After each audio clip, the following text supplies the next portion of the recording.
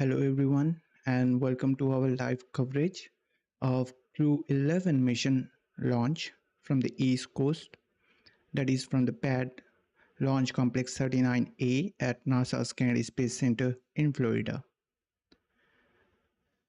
If this is your first time here, hi, my name is Dipto Mehta, performing the commentary for today's mission launch, and you are watching AstroYonder live.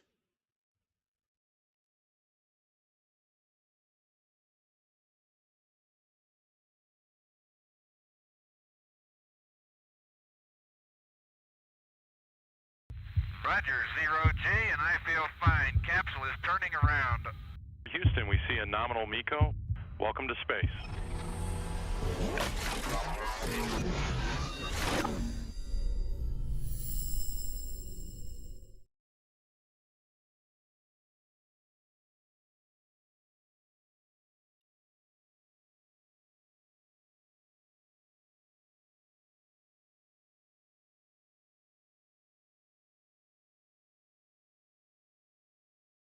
Hope you all are doing fine and excited about the much anticipated Crew 11 launch, which marks the 11th crew rotation, the 12th human space flight mission for NASA to the space station with SpaceX as part of NASA's Commercial Crew program, and the 19th overall crewed flight of a Crew Dragon spacecraft.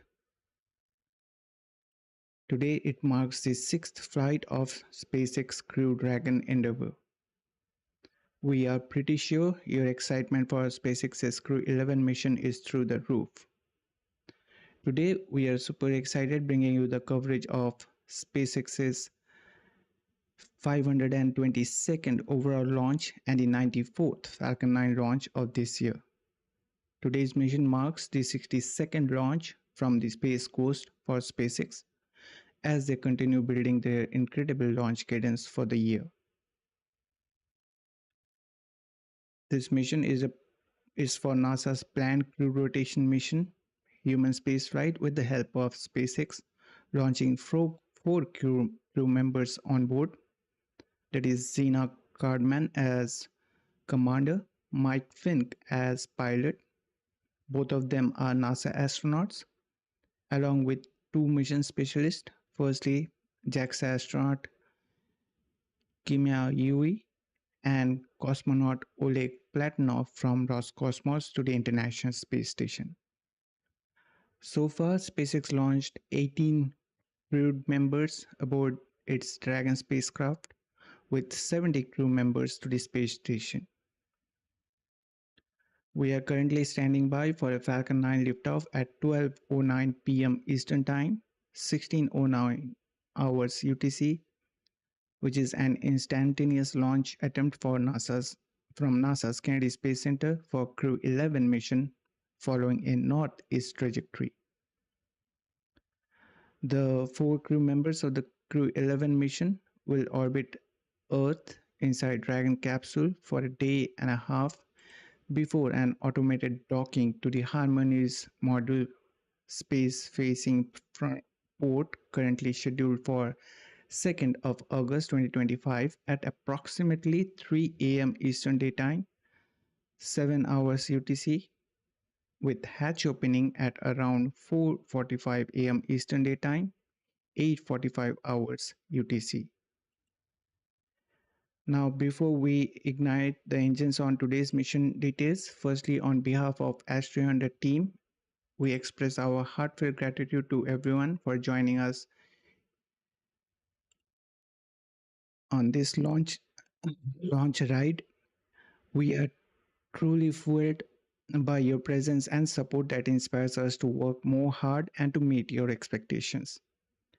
A big thanks to our amazing YouTube community for the encouragement that keeps our mission flying as we provide you deep dive launch coverages loaded with extensive stats and thorough insights.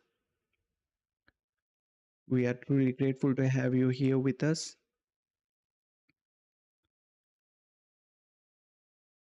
Now, just a heads up, it's me only managing the launch coverages on my own, so if we face any technical hiccups or issues, please bear with me and be tuned in.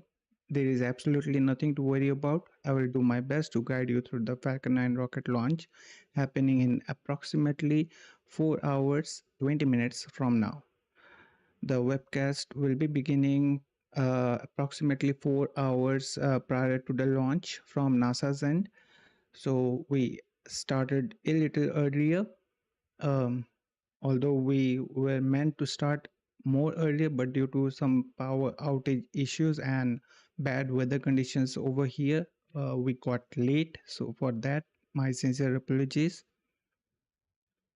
Also, we would really appreciate if you guys could join the chat and let us know where you are joining from. Feel free to share any questions, suggestions, or opinion with us that will make us to improve our streams and to know more about you and your perspective. So please don't be shy, just bring them on. We will love, we would love to hear from you guys.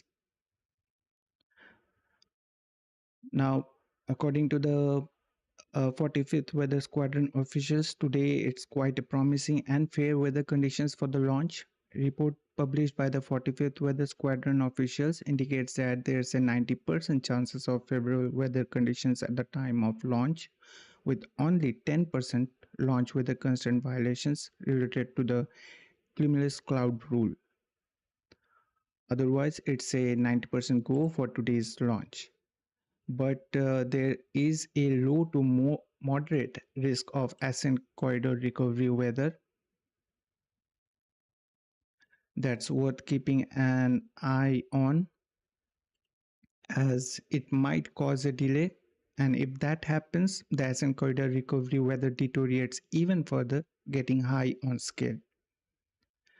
The forecast calls for a temperature of 32 degrees Celsius, 61% cloud cover, with 0.33 inches of light rain and a wind speed of 3 miles per hour.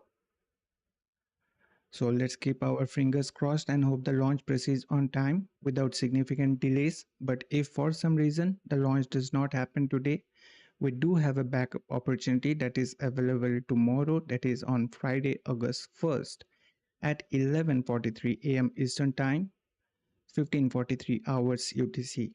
But as I mentioned, the ascent corridor recovery weather will be deteriorating to a scale of high tomorrow and even 48 hours a delay of backup window. Now today's flight is the 11th crew rotation mission with SpaceX to the space station as part of NASA's commercial crew program. Overall, the Crew 11 mission is the 11th Crew Dragon flight to space station, including Demo 2 in 2020 and 11 operational crew rotation for NASA, as well as 4th private astronaut mission. Another way to say that is it is the 12th human spaceflight mission for NASA to the space station with SpaceX, the 19th overall crewed orbital flight of a Crew Dragon spacecraft, and a 6th for SpaceX Dragon Endeavour, the most flown Dragon spacecraft to date. So now let's meet the crew for today's mission. Crew 11 consists of 4 astronauts. Crew 11 Commander Zena Cardman, selected as NASA astronaut back in 2070. Cardman will conduct her first space flight. She holds a bachelor's degree in biology and a master's degree in marine sciences from University of North Carolina at Chapel Hill. At the time of selection, she was pursuing a doctorate in geosciences. Cardman's geobiology and geochemical cycling research focused on subsurface environments from caves to deep sea sediments. Since completing initial training, Cardman has supported real-time space station operations and lunar surface exploration planning. Now, Zena Cardman was a part of previously planned Crew 9 mission along with Stephanie Wilson, but Both of them have to step down because of the Boeing Starliner issue that time going on with the two um, Boeing Starliner crew flight test by crew members on board the International Space Station, that is Butch Wilmore and Sonny Williams, being there about the orbital outpost for a elongated time, and NASA and SpaceX decided to bring them back along with the Crew 9 mission. If Zena would have opted during the Crew 9 mission, she would have had her first space flight during that mission as well, being a part of Expedition 71 and 72. Now, coming to the next member for today's mission is Michael Fincke. This mission will be Fincke's fourth trip to the space station, having logged 381 days, 15 hours, and 11 minutes with 9 spacewalks during Expedition 9 in 2004, Expedition 18 in 2008, and during the mission STS-134 back in 2011, which marked the final flight of Space Shuttle Endeavour. Throughout the past decade, Fincke has applied his expertise to NASA's Commercial Crew program, advancing the development and testing of Dragon and Boeing Starliner spacecraft toward operational certification.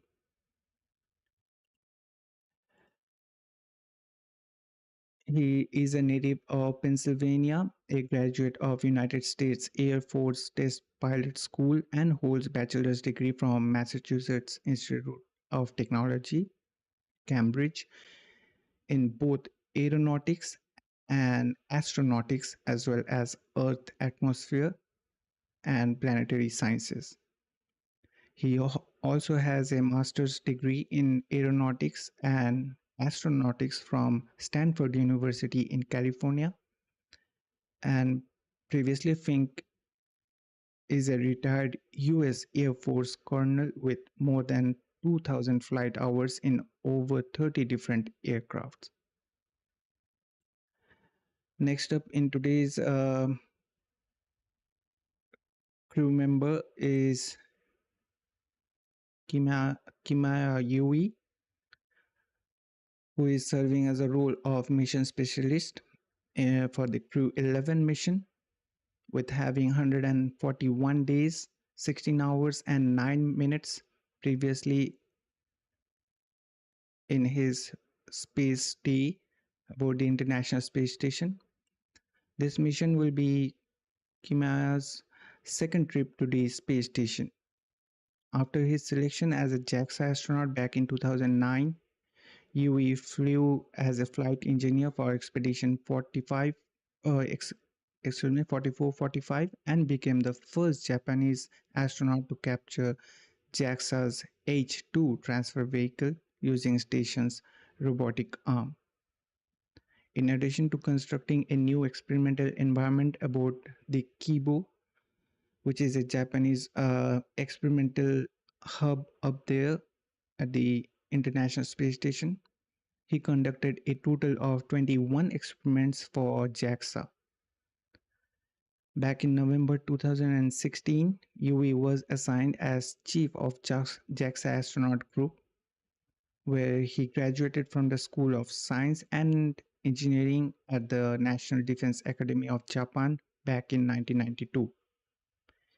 He later joined the Air Self-Defense Force at Japan Defense Agency, currently the Ministry of Defense. And back in 2008, Yui joined the Air Staff Office at the Ministry of Defense as a Lieutenant Colonel.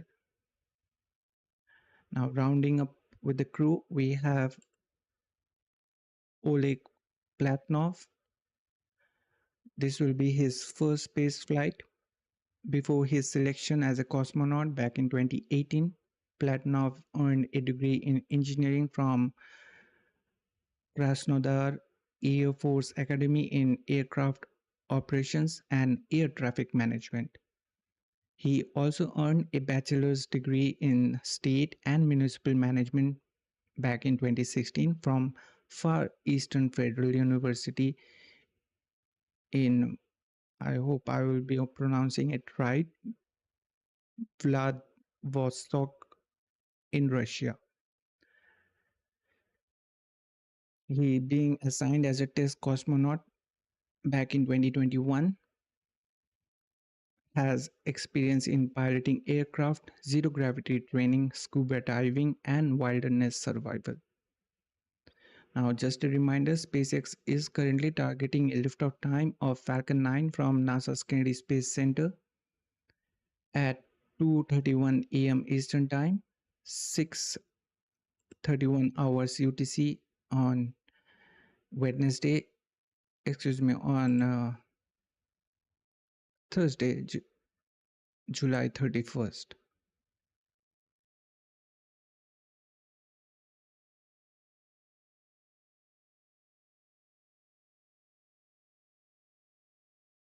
I know it's early in the stream to request you guys, but please consider providing this stream a like. It really helps others to find this stream out and join us as we move ahead with the stream.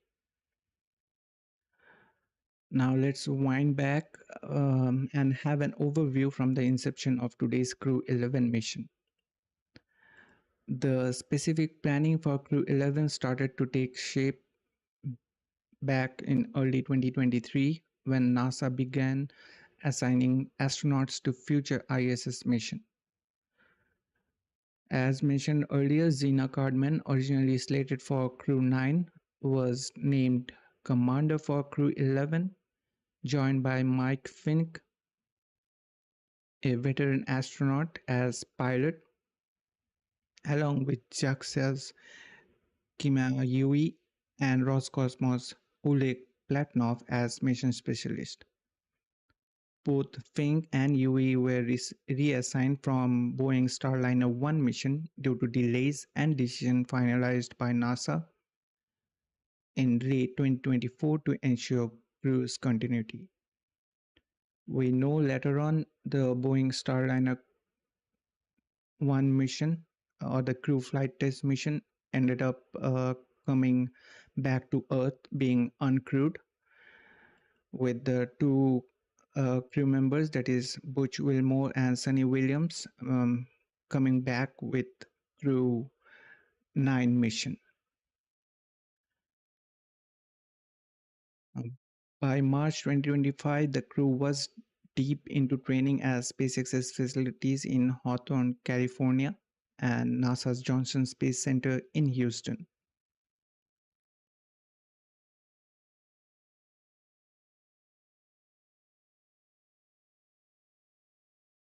On July 24, 2025, the Crew Dragon Endeavour arrived at the hangar at the Pad Launch Complex 39A and then was being integrated with Falcon 9 rocket, made their way to Launch Complex 39A at Kennedy Space Center on July 27th. Followed by the same day, that's when the Dragon rolled up to the pad. You can see some of the images of that event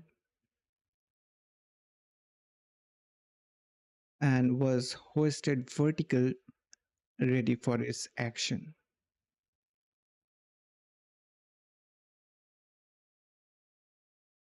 On April 15, 2025, NASA and SpaceX conducted a certification review for Crew Dragon Endeavour, approving it for its sixth flight, a first for any Crew Dragon spacecraft.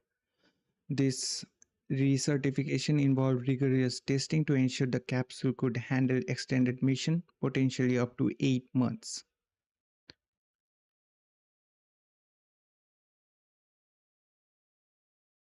Now, on July 25th, 2025, the crew arrived at Kennedy Space Center, greeted a humid Florida afternoon, and began final preparation uh, at Space Florida's launch and landing facility.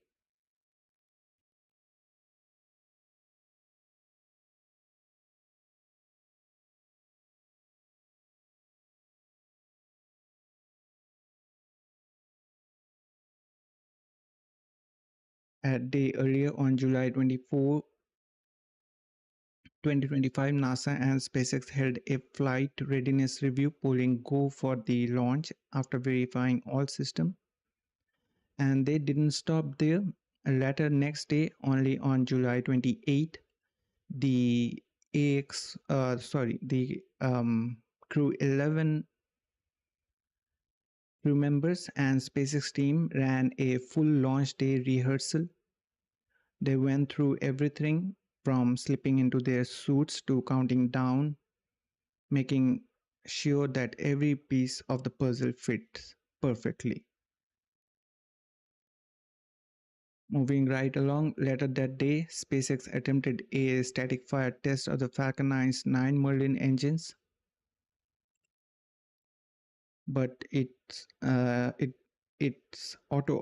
got auto aborted at T minus 57 seconds due to an issue with transporter erector's cradle arm position indicator. After data review, the test was successfully completed on July 29, 2025, confirming the rocket's health being nominal. Now let's take a look at the flight record for the booster supporting today's mission. The booster with tail number 1094 supporting today's mission is a flight proven but quite a young booster, you can say, with only 2 previous flights in its record, supporting a recent human spaceflight mission, that is the Axiom 4 mission to the orbital outpost, which marked the 4th commercial spaceflight for Axiom Space, bringing major milestones and return to space for India, Poland, and Hungary. And additionally, the booster supported previously one Starlink mission, now awaiting its 3rd flight approximately 4 hours and 2 minutes from now. The booster's turnaround time as of today is 36 days. The last mission supported by today's booster was the Axiom 4 mission from here at Florida, from the same pad, that is from Launch Complex 39A, on June 25th, 2025, this year. Worth mentioning, this launch also marks the booster's 3rd flight of 2025 and its consecutive flight from pad Launch Complex 39A. The 2nd ground landing, with 2 times being on the landing zone 1 itself, supporting today's mission.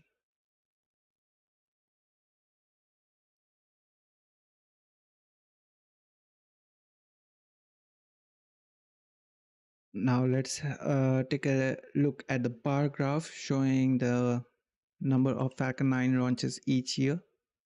Before this upcoming launch, SpaceX completed its 93rd Falcon 9 launch for this year, with Starlink 10-29 mission launch from Cape Canaveral on July 29, 2025, obscuring the number of annual launches made till year 2022. SpaceX is now having 32 more than the launches made in that year. But with today's launch of Crew 11 mission, the bar graph shows 94 number of Falcon 9 launches for 2025, which was previously meant for the Starlink Group 13-4 mission launch from Vandenberg, but guess due to the tsunami alerts back in the Pacific Ocean coast due to the recent earthquake of magnitude 8.8 that hit at Russia, I guess they postponed it for today. As of now, SpaceX is less than halfway to reach the number of launches made in year 2023 and 2024. And with today's launch, SpaceX will be only 2 behind 2023's total and 38 short of 2024. Again, this year, SpaceX is targeting a record-breaking year, aiming for around 170 launches, well beyond last year's or total of 134. which includes 2 Falcon Heavy missions as well. It's quite an ambitious goal, but hopefully they will make it. Now let's go ahead as we progress to the countdown and review the trajectory for today's mission launch. Falcon 9 leaving the pad Launch Complex 39A with Crew Dragon Endeavour marking its 6th flight, having 4 crew members on board for a northeast trajectory heading into a low Earth orbit, that is to the International Space Station, with an inclination of 51.66 degrees, which is a common angle for missions to the International Space Station due to its optimal ground coverage and accessibility, indicated by that green line on your screen. The red line you see indicates where Falcon 9 first stage will land after stage separation, just a little later leaving Florida Space Coast. And this is going to be a ground landing, meaning it is a return to launch site, also known as RTLS in short. For today, it's landing zone 1, SpaceX's landing site, one of the 2 here on the East Coast.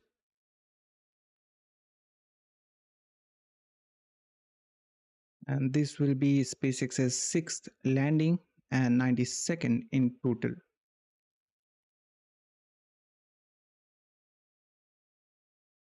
Well, excuse me, I didn't mention it right. This will be SpaceX's 6th ground landing and 92nd in total. This also marks the 53rd landing on landing zone 1 to date. Worth mentioning today, this is the final booster landing on landing zone 1.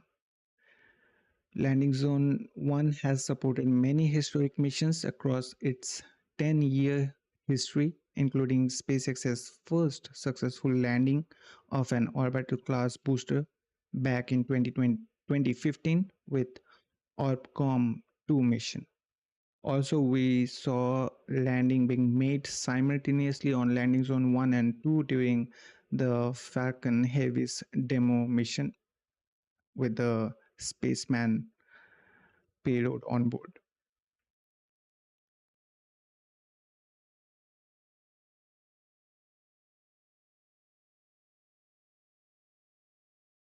Now, if you feel we are adding value to your viewing experience, please consider giving this stream a like. It's kind of a fuel for YouTube's algorithm rocket, bringing in more space lovers, helping rocket fans discover this stream out, and growing our community with amazing space enthusiasts like you. Also consider about smashing the subscribe button and turning on the bell notification, as we are burning our all-day propellant to bring you detailed streams packed with stats and insights. We expect your little kind support for us, and your encouragement would really inspire us and to keep up with our hard work to meet your expectations.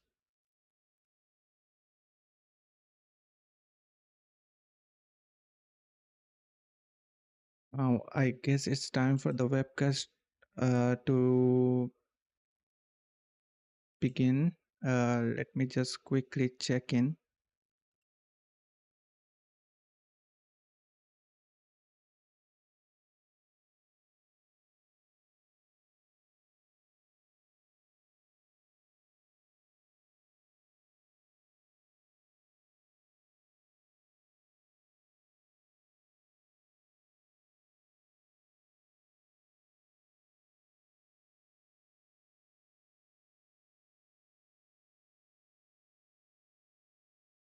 SpaceX is going to start the webcast 1 hour prior to the launch, but NASA will be starting it a little bit earlier, approximately 4 hours before the launch. And if for some reason SpaceX will be streaming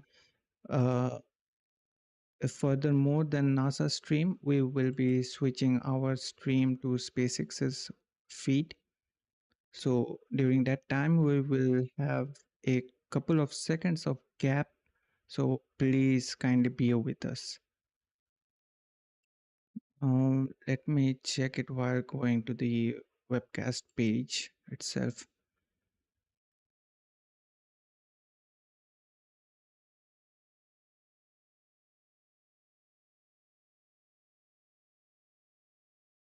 So yes, the stream is rolling.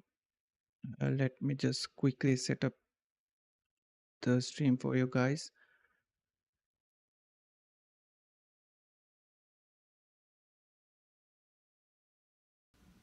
Yeah, and they're going through their suit leak checks here.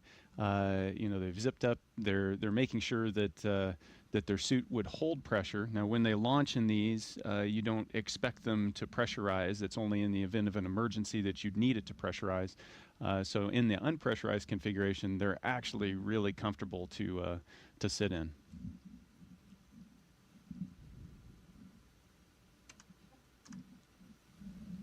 Well, you know that guy's ready to go. That's Mike Fincke, our pilot for today. Call sign Spanky. Got a great sense of humor, and he's a live wire sometimes. He is. He keeps you on your toes. Absolutely. And you can see his I smile. think he heard us. Big wave.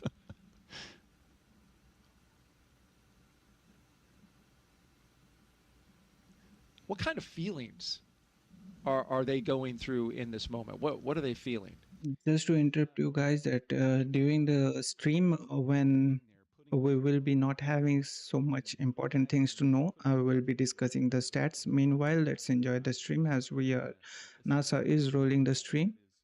And right now we are seeing all the 4 crew members to have their suit leak checks and to get done on their space suits.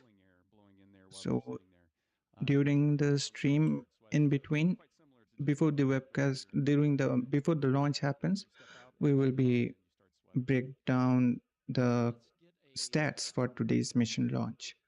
Now let's sit back and enjoy the stream. And we'll take a closer look by starting with our commander for today, someone Nick Hague knows very well, Zena Cardman. NASA astronaut Zena Cardman is commanding Crew 11. She was born in Urbana, Illinois, but calls Williamsburg, Virginia, her hometown.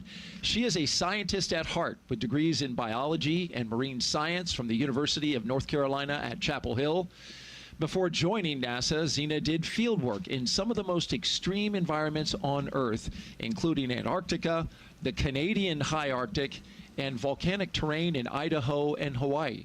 She was selected as part of NASA's 27 astronaut class known as the Turtles. Zena was originally assigned to Crew 9, but was later reassigned to command Crew 11 to support changes in station operations. And when she's not training for spaceflight, she enjoys rock climbing, writing poetry, and powerlifting. And there she is with a big smile and a lot of excitement. She shakes hands with some staff there. We mentioned that she was originally assigned the commander of Crew 9. You know this situation well because you were the pilot at that time. Yeah. You switched to commander. She was reassigned to a later mission. Tell me about that. How did that work, and why was that the case?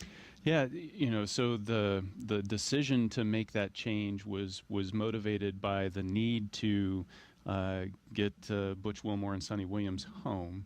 The Starliner spacecraft, the decision was made to return that without a crew, and so we needed to create space in the Crew 9 vehicle. And so very late, within a month or so of our launch, the decision was made to go from a crew of 4 to a crew of 2. And so then how does that happen? You find out on Friday, this is what's going to happen, and then on Monday, Zena and Stephanie and I are in the simulators trying to figure out, okay, so how does that impact us operationally? And we're working together for the next couple weeks to try to figure out how to do that successfully. And so it's a treat to be here to see Zena getting ready to launch, just knowing that the professional that she is in terms of how we respond to those dynamic situations that spaceflight throws at you. Absolutely. And for those who remember, if you were watching Crew 9, Zena Cardman was our co-host when Nick Hague went up into space and spent the 5 hours documenting his journey. Next up is Michael Fincke. He is our Crew 11 pilot. He goes by the call sign Spanky. And there he is. He's a Pennsylvania native and a veteran of 3 previous space flights, spending more than a year of his life in orbit. He first flew to space in 2004 as a flight engineer on Expedition 9, then returned in 2009 to command Expedition 18, where he helped prep the station for future 6-person crews. In 2011, he took part in the final flight of the Space Shuttle Endeavour. What a coincidence. Today, he flies Endeavour. That was STS-34 when it was shuttle, and he logged 3 more spacewalks along the way. Fincke's also been a key player in NASA's commercial crew efforts, supporting development of the Boeing Starliner. He served as a backup pilot for crew flight test, helping shape Starliner's avionics and software from the ground up. He also co-hosted a launch broadcast.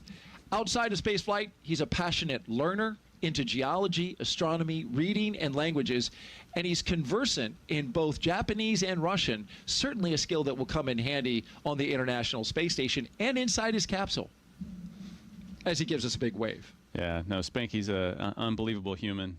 He is so sharp. He's also a retired Air Force officer, flight test engineer. I bring that up because I'm a flight test engineer as well, so we share some of the same perspectives. It was fun to work with him on the Starliner program and just learn everything you could from him. He's a wealth of knowledge. 14 years after flying Endeavour to the International Space Station to help build it, he is flying Dragon Endeavour to see the finished work. Yeah. It'll be exciting for him because it's changed a little bit since he's been there last time. So some things will be very familiar and some things will be new. Let's move on now to our mission specialist. One for Crew 11 is Kimiya Yui, representing the Japan Aerospace Exploration Agency, or JAXA. He's a former test pilot and Air Force officer. Yui graduated from Japan's National Defense Academy in 1992 and rose to the rank of lieutenant colonel in the Japanese Air Self-Defense Force. He was selected as a JAXA astronaut in 2009 and made his first trip to space in 2015, spending 142 days aboard the International Space Station as part of Expeditions 44 and 45. During that mission, he made history as the first Japanese astronaut to capture JAXA's H-2 transfer vehicle, a crucial piece of cargo hardware. He also helped build out a new experimental module inside the Kibo, Japan's laboratory on station, and he carried out 21 experiments on behalf of JAXA. In 2016, Yui was named chief of JAXA's astronaut group, and today he's on his way back to space. Shares a lot of similarity with your background, Nick. Yeah, no, Kimiya is great, and I've had the chance to work with him intermittently over the last decade, and that's just one of the treats of being part of the astronaut corps is getting to work with our international partners and our colleagues, and to see the same sense of passion that they share for the human exploration of space that everybody in the U.S. does. That common bond, even from a country, clear across the other side of the world. It's infectious and it's universal.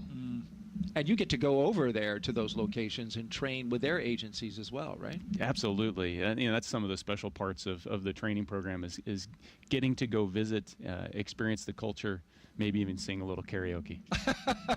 That sounds like a story, something you've done. Not well. I won't put you on the spot and ask you to hum a few tunes, a couple space tunes, at least not yet. Let's round out the crew and get to Oleg Platonov. He's our mission specialist, flying to space for the very first time. He's a cosmonaut with Roscosmos. There he is. That, of course, is Russia's space agency. He's a graduate of the Krasnodar Higher Military Aviation School of Pilots, where he earned a degree in engineering and the rank of lieutenant.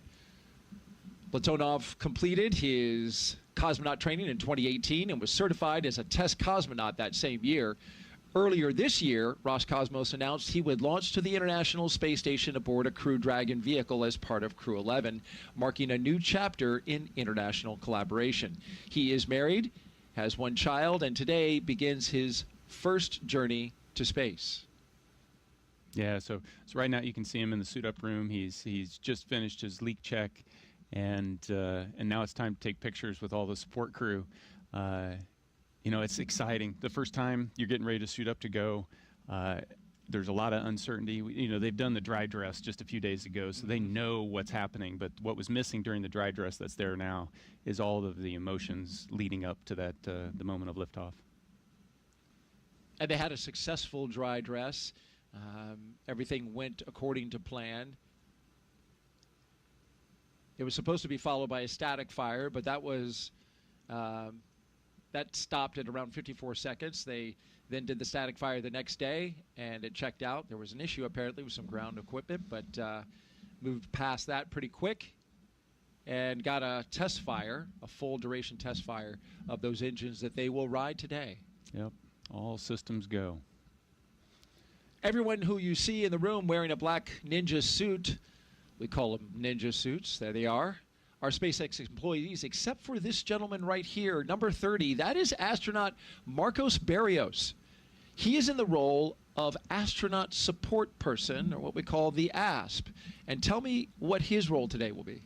Yeah, so he's the direct support to the crew. Effectively, he's the representative for the Flight Operations Directorate and the astronaut office. He is the person that's going to ride with the crew and the launch pad team all the way to the launch pad. He'll be there at the White Room and be able to observe and make sure that everything is going well. And also, whatever the crew needs, he's there to ensure that they get that last little support up until the hatch closes. Did you call upon the ASP for any reason in any of your flights? I'm trying to think through the archives. Yeah, no. It was just comforting to know, and so it's like, hey, can you let my wife know, pass a little message. There's some, emotional, psychological support aspects of this more than just the logistical aspects. And it was nice to know there was somebody always there watching your back. Comforting. Yep. It really must be. He's a fellow astronaut. He's in your office. You see him regularly, and especially on the training for the mission, you see him throughout. Yeah, and for the last 2 weeks, he's been in quarantine with the crew. So you've got very close contact with them, and they're watching and following and tracking everything that's going on with you and giving you what you need. Hi there, it's me, Deepto Maitra from AstroYonder team, joining you back again. We saw all the 4 crew members getting done with their suit leak checks. Now they guess they will be having the ritual of a card play.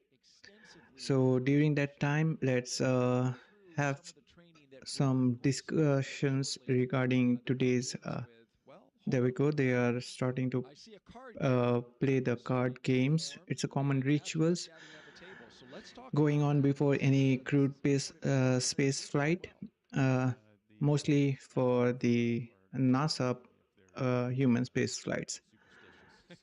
Now, just a quick reminder, although today's weather conditions are 90% go for today's launch with only 10% launch weather constant violations related to cumulus cloud rule. But there is something a little bit of a concern, that is of the ascent corridor recovery weather, which stands at a scale of low to moderate risk for today's launch. Worth keeping an eye on this because it might cause a delay, and if that happens, the ascent corridor recovery weather deteriorates even further, getting high on scale for the future backup launch opportunities. Now, those of you who are not familiar that why this ascent corridor recovery weather is so of a concern is because if for some reason the Dragon escape system has to be activated and the Crew Dragon has to move apart from the Falcon 9 launch vehicle very quickly and to splash down on the ocean. So that time, if the ascent corridor recovery and the wind up there will be having not of a, what can I say, considerable turbulence beyond that will cause the crew to have some harm and even to the spacecraft, Crew Dragon spacecraft as well. So that's a little critical for these human spaceflight launches. Now let's try to discuss as just few moments from now the crew will be getting out from the Armstrong uh, building up out there and riding on board the Tesla's cars to the pad. So meanwhile, let's discuss some of the stats related to today's mission launch. Just a second, let me set up the stats for you guys.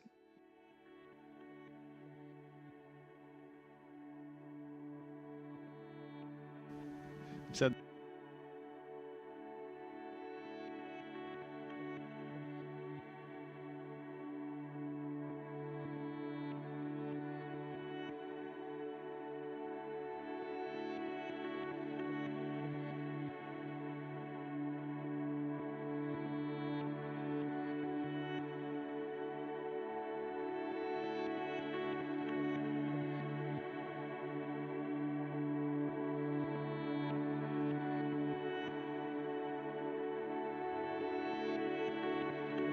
Well, let's do one thing. Let's have the webcast to see, and meanwhile, I will be telling you the stats so that you can have the visuals of what's going on as well as to know about the mission stats.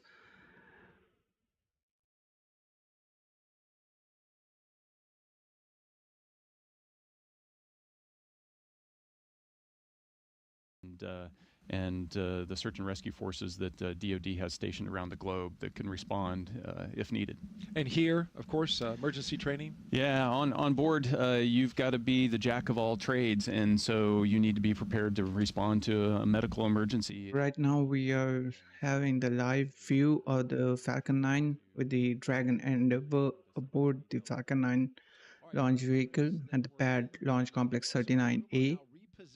It's quite a beautiful sunny day out, although it's a little bit humid and hot there. We are currently 3 hours 38 minutes from the liftoff. Meanwhile, while we are watching this live view, let's run down through the stats for today's mission launch.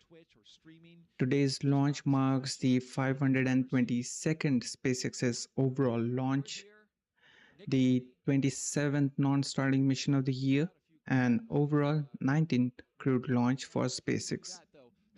This is going to be the 509th Falcon 9 launch to date, third flight of this particular Falcon 9 booster supporting today's mission, with tail number 1094 being in action after 36 days. That is the booster's turnaround time. Sixth flight for the Crew Dragon Endeavour, the most number of flights for any Crew Dragon spacecraft to date. Today's mission marks 94th Falcon 9 launch and SpaceX's 97th overall launch of 2025, including 3 Starship flights this year. This will be the 449th Falcon 9 booster reflight to date, that is the launch of a booster that has flown at least once before. 115th orbital launch for SpaceX, launching from Launch Complex 39A, and the 209th overall orbital launch from this pad. Some reusability stats for today's mission. This flight marks the 433rd reflight of a Falcon 9 booster to date. This will be the 6th landing on Landing Zone 1 for this year, which marks the 12th ground landing of the year and the 53rd overall landing on Landing Zone 1. This also marks the final booster landing on Landing Zone 1, as the Landing Zone 1 is about to decommission. third landing of this first stage booster with tail number 1094 supporting today's mission. And with this mission's first stage landing, SpaceX rack ups their 92nd overall ground landing, marking 463rd Falcon 9 landing so far, and the 482nd SpaceX's overall landing to date. Now, it's the final landing for the landing zone 1. Prior to today's mission, landing zone 1 has 1 unsuccessful landing attempts and 52 successful landings out of 53 overall attempts with previous Axiom 4 mission.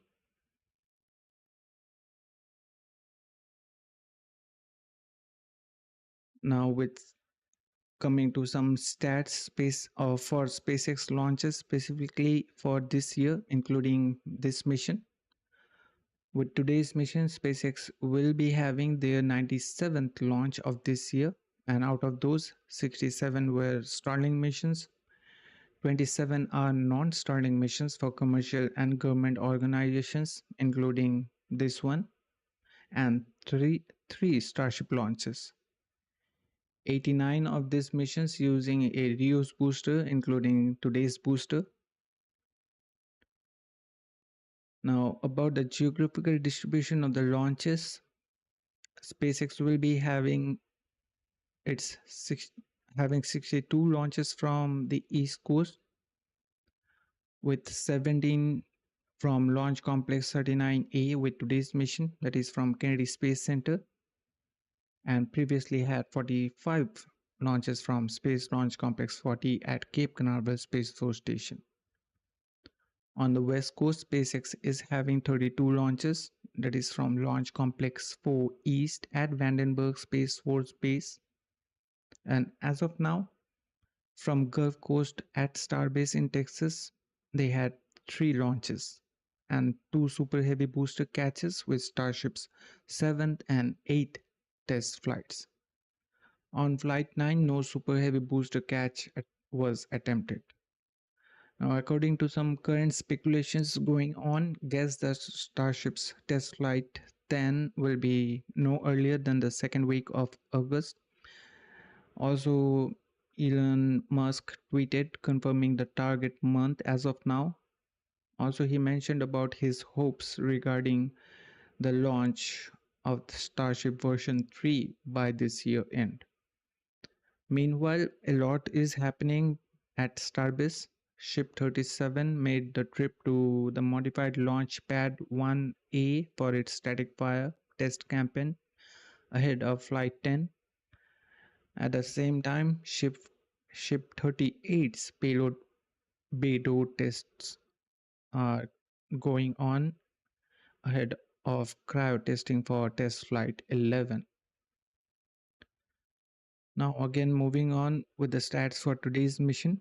For landing, they will be nailing it for the 92nd time this year. Most of the landings are on drone ships with 80 landings. As of now, a shortfall of Gravitas is leading among the drone ship fleet in terms of landing being made, with having 28 landings for this year. For ground landings, they will be pulling off 12th time, where landing zone 1 today will be having its 6th and final landing. Worth mentioning here, SpaceX is now working on adding a landing pad at the East Coast in order to retain their return to launch site, that is RTLS, also in short capabilities,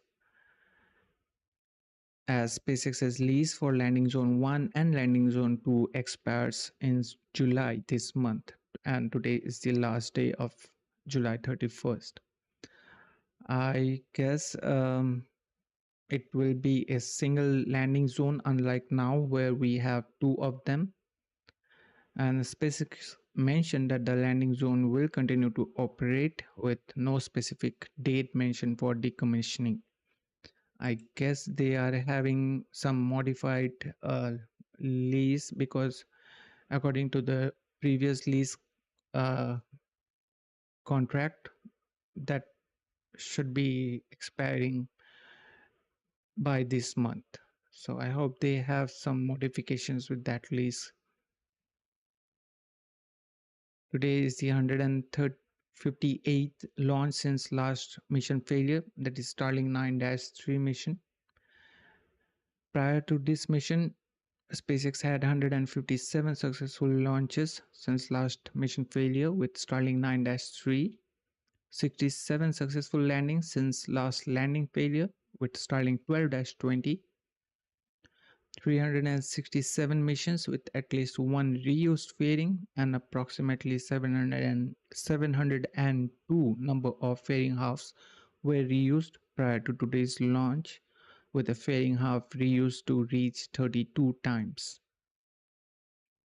This is the 169th orbital launch of the year, and with that, United States is leading with 109 launches with 64.5%, followed by China with 41 launches, Russia with 9 launches, 2 launches by Japan, and 3 by India, recently launching the NISAR for NASA.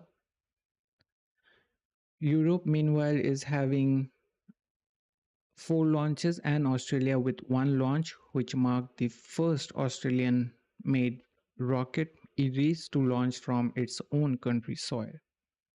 Although the launch lasted for 14 seconds approximately, but with the data they gathered, I hope on their second launch they will be more successful. Today, Falcon 9 is gearing up for its 94th launch. Meanwhile, would like to welcome Eli Eva Zaid.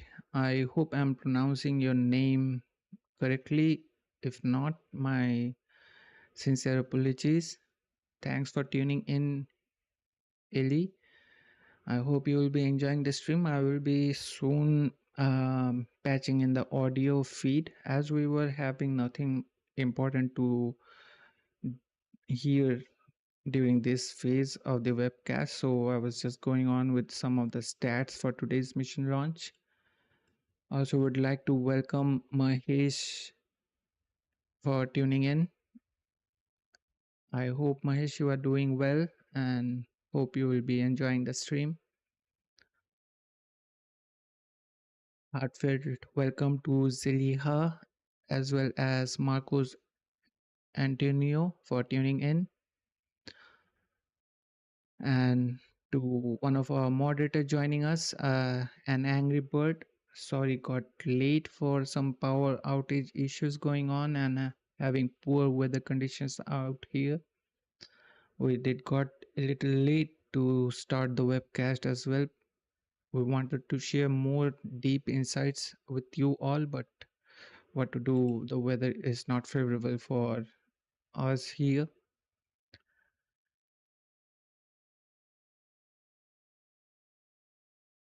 Now, before patching in the audio feed, just a quick request to all of you joining us. Please consider liking this stream. It really helps this stream to reach out to more space enthusiasts joining us right now, like you. And if you feel we added some value to your viewing experience, please consider subscribing to our channel, as we bring detailed streams and insights for any of the launch coverages we cover here at AstroYonder. For your kind support, we would be super grateful to you. Now let's patch in the audio feed and let's listen to what the webcast is telling us about.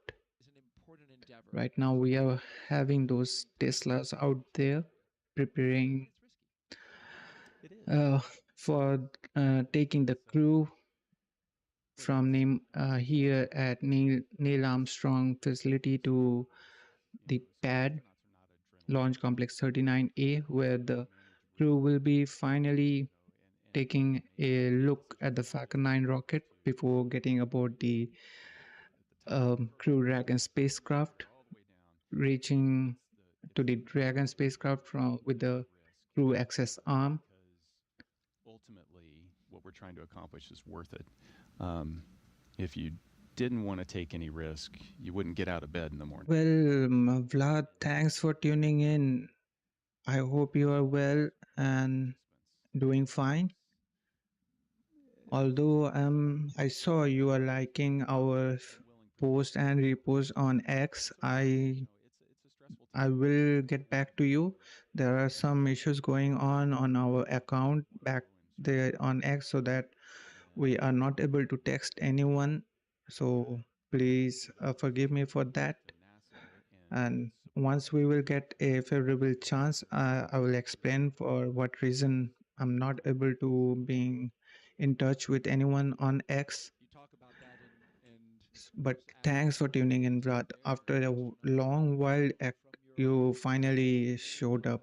I hope you are doing well and everything at your end is having the presence doing good. of astronauts who have been there and done it is I would imagine pretty important for family members. It is. It's a familiar face. The astronaut office is pretty small. There's less than 50 of us, and so everybody knows everybody else, and so having that person that you can trust and lean on. From a crew member perspective, I'm going to hop in that Tesla there.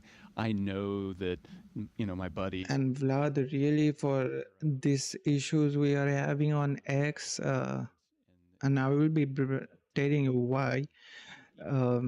I found the final reason, but really now I really admire your previous advice to have the Discord, so that at least I could have been in touch with you there if in this case going on here on X.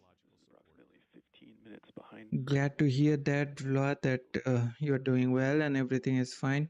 But really, I'm speechless and more than happy to have you here with us today. It's that comprehensive. Oh, they're walking out now. Let's talk about that. No, that's okay. There's Zena Cardman, Mike Fincke, the commander and pilot, our two mission specialists, Kimiya, Oleg Platonov, and into the elevator they go. From the third floor down to the first, the banner behind them, framing them up with all of their photos, and in goes their team. They'll get ordered into the elevator, and the doors will close, and down they will go. So if this was a... Soon the crew will be walking out, and we will be having their happy smiles and happy faces to see. Now the train's starting to move. So you really know, like, you're leaving the room, you're leaving where you lived, you're taking that journey out to the pad. Bags are packed, ready to go.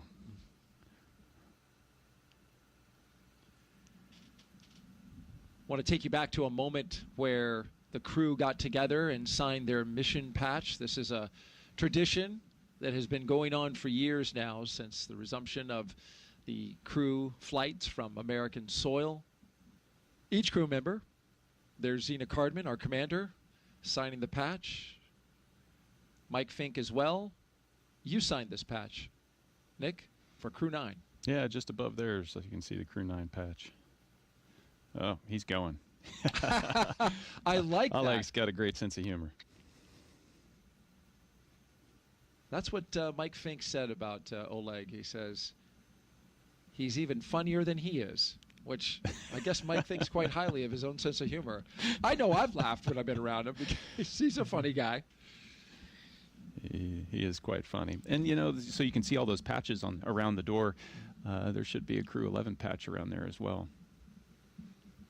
Yeah. Gotta have good eyes to see that, though. That's an eye chart. Yeah, it's an eye chart test. This, of course, another place where crews... I would like to extend my thanks to Mahesh for all your kind words out there.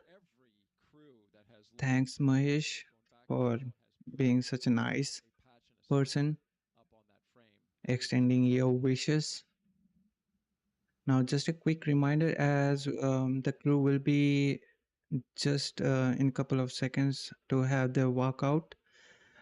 The 4 crew members of the Crew 11 mission, after the liftoff, will orbit Earth inside their Dragon capsule, that is the Dragon Endeavour, flying for its 6th time, the highest for any Dragon capsule, for a day and a half before an automated docking to the Harmony module's space-facing port, which is currently scheduled for 2nd of August 2025 at approximately 3 a.m. Eastern Daytime, 7 hours UTC, with hatch opening at around 4:45 a.m. Eastern Daytime, 8:45 hours UTC.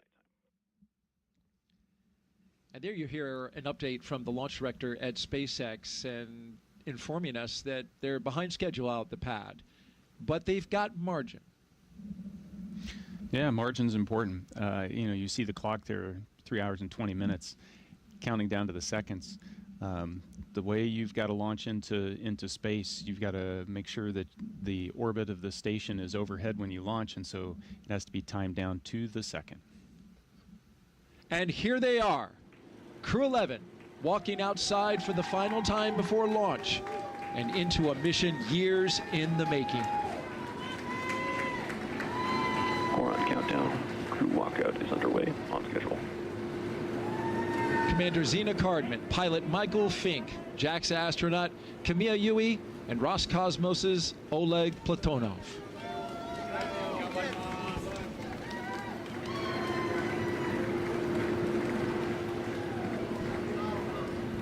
There we have it, the crew to have their walkout, and they will be now greeting their family members, getting up aboard their Teslas, moving to the pad. And meanwhile, you might be noticing that they are not coming close to the family members and they are standing on a line. It's because they are still following that quarantine they were in previously, so they can get in touch with any other human beings out there. Yeah, you don't get there on your own. None of these individuals have gotten there on their own. It takes the support and love of family and friends and colleagues, and it's a team sport.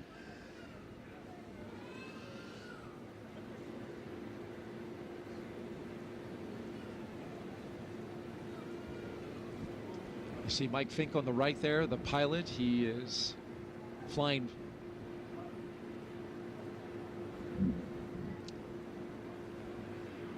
He is flying. It's really a little bit disheartening that during a long spaceflight mission, you have to stay a bit far from your family members. You can see them right in front of you, but you can't get close to them. But what to do? It's a protocol, and this you might be those of you who are previously following human spaceflight missions might be aware of that. It's because of the quarantine issues and any contamination that can be on their suit and can cause delay during their ingress procedure. During the ingress process aboard the Crew Dragon, you might have seen, and today as well you will be seeing, they are such meticulous that even the hatch before closing it has to be getting cleaned without any contamination so that it can be secured safely. We've been off of it for a few minutes now, and so a little warm in the Florida air. Last goodbyes. I guess I saw the NASA current acting administrator as seeing Duffy out there, if I'm not wrong. Roll those windows down a little bit, and The crew is aboard the Teslas. before launch, They will be now heading to the pad. the operations It's a little bit of 15 minutes kind of journey. Tesla there. She'll have the flight surgeon going with her. Yeah, and you can see the lengths we go to preserve that quarantine. You know, you wait till they maintain their distance when they were outside the cars. Once they get inside the cars, there's still some distance. all the personnel that are in the cars with them have also been in quarantine. This Is this scene Duffy right now on our screen? I hope so. several dozen people that have to quarantine. I want to point out Secretary Sean Duffy is here. Okay, Sean Duffy. I'm pronouncing it wrong.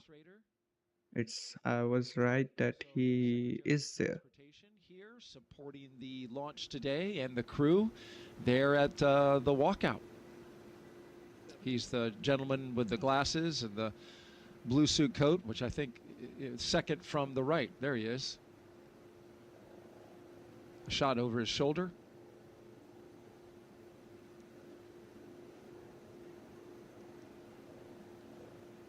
He just took the reins of NASA just a few weeks ago. Previously, we saw Bill Nelson also coming to support some of the crew human spaceflight launches at this space only. I guess Sean is also following the same trend. Giving some waves. And I imagine emotions must be running high. How can they not? You've been waiting for this moment for a long time, and now you've said your goodbyes. It's tough to say goodbye to family that you're not going to see for a while, but you're also excited to get that car rolling and get on with it. And indeed, they are off. Crew 11 on the road to launch pad 39A. The Teslas are rolling out from the Neil Armstrong building, escorted by security for the 20-minute drive. Lyoseals are removed and installation is complete. This is about 10 minutes behind schedule. Again, we have plenty of margin to our green light time. Team is making up time. Well, that's a good call out there. We were running 15 minutes behind, but as you heard from the launch director, they have made up 5 minutes, now currently only 10 minutes behind schedule, but they do have margin, so there is the team and the launch team will continue to work this, and the flight crew right now headed out to the pad. Their next stop, a rocket, waiting to launch them into orbit. No pressure, just your average commute today, Nick. It's not your average commute. So currently, the crew is 10 minutes behind the expected schedule, I guess, and previously they were 15 minutes behind from the expected schedule. I guess now they have to make things fast to be up with the time when they will be on the pad.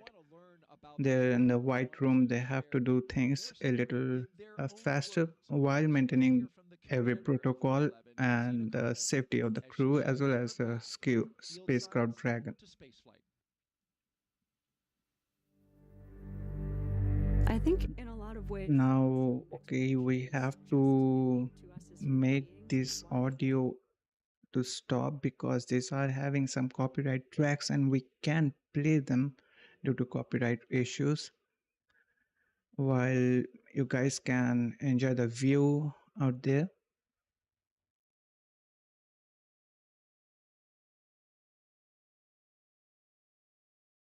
Currently we are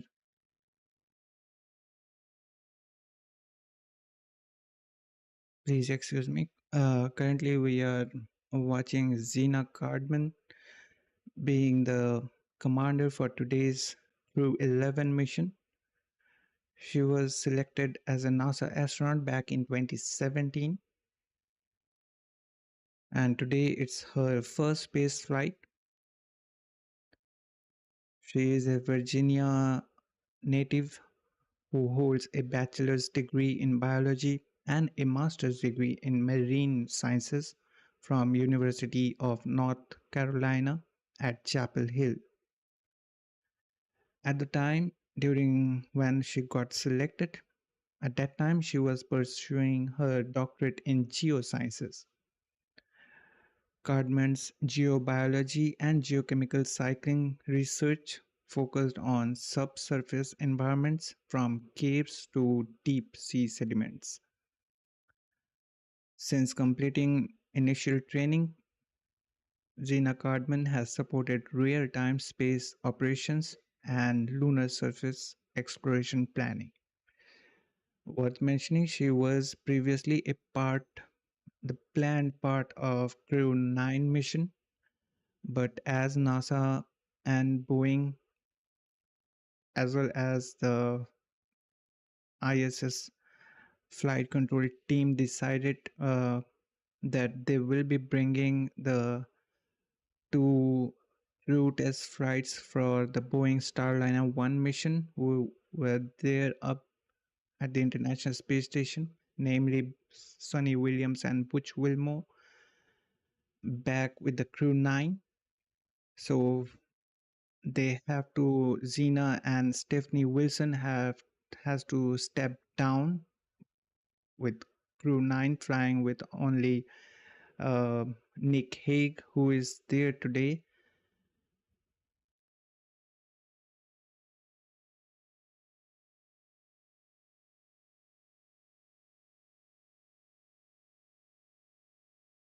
And previously on the Crew 9 launch webcast, uh, Zena was there being a co-host.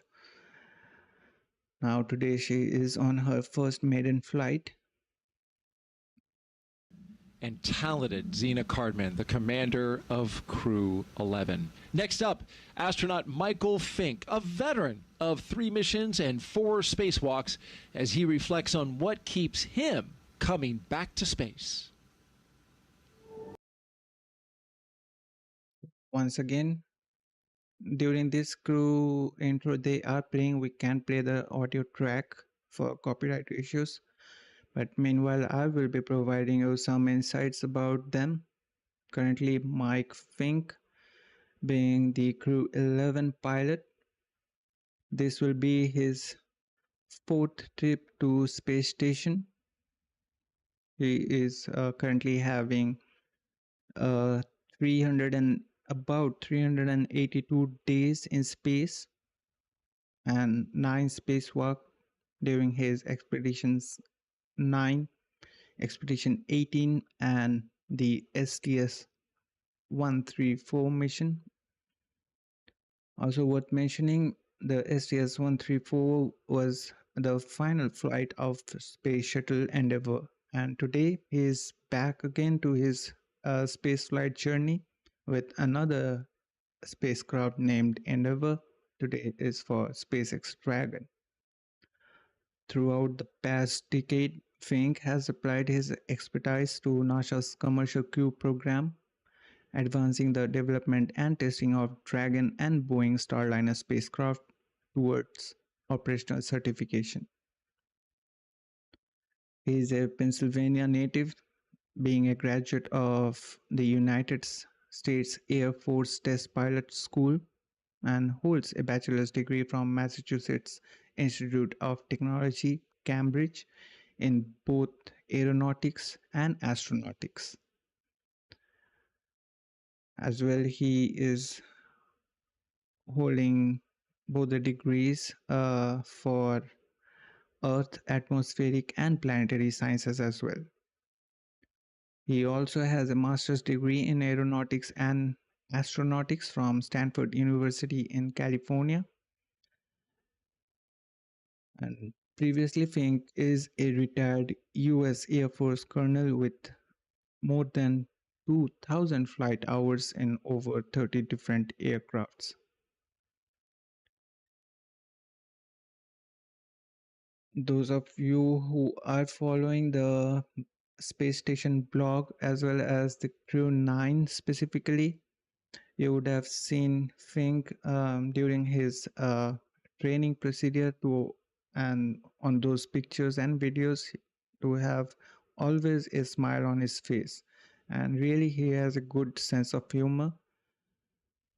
But as the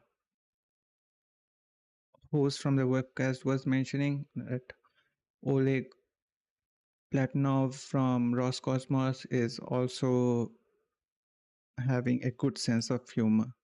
Fincke and his team, as you just saw them pass the vehicle assembly building where Artemis 2, a moon rocket, is being stacked. Let's hear now from JAXA astronaut Kimiya on returning to the station, representing Japan, and what this mission means to him. Now about Kimiya, he is having 142 days in space. That's an approximate. This mission will be Yui's second trip to space station. He is serving as a role of mission specialist in today's Crew 11 mission, with another crew mission specialist being Roscosmos cosmonaut Oleg Platonov. After his selection as a JAXA astronaut back in 2009, Yui flew as a flight engineer for Expedition 4445 and became the first Japanese astronaut to capture JAXA's H2 transfer vehicle using station's robotic arm. That was a critical milestone for the orbiting lab itself and for him to have that experience. In addition to constructing a new experimental environment aboard the Kibo lab, that's the Japanese experimental lab up there at the orbital outpost, he conducted a total of 21 experiments for JAXA.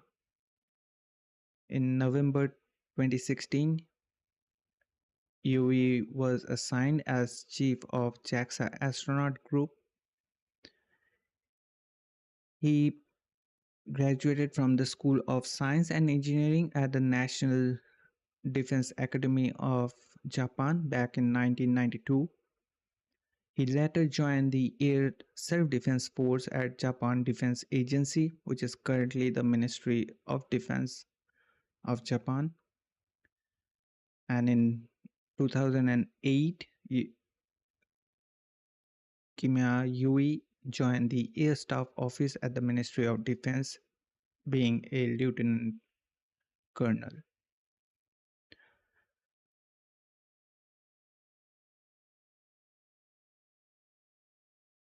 That's all about Yui.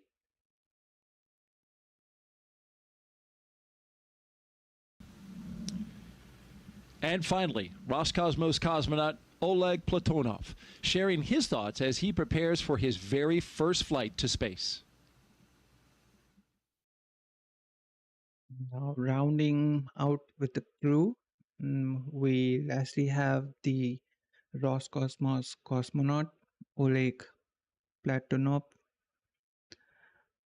who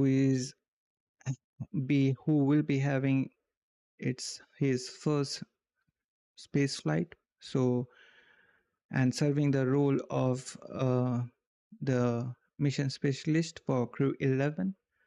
So for today, it's the two rookie astronauts flying on Crew 11 mission. One is the commander Zena Cardman, and secondly, one mission specialist Oleg Platonov, the Roscosmos cosmonaut. Before his selection as a cosmonaut back in 2018, Oleg earned a degree in engineering from Krasnodar Air Force Academy in aircraft operations and air traffic management. He also earned a bachelor's degree in state and municipal management back in 2016 from Far Eastern Federal University in Russia. Being assigned as a test cosmonaut back in 2021, he has experience in piloting aircraft, zero gravity training, scuba diving, and wilderness survival.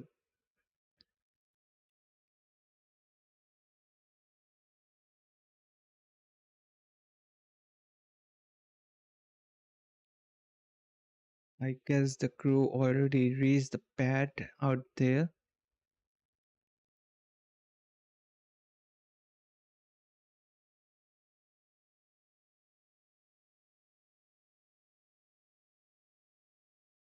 Let this Oleg's intro to get done. I will patch in the mission audio feed.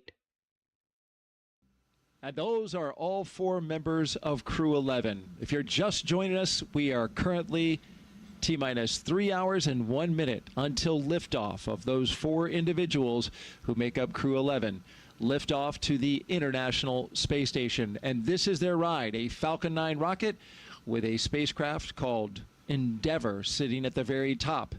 That crew walkway that you see connecting the launch tower and the rocket, astronauts will soon be walking across that walkway and into their spacecraft to get strapped in to go to space. Right now, they just arrived at the base of the pad, and here is a beautiful view of Launch Pad 39A, which sits just 500, 600 feet away from the edge of the Atlantic Ocean, the beach there, which, as you can see from the calm state of the ocean, we have very light winds, we have sunshine, we have a beautiful day for launch. 90% go is what our launch weather officer is reporting out for weather conditions at the time of liftoff. That time, 12:09 and 24 seconds p.m. Eastern Time.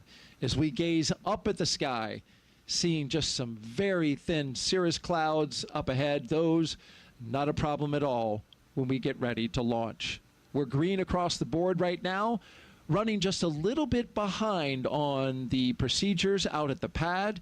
At last check, about 10 minutes, but SpaceX crews are working diligently to catch that time up. And this mission operation timeline, it should be noted, has plenty of margin in it. What you're about to see now is the astronauts walking up to their rocket to get a look at the 1.8 million pounds of thrust that can be generated by this machine as it takes them up into space. That moment coming up in just a few minutes, Nick. Yeah, they just pulled up to the launch pad. We've got about 3 hours until liftoff, and so this is your last bathroom break before you're strapped into a seat and hostage for the next 3 hours. So much needed respite, and then but it's once you ride that elevator up to the top, it's just this stark contrast. You see your rocket up close and personal, and it's this amazing feat of engineering. And then the backdrop is the beautiful Florida coast and the waves crashing onto the beach and a breeze in the face. And it's just a spectacular moment once you get to the top of the launch tower. Are you I guess this will be approximately 36 hours of ride for the crew after liftoff to reach to the International Space Station for the docking. So really, it's a much needed thing to have a last visit to the bathroom before getting aboard the Crew Dragon. who have put their questions forth to our astronaut co-host, Nick Hague, a brigadier general with the Space Force and a NASA astronaut. Austin asks, my son, Knox, age 8, would like to know, how do you get to the space station when it orbits around the Earth so fast? And that is fast. Countdown, advanced team have completed their preps for crew arrival, and crew are heading up the tower on schedule. That's great news. Sounds like they made up all of that 10 minutes that they were behind. That's a great call out. Yes, station goes 17,500 miles per hour. How are you going to catch up with that? Yeah, so Knox has got it. He's got his finger right on it. You've got to start going that fast. So the rocket's going to take off going vertical, and it's accelerating. But after a few minutes into flight, the rocket pitches over and is basically going horizontal and continuing to accelerate as it falls back down toward the Earth. And so you're turning all of that fuel, the 1.8 million pounds of thrust that you were talking about, you're turning all of that into velocity. So right now they're going 0 miles per hour. After 9 minutes of lighting that rocket, you're going to be going 17,500 miles per hour. And it's timing. So that's why we're counting down 2 hours and 56 minutes to liftoff to the second, because that's when the Earth rotates underneath the International Space Station's orbital plane, and then that's the moment that we have to take off. So it's an instantaneous launch window. and that instantaneous. Well, that description was quite good. Nick tried to give the best possible description, but still lacks the technicalities. But I guess that's fine for the kid who asked this question. Now we are seeing the crew getting on the pad, and they are having the final look at the rocket before getting It's a tall rocket, so it's hard. To some so you've got to lean back fancy moves. You know what? It looks like. Well, now they will be getting into the elevator, approaching the crew access arm. Upgraded suit called an R2. The Zena, let's go, just circling her arms. Let's just go. Yeah. But he's wearing an upgraded suit that SpaceX says has more mobility and more flexibility in it. Well, he just demonstrated that. Well, he sure did, didn't he? Oh, no, Zena wasn't going to be outdone. No, it's awesome to see them, the excitement, the emotions that you feel as you're getting ready to do something like launch into space. That was Zena Cardman, the commander for Crew 11 mission, and Mike Fincke. Next up will be two mission specialists doing the same, looking at the rocket before getting aboard the Crew Dragon. That is Kimiya and Oleg Platonov. Just like you said, a nice moment at the base of the launch pad where those emotions spill out. But talking about the suit, Mike Fincke is the only one who is wearing, you can contrast his suit with Zena's. It looks exactly the same, but it's constructed differently. It has a circumvental zipper as opposed to a vertical zipper. So as you know, you got into your spacesuit like a onesie. His spacesuit has been upgraded and redesigned and has that circular zipper that allows 7 inches of flexibility in the suit so you can adapt it to different body sizes. Whereas the suit that you wore and that Zena is wearing and the rest of the crew has to be tailor-made, and there's not much adjustment on those. Now I will take a break from you guys. Meanwhile, you guys enjoy the stream. But before leaving, I will join you guys back in a while. But before leaving, just a kind request to all of you joining us right now. I know it's bothering, but still a request. Please consider providing this stream a like. It really helps others to find the stream out and join us as we move ahead with the stream. So let's sit back and enjoy the stream. I will be joining you guys in a while with any updates to share with you. Enter the crew access arm, and here they come. Commander Zena Cardman and pilot Mike Fincke getting ready to board Dragon Endeavour, and they are all smiles. Ear-to-ear grins. It's awesome to see. And what a beautiful vista behind them as you look out at the views of the spaceport. Mike just gave us the two guns. He's a character.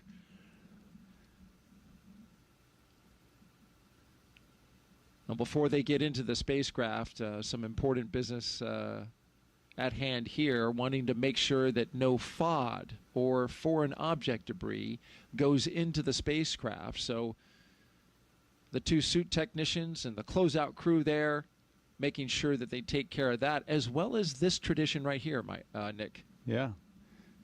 Got to sign that wall. That means you're going. And so every crew that's launched off of, commercial Crew Dragon launched off of 39A has been able to sign around that NASA meatball. And it's little moments like that that connect you with the legacy of the program and make you feel connected in a way where you understand, hey, I'm taking the next step, and it's an important step.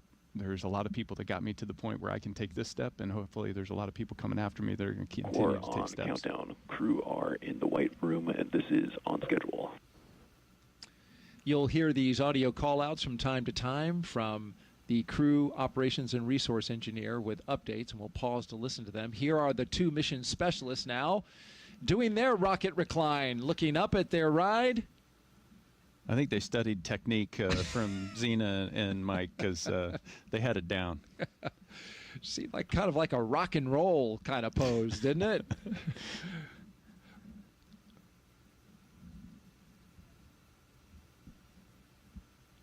They will be riding the other elevator. This, of course, is heritage space shuttle equipment. Those elevators, they used to just have numbers in them. And they're headed up to the 275-foot level, so 28 stories high are the crew on the left, all the way up at the top. The crew at the bottom now getting ready to ascend that distance. SpaceX changed the buttons inside a little while ago to have the top button for 275 say Space. Space. Yeah. Did you punch it? Yeah, absolutely. That's pretty cool. I would like to go to space. Can you press space for? Did your fellow crew member say, "Can space, please"? Can you press that button for me? Make everybody wait uncomfortably long. That is something you would do. Maybe. So Mike carefully getting into the spacecraft here, which that takes a bit of physical effort, right? You don't want to touch that seal, because that is what protects you from the hostile environment of space. Yeah, absolutely. That side hatch is going to stay closed the entire time you're in space. The next time you're going to open that is when you're bobbing around in the Pacific, and the recovery teams open it up to get you out. And of course, we're going to do leak checks on that here in a little bit, and it's important to be able to pass that. So you're hyper vigilant about hardware, and you mentioned that transition to seriousness as you're walking out that gantry. That's when you start to build and flip that switch in your mind of, okay, this is spaceflight hardware. This is the equipment that's going to keep me alive. You become that hyper vigilant person that you need to be. Last two crew members there, the mission specialists, walking down the crew access arm.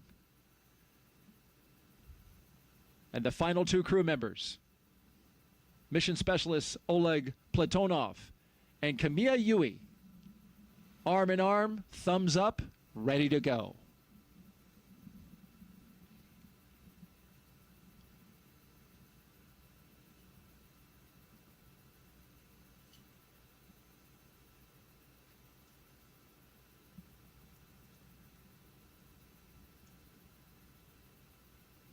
Split screen there, looking outside and inside the White Room.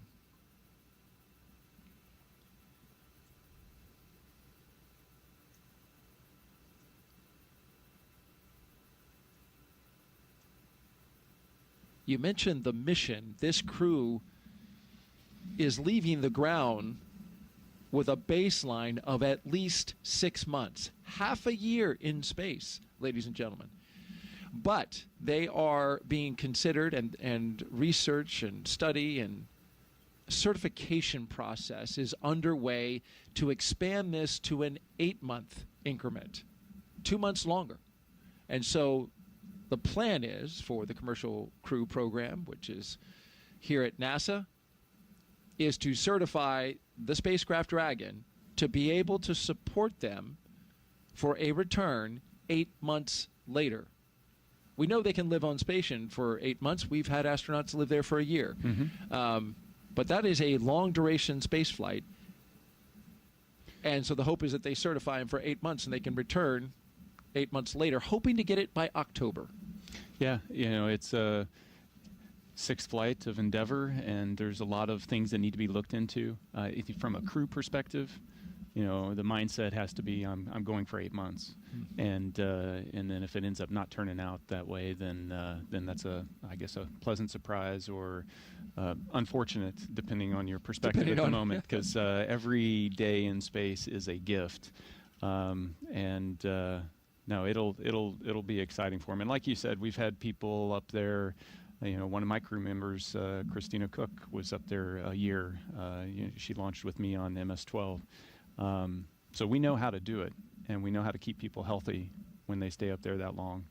It really comes down to expectations and expectation management with crew members as well as families, as well as the entire team that has to support this particular mission, because it's not just the crew and their families, but that entire support network is on call while they're on orbit.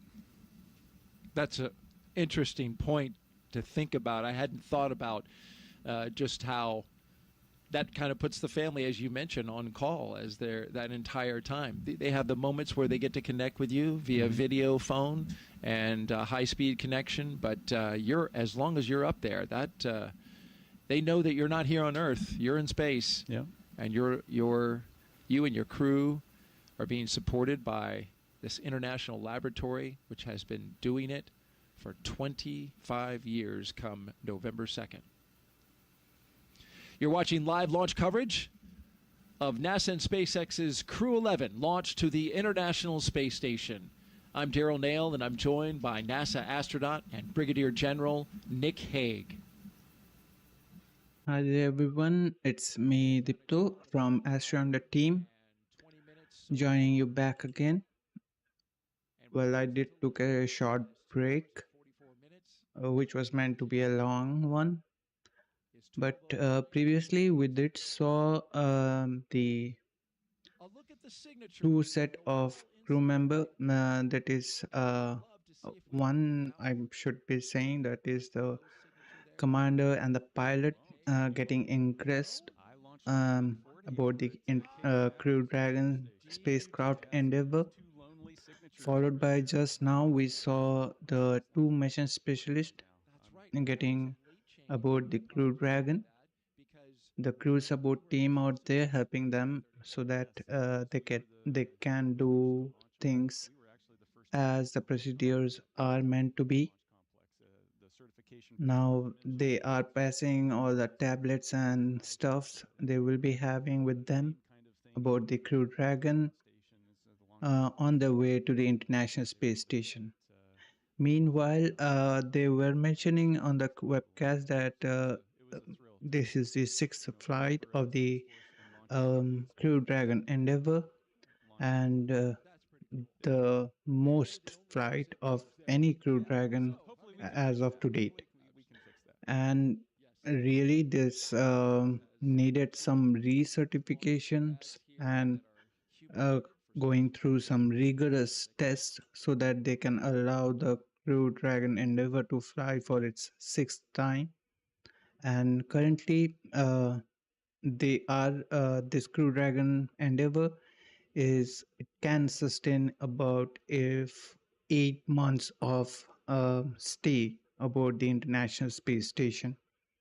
So that was what Nick was talking about, that the crew have to consider that they are going to space, but if for some unfortunate reason, or as Nick said, that it's all about the perspective, that it can be a blessing to someone, because staying up there in space each day is a blessing. So if that happens, the mission can go far as 8 months. But currently, according to the plan, the mission is lasting for half of a year, about 180 days, like a 6 month of stay. But if for some reason they have to delay the mission, so it's all about that Nick was mentioning. And currently the Crew Dragon Endeavour is certified to have 8 months of stay aboard the International Space Station. Previously, during Crew 8's return, we did saw a huge delay during their return flight due to the ongoing weather conditions out there at the Florida. At that time, they were splashing down the Crew Dragon spacecrafts off the coast of Florida. But for this one, they will be planning to splash down off the coast of California. Previously, just the same like Axiom 4 mission. And also, just a point to note that the Dragon recovery vessel, just like that of Axiom 4 mission, for this mission will be the Crew Dragon recovery vessel Shannon. SpaceX used to have two Dragon recovery vessels, namely Megan and Shannon, but recently, on the third week of June, Megan got retired from SpaceX's Dragon recovery vessel fleet after supporting the last mission of Crew 9. Now, currently, the crew support team are checking things, and soon there will be the the hatch closure, and before upon that they will be checking the leak checks. Also, during the hatch closure procedure, the crew support team has to be very much meticulous and to see if there is no contamination on the hatch before it gets closed, because that can cause issues and as well as delays for the mission. And as mentioned before, that any approved space flight heading to International Space Station, they are having an instantaneous launch window. So there is no space for any delay in terms of the liftoff time.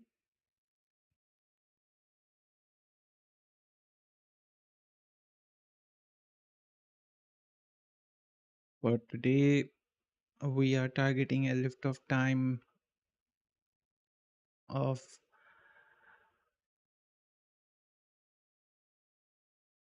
12:09 p.m. Eastern Time, 16:09 hours UTC, an instantaneous launch win attempt from NASA's Kennedy Space Center for Crew 11 mission that will follow a northeast trajectory. And for the booster recovery, that going to be happening at the landing zone 1 here at Cape Canaveral Space Force Station. Today it marks the last booster landing at this landing zone 1. SpaceX didn't explicitly mention anything about landing zone 2, that when it will be getting decommissioned, but landing zone 1 will be decommissioned. So for that, today is the last booster landing here. This also marks the 53rd landing for landing zone 1 to witness. And for today, SpaceX will be having its 92nd, or excuse me, not 92nd, 93rd it should be. Let me just check. I should not be passing on any wrong information to you guys. No, I was right that today it will be the 92nd overall ground landing for SpaceX. This also marks the 6th landing on landing zone 1 specifically for this year.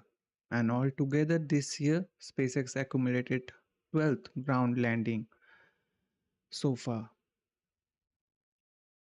I think that's a different answer depending on which astronaut you ask. There's so many things that we have to train to be able to do, whether that's, operate high-performance jets, aircraft, spacecraft, or learn the engineering behind all the systems on board of those that keep us alive, to the medical support that you might need to be able to provide because you need to be the doctor for the crew. But I think for me, the single most challenging aspect was learning a second language at the age of 38. Getting selected, and the first day on the job, I started my Russian language training to because to be on board the space station, you have to be able to speak English and Russian, regardless requirement. regardless of where you come from. So, Kimiya, native Japanese, but he has to be able to speak English and Russian. Right. And so it's amazing how difficult it is if you didn't grow up learning a second language very young, how hard it is to rewire your brain late in Dragon, life. ready for seat rotation. Copy, ready for seat rotation. All other teams are ready, so we will be initiating seat rotation now.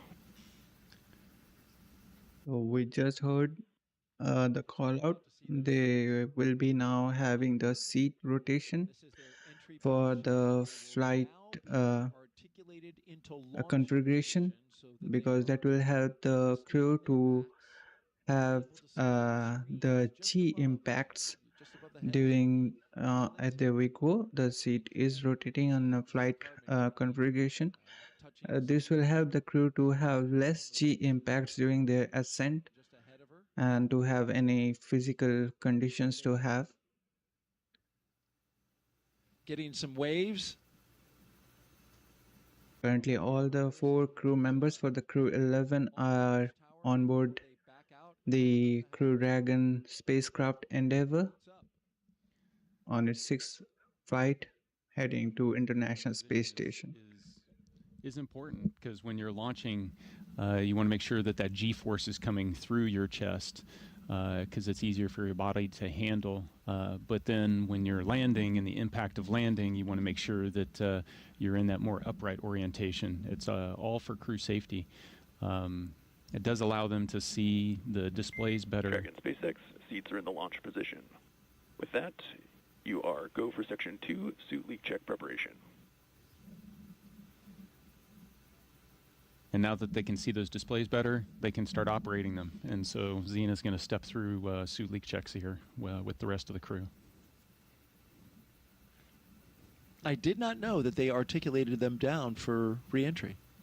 Yeah, after the main chutes open, then they will they rotate down. How about that? Actually, it's once you come back through a certain G level on reentry, that's the trigger, and then they rotate, and then you. Well, something I just it crossed my mind that I guess during this Crew Dragon spacecraft Endeavour, SpaceX is having their newly developed drogue chutes, parachute to test.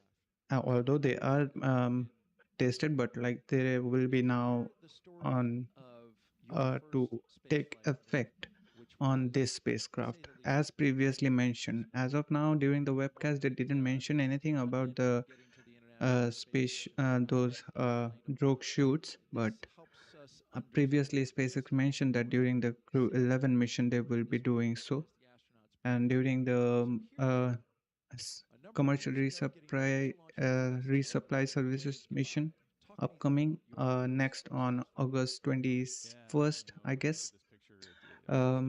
That Crew Dragon will be having, that is not a Crew Dragon, that Cargo Dragon will be having an extra capability to have the boosting capability that will be also helping the orbital outpost to have its orbital corrections, and also it will be a little bit of data gathering for the previously planned decommissioning of the ISS using a Dragon spacecraft. I hope for that they will be doing so in the upcoming CRS-33 mission, launching from launching no earlier than August 21st.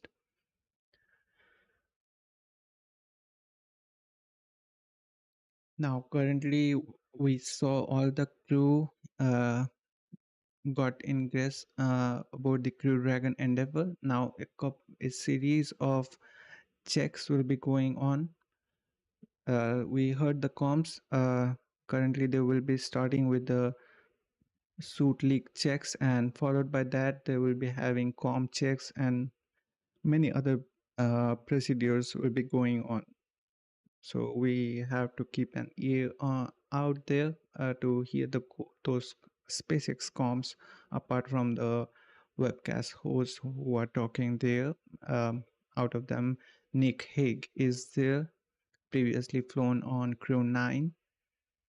First 2 minutes leading up to the point where those external boosters you see on the base of the rocket are empty, and then they need to separate from the rocket.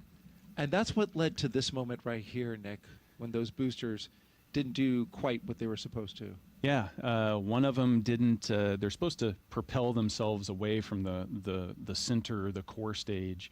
One of them that didn't do that and actually impaled the core stage, caused it to essentially disintegrate in that split second. So we're 30 miles above the Earth, going 4,000 miles an hour, kind of pointed straight up.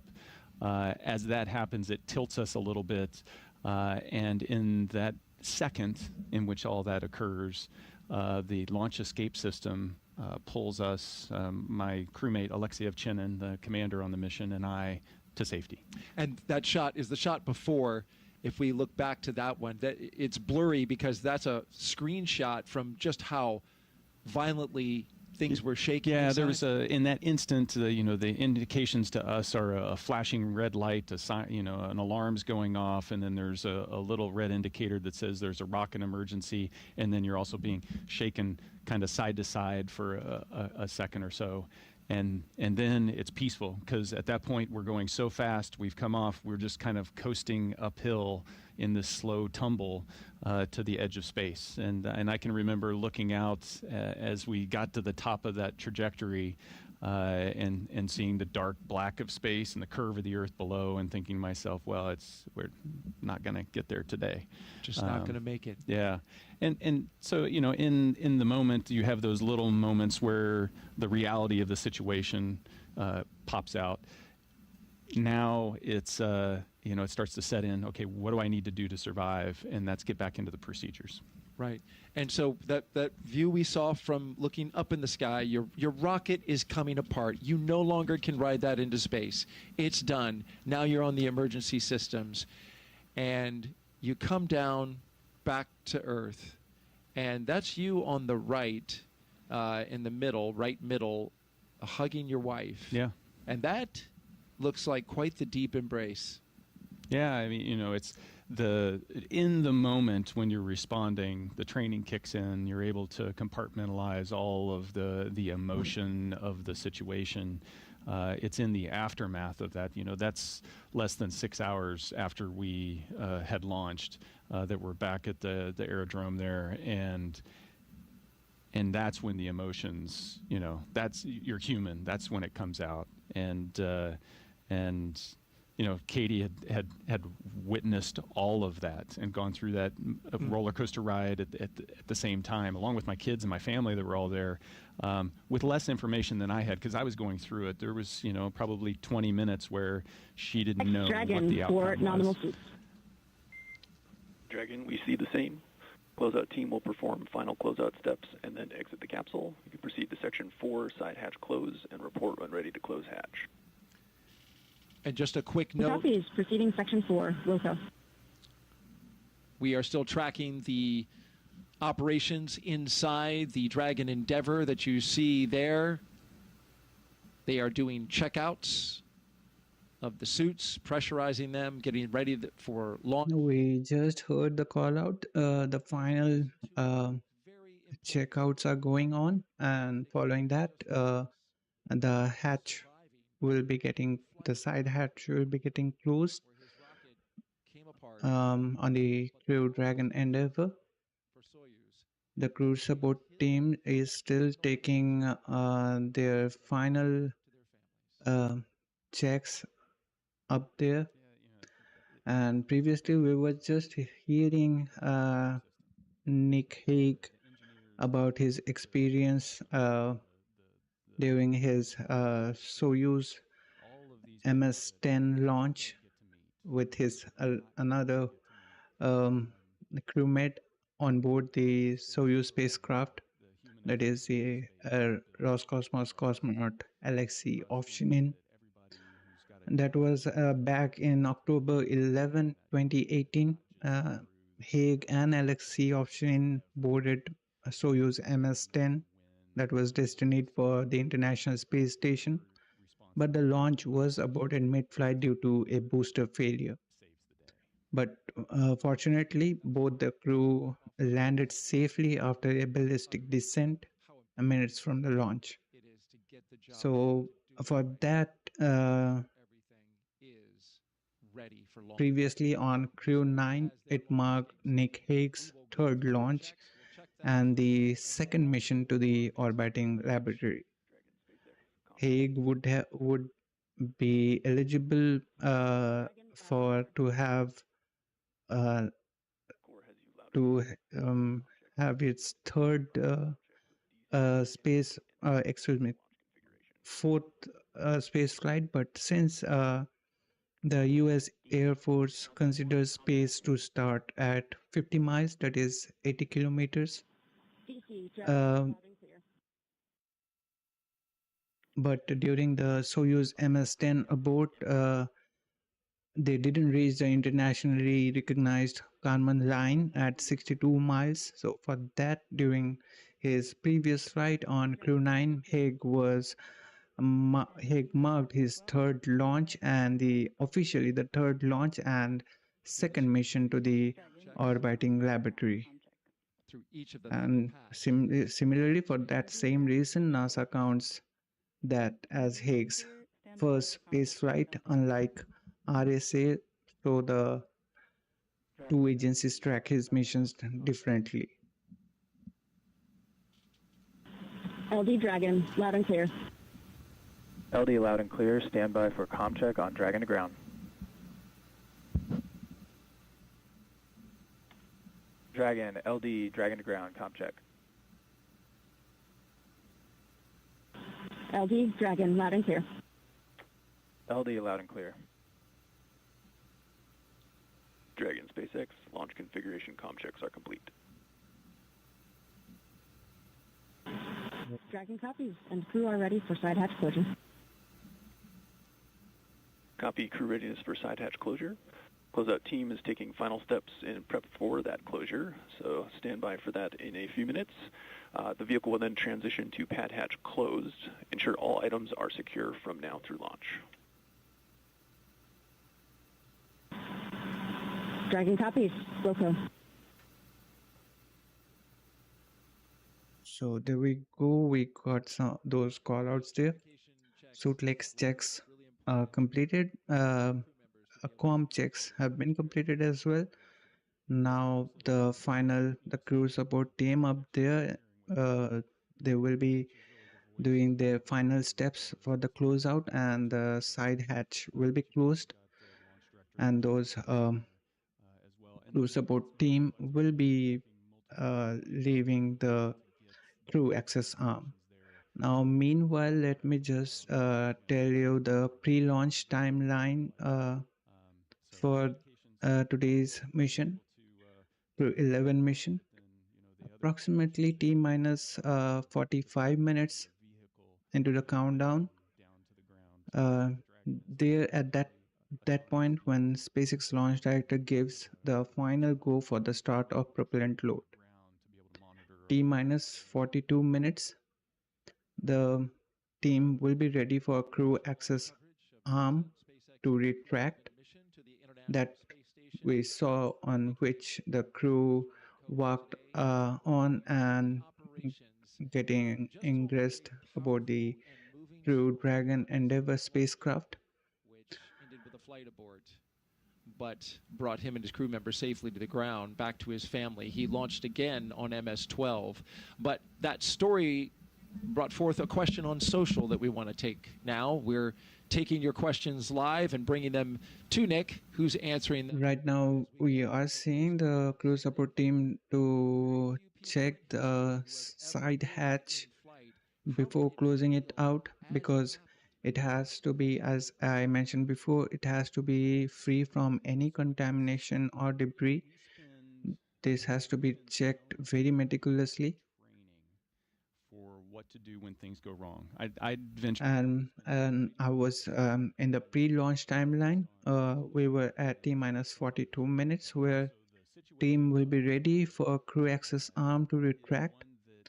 Both the launch control room will go into lockdown at T minus 45 minutes and remain in that state until launch escape system is disarmed.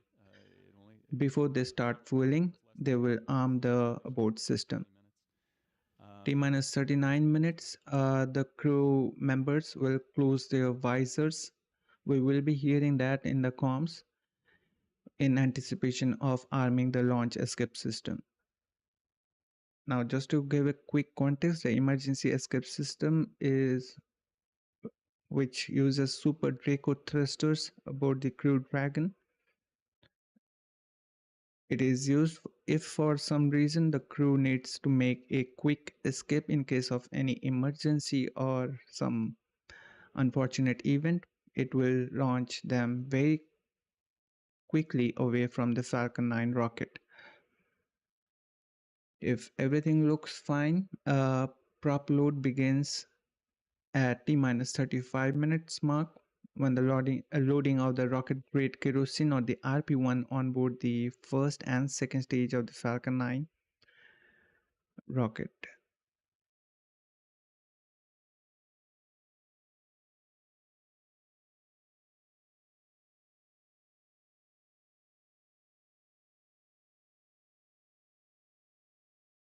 At the same time, LOX load, that is the super chill liquid oxygen, is loaded on board the first stage. And then at T minus 16 minutes, which will be the next event, that's where that we are looking for into the countdown. That's when the second stage liquid oxygen load begins. At T minus 7 minutes, that's when the chill down of the 9 Merlin engines gets underway, which involves flowing a small amount of liquid oxygen through the plumbing and turbopumps that helps protect the engines from the risk of thermal shock or any other damage during the startup sequence. At about 6 minutes before liftoff, the first stage kerosene tank or the RP1 tank should be full. Next up, at T minus 5 minutes and 30 seconds, the strong back retract sequence begins. It will start the clamp arms on just underneath the Dragon trunk to open up, and then the transporter erector or the strong back, reclining about a degree and a half or two away from the Falcon 9. The strong back remains in that position until liftoff, at which point it rapidly pulls back to clear the way for the Falcon 9 rocket's vertical ascent. Now you can see those support team to check how minutely they are checking that side hatch. This is a very critical portion for a human space flight, although it seems a very short thing that just to close the side hatch and it's done. But for human space flight, for any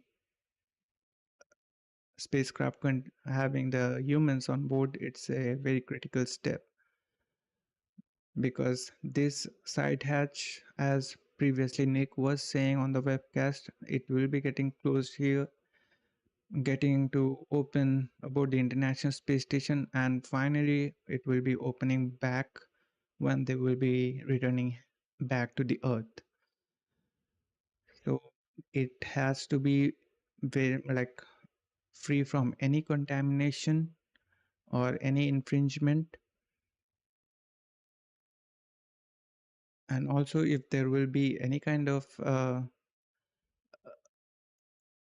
contamination or things between during the hatch closure procedure, the whole procedure has to be repeat from the start. And this hatch, it has to be also having they will be having leak checks for the Dragon spacecraft, because this hatch will be you can say the main vulnerable part during the vehicle being in the harsh environment out there in space. Also during the descent of the Crew Dragon spacecraft returning back to Earth, that's a more critical part, because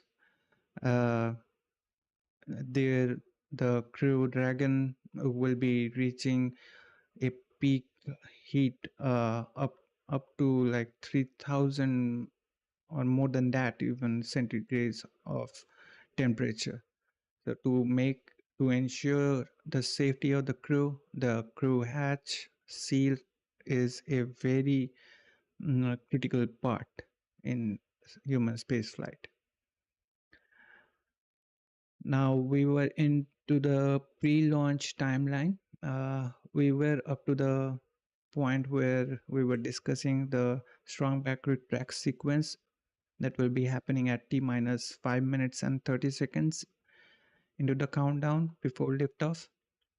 Now, there just a quick context I would like to give you guys that which you might be already aware of, that the strong back reclining process here at Kennedy Space Center and Cape Canaveral for any Falcon 9 launches differs from that at Vandenberg.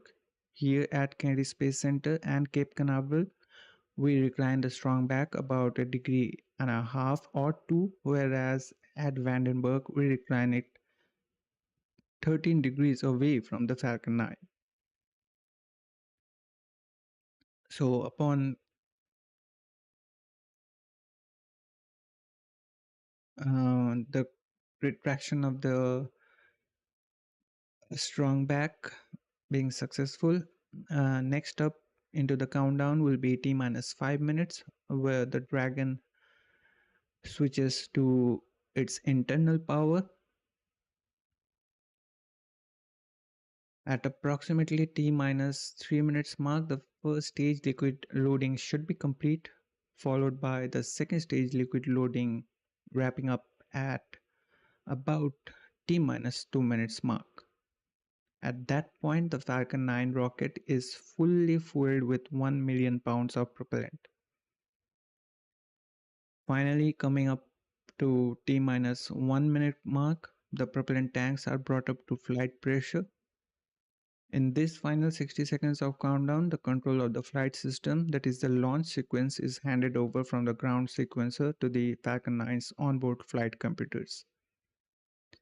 If everything looks good at T minus 45 seconds mark, the SpaceX launch director will give the final go for the Falcon 9 liftoff.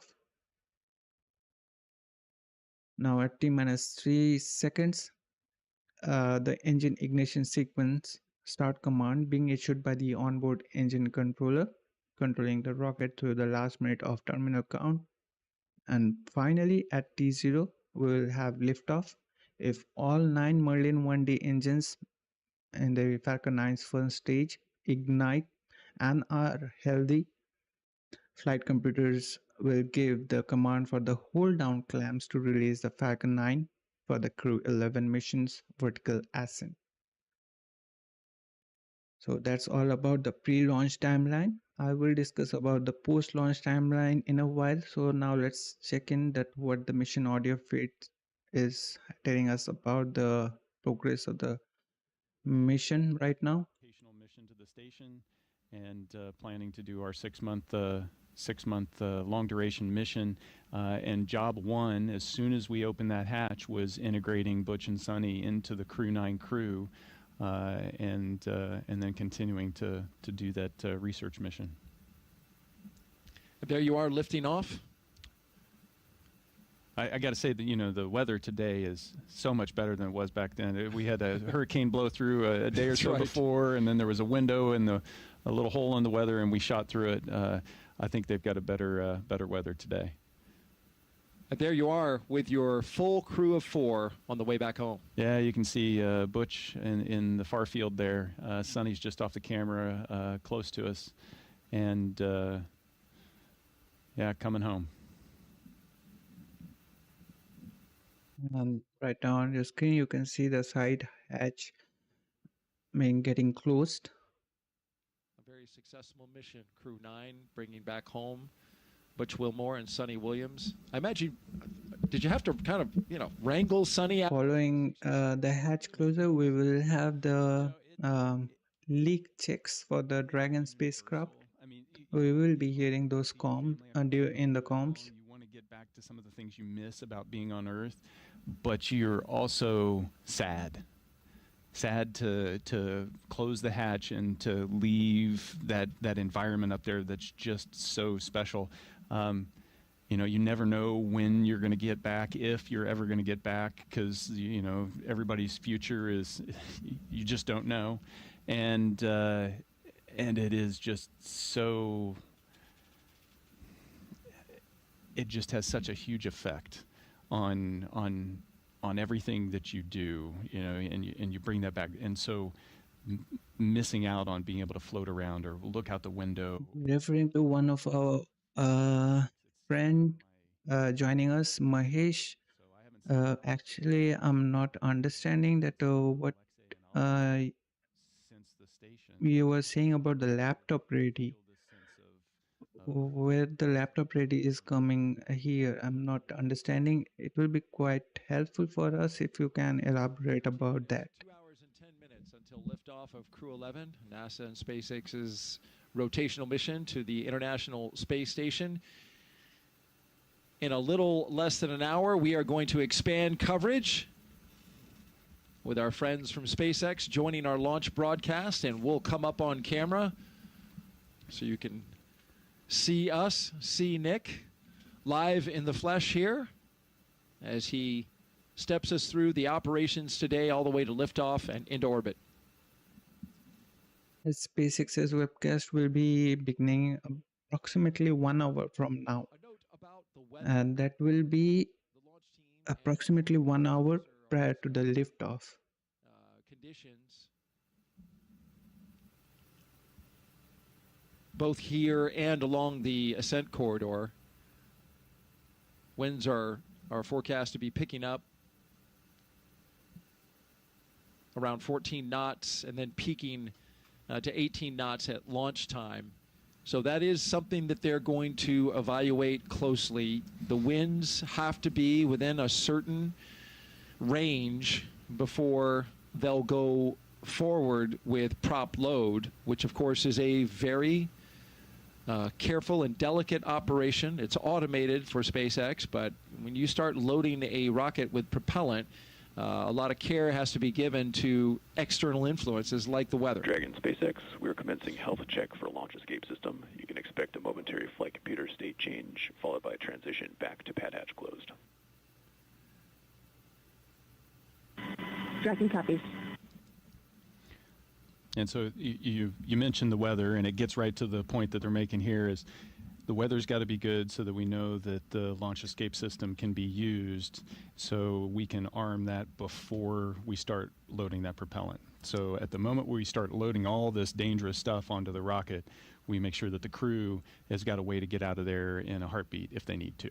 And onshore winds may seem like, you know, not a big deal, but if you're coming down under a parachute on a capsule that's not supposed to land on land, you want to make sure that you don't drift onto the land. And so that's why they watch all of those conditions. Critically important. Those that I was saying long before in the webcast, that although today's weather as forecast by the 45th Weather Squadron officials, it's quite a promising weather. There is a 90% chances of favorable weather conditions at the time of launch, with only 10% launch weather constraint violations related to cumulus cloud rule. Otherwise, it's a 90% go for today's launch. But as we were hearing, there is a bit of concern, that is the ascent corridor recovery weather. That currently, according to the previous weather briefing, is on a scale of low to moderate risk for the ascent corridor recovery weather.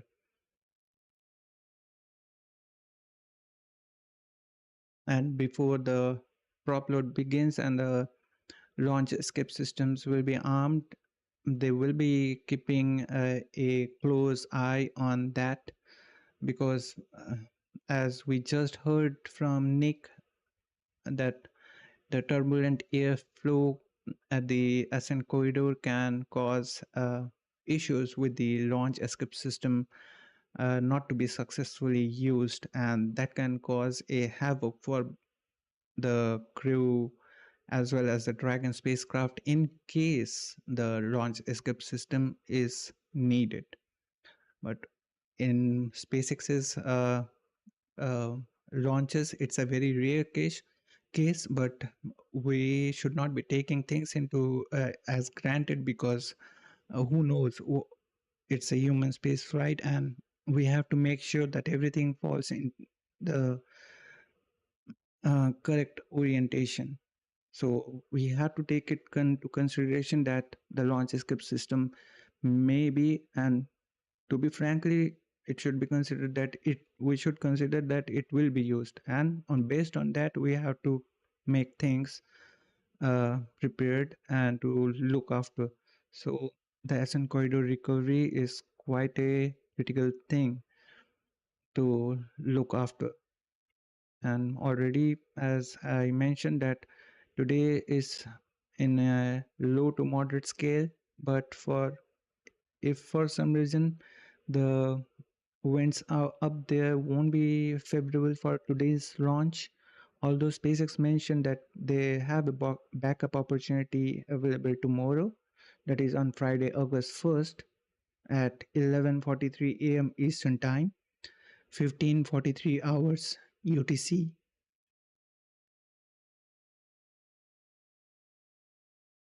But the point to mention here is that the um, ascent corridor recovery weather will be deteriorating further, more rising, getting high on the scale for a 24 hours delay backup opportunity, as well as for the 48 hours delay backup opportunity.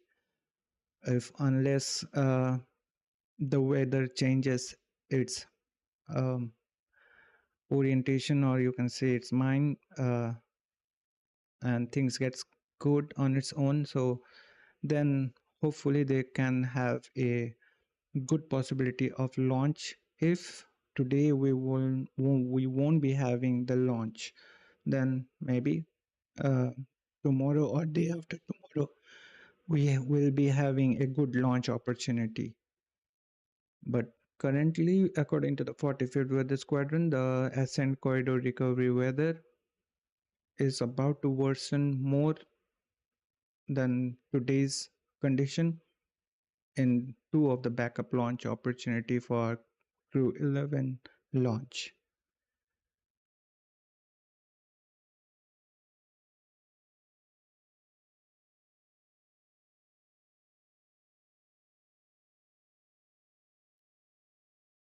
Well, thanks, Angry Bird, our moderator, joining us for the update. Uh,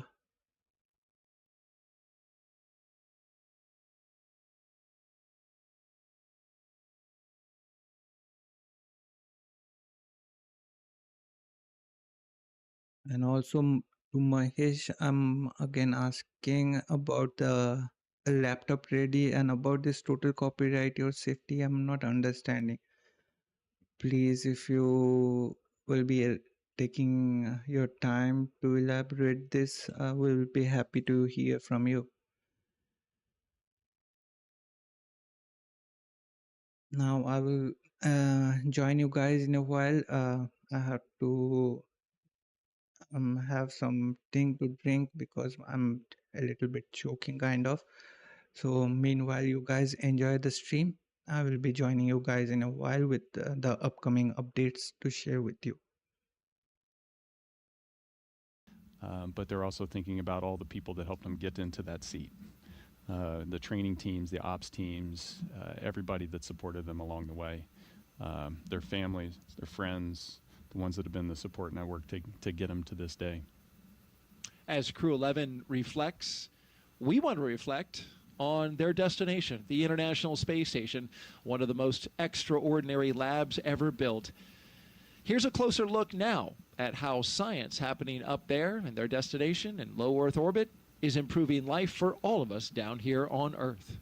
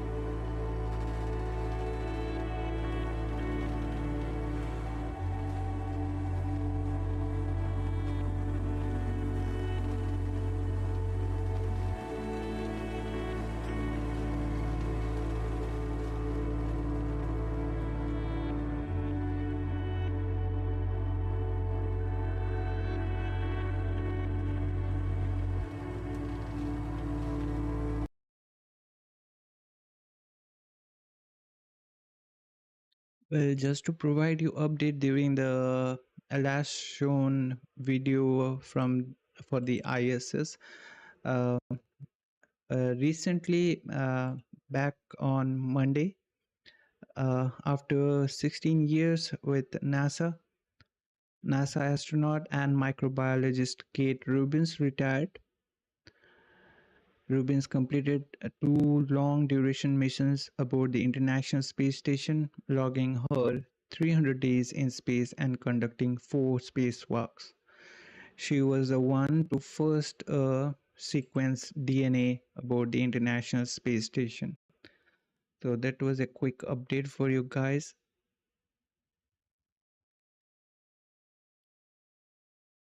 Of all of that effort. That's a great point, because when I look at the science that's going aboard this mission, this is pretty advanced stuff. You talked about, stem cells in the early going when you were working with them on station. Now they're trying to figure out how to mass produce stem cells, which can be made at a higher quality and higher yield in microgravity, the environment that the International Space Station provides for scientists that you can't replicate on the ground. Yeah, we go there to ask questions that we don't know the answer to. And then when we find that answer, it usually leads to a couple more questions. But that's the nature of discovery. That's the nature of building knowledge. And as we gain this knowledge, we start to identify these areas where, hey, this is something that is unique to space that'll bring benefit back down to Earth for everybody. And then we can really start to exploit that. That is exciting, because in the end, that's what it's for, right? It is not only to advance exploration goals, but also to make life better here on Earth. And the International Space Station in its 25 years has certainly done that. An update as you watch our operations here. We have a little bit of a lull as the closeout crew in the White Room on top of the launch tower seals up the hatch to the Endeavour spacecraft. That side hatch is how the crew of 4 made their way into the capsule, and now it is the responsibility of the team that you see here to make sure that that door has a good seal, a good tight seal, before it starts to fly hundreds of miles per hour, thousands of miles per hour, and then tens of thousands of miles per hour. So this is a very important job. Yeah, you're through that hundreds pretty fast.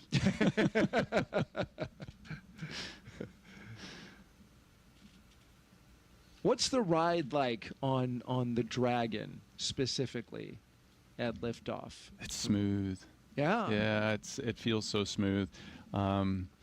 Liquid propellant? Yeah, so you don't, I never got a chance to fly on the shuttle, but the shuttle was rough because of the solid rocket boosters. That's what everybody said. You don't have that, and the thrust level is a little slower here, so it also doesn't throw you off the pad. It's a slow acceleration, but it's a constant increase in that acceleration that just keeps going until you get to, kind of the end of first stage.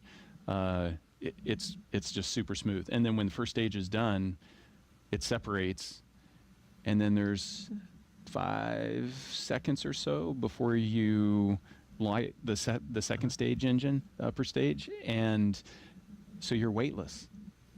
And that was completely different than Soyuz, because Soyuz hot stages, and so you never have that period of weightlessness. And so you spend 5 seconds and you're like, okay, we're weightless. I'm ready for it to light. I want to make sure we get there. And then it continues on. And so it's a smooth ride all the way up. The second stage is a kicker, though, isn't it?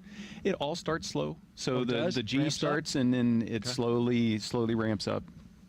So there's not too many jarring moments flying on a Dragon.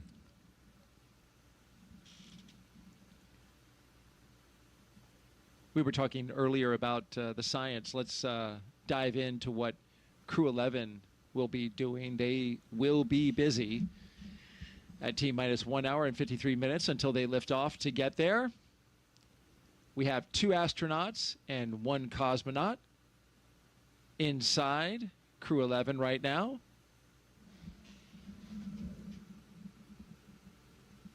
inside of Dragon Endeavour, I should say, on top of a Falcon 9 rocket from Launch Pad 39A here at the Kennedy Space Center in Florida. This crew, of course, as you see them right here, headed to the International Space Station to help maintain this very special orbiting lab. Once on board the International Space Station, Crew 11 will become members of Expedition 7374. They will conduct research to develop the production of nutrients in space, such as vitamins. They will also evaluate mass-producing human-induced pluripotent stem cells, or iPSCs, to develop cell-based therapies for diseases such as cancer, as well as a possible alternative to antibiotics. Crew 11 will test using phage therapy to treat bacterial infections. And these things are important, and you were telling me this yesterday when we were going over the show and prepping for the show, and I asked you, is an infection or a cut worse in space than it is on ground? And you said yes. Yeah, you know, our immune systems are suppressed. They don't operate as efficiently in space as they do on the ground. You know, and one of the experiments that I was a subject for up there, and it's an ongoing experiment, is looking at the immune system and just trying to figure out why does it get suppressed like that. But yeah, if you cut yourself and it gets infected up there, it takes longer to heal. So don't cut yourself when you're in space. I just wrote that down as my notes for when I fly one day. Yes. Pro tip. Pro tip. Yeah, and if you do, and you were explaining yesterday, if you do cut yourself, it's not like, you know, the blood goes out into space. It holds to your finger because of surface tension. Right? Yeah, it does. Water does amazing things up there. Just weird stuff. If you get water, you know, it floats in. We see all these videos where it's floating as a bubble inside, you know, in front of them. But if you put your finger into that, it just kind of adheres to the surface of your hand and kind of crawls all up your arm, and then it'll stop, and then it becomes body temperature, and then you can't even tell there's water on your hand because there's no motion associated with it because it's just stuck in that one spot. It doesn't exert any weight on your skin. It's the same temperature. So you just don't even know it, and so you'll have water globs on you and just not notice until something gets wet, or somebody smells you if it's sweat. That's true. That's true. It's polite to just hand them a towel. Team. All right, we're coming up on T-minus 1 hour and 50 minutes. So far, a smooth countdown. We saw Crew 11 at T-minus 4 hours get suited up. They left the astronaut crew quarters about 20 minutes away from here, got into their Teslas, rode out to the pad after saying goodbye to their family members. Under security escort, drove by the vehicle assembly building on the way, which is housing currently a moon rocket scheduled for launch of that crew, a test flight around the moon in early next year. And then they made it to this launch pad 39A, where in a little under 2 hours they will lift off bound for the International Space Station with an instantaneous window of 12:09 and 24 seconds p.m. Eastern Time. We're keeping an eye on the weather. Locally showing a lot of promise as it's a sunny day, a very hot July day here in Florida, as they typically are this time of year. But the winds have kicked up just a bit. You can see that in the texture on the Atlantic Ocean there. And the launch weather officer is monitoring winds, expected to increase right around the T0. So as Nick pointed out earlier, that's an important criteria, a launch criteria that they have to monitor so that the launch escape system can operate properly. That would take them out over the Atlantic Ocean. Winds need to be in the right direction and the right strength in order for that system to operate correctly. We're also looking at launch weather here, or rather around the world, along the ascent corridor, where there are areas where, just in case, just like you, when you aborted, there was an area for you to go on land because Soyuz lands on land. With Dragon, you have abort locations along the eastern seaboard and then beyond? Yeah, effectively it's all the way up the East Coast, and then kind of your last opportunity that you would need, because you'll be in orbit at that point, any further on, is just off the coast of Ireland. And so we watch the weather, we watch the sea states, we make sure that, if we needed to go and pick up a crew because they had to abort and they landed in one of those zones, that the search and rescue forces will be able to get into those locations, that the weather's going to be support that kind of operation. And so weather's a little more complex when it comes to spaceflight. You've got to take a global perspective and prepare for all those different contingencies.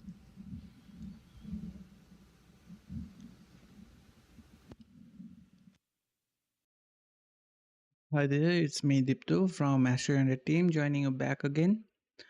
We just heard about the ascent corridor recovery weather conditions, about which Nick was talking about its criticality.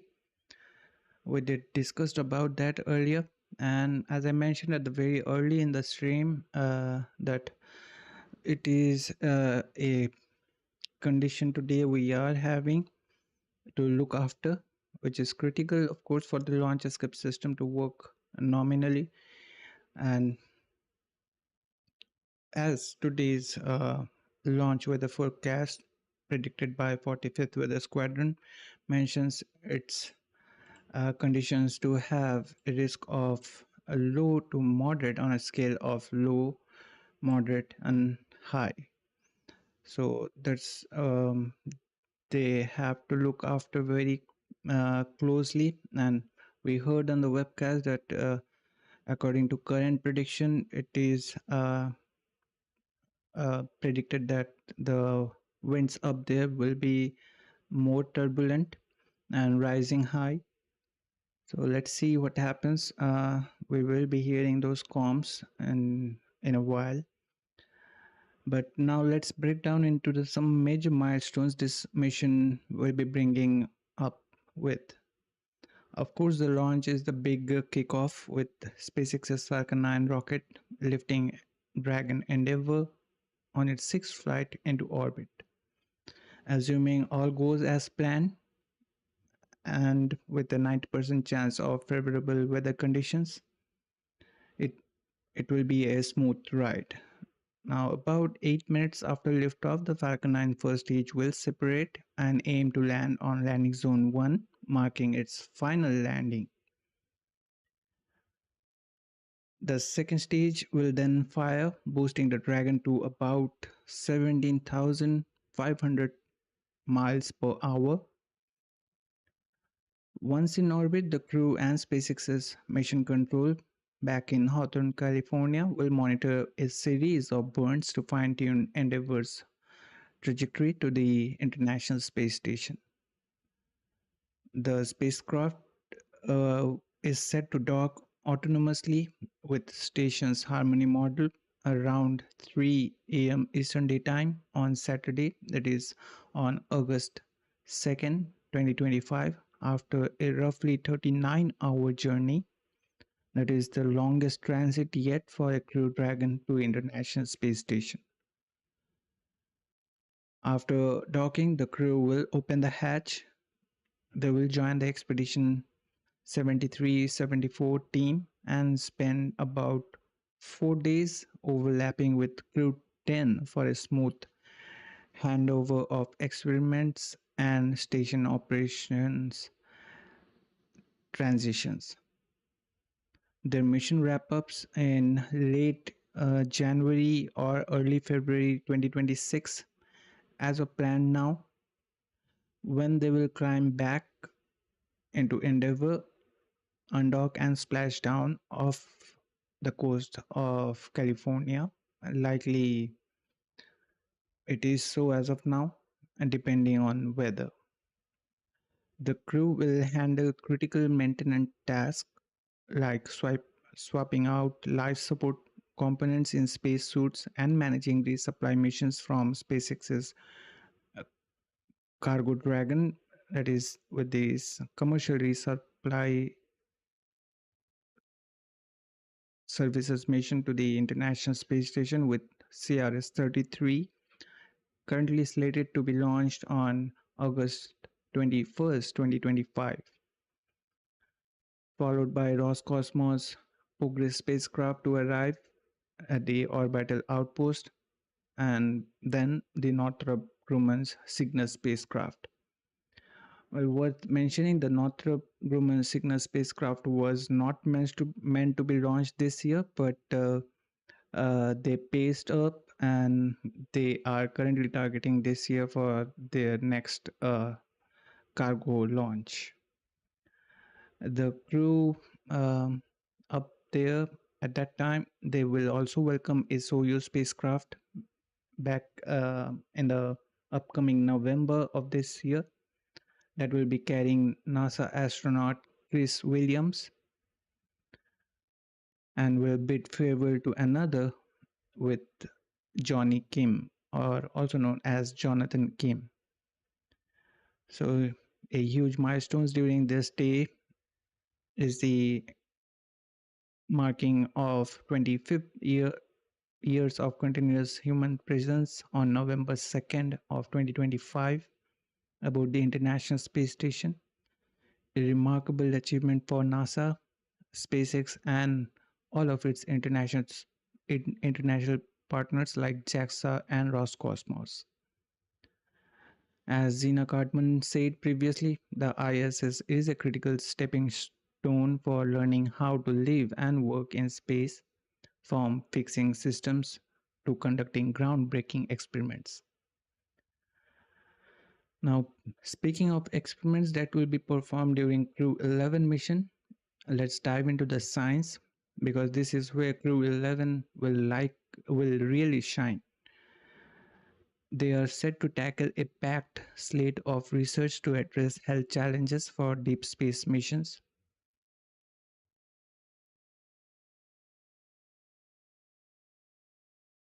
Continues to prepare for launch and is being led today by Flight Director Scott Stover. Today we will be launching the 11th rotational crew mission to the International Space Station under the agency's Commercial Crew Program. Following Crew 11's arrival, the space station will have a total of 11 crew members represented by 3 different agencies aboard for just a few days. Well, I just got a little bit scared that all of a sudden why they removed the timer from the launch, a countdown timer from the webcast. But anyways, no issues as of now. So I was talking about the science. So they will be addressing some health challenges for deep space missions and benefit back here live on Earth. One experiment has them simulating lunar landings using handheld controllers and screens to navigate scenarios which mimics the moon's south pole, which is a key target for the upcoming Artemis missions. This will help NASA to better understand how microgravity affects spatial awareness and piloting skills, which is crucial for landing lunar spacecraft safely on the moon. Another big focus is spaceflight associated neuroocular syndrome, also known as SANS, a condition that impacts astronaut vision and brain function during long missions. And I guess some of you who saw the previous Polaris Dawn mission, during that mission as well, this was a critical science that performed by the crew led by the commander Jared Isaacman that time on the Polaris Dawn mission.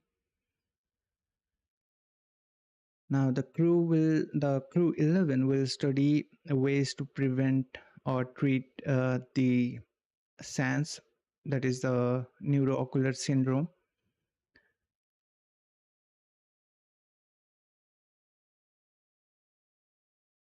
Which could make or break future Mars missions. Then there's a stem cell experiment also, which we were hearing previously on the webcast, that is IP1. The experiment is named by that stem cell experiment IP1, which uses microgravity to grow large batches of induced stem cells. Now, just to make it easy to understand, I'm giving a quick short context, easy to understand in a layman term. I think stem cells that can become any cell type, just not they will be remaining a stem cell. They will be growing into any kind of other cell type.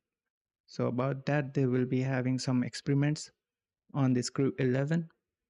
This experiment could revolutionize regenerative medicines for diseases like cancer or health conditions back on Earth. Next up will be the Bionutrient 3 experiment, which is another cool mission. It tests producing nutrients on demand using genetically engineered organisms like yogurt or yeast-based drinks to keep astronauts healthy on long missions without relying on bulky food supplies that the astronauts get during the cargo missions. Another standout is the Genes in Space 12 mission experiment, which is a student-designed experiment exploring how microgravity affects bacteria and viruses that attack bacteria. This could reduce the need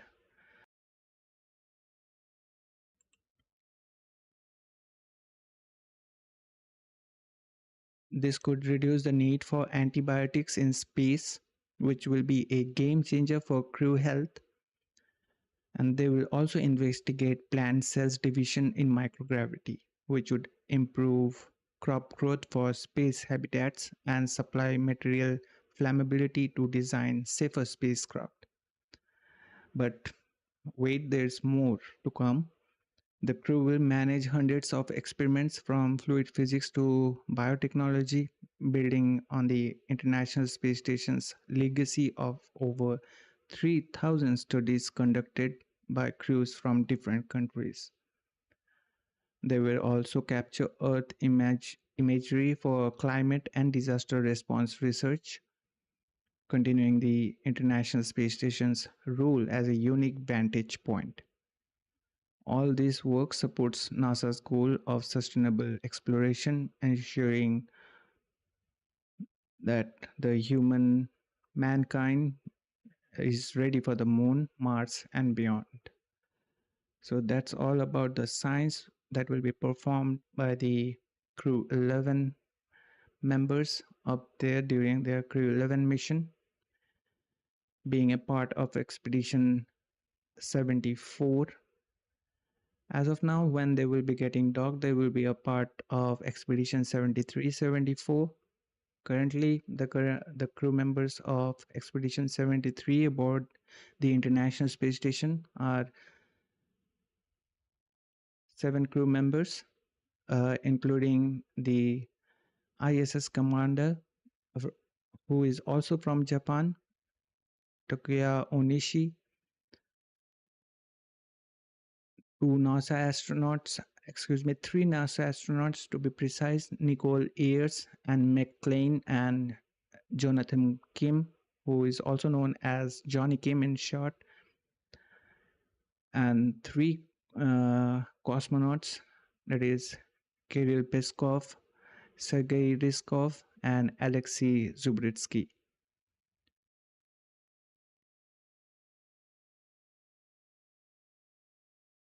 We are approximately 1.5 hours,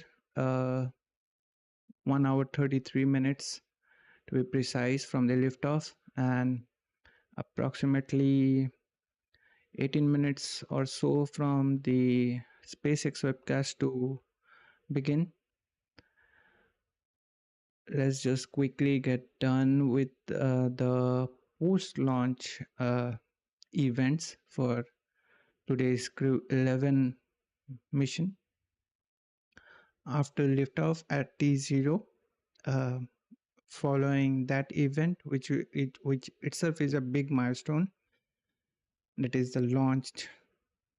Next up will be the Falcon 9 passing through max Q, that is a point of greatest aerodynamic pressure on the vehicle at approximately T plus 1 minutes and 12 seconds into the flight after liftoff. Then couple of different events in rapid succession. First will be MECO, that is where first stage main engine cutoff occurs. That will be happening at T plus 2 minutes and 24 seconds into the flight, followed by a major milestone within 3 seconds at T plus 2 minutes and 27 seconds, where first and second stage will separate from each other.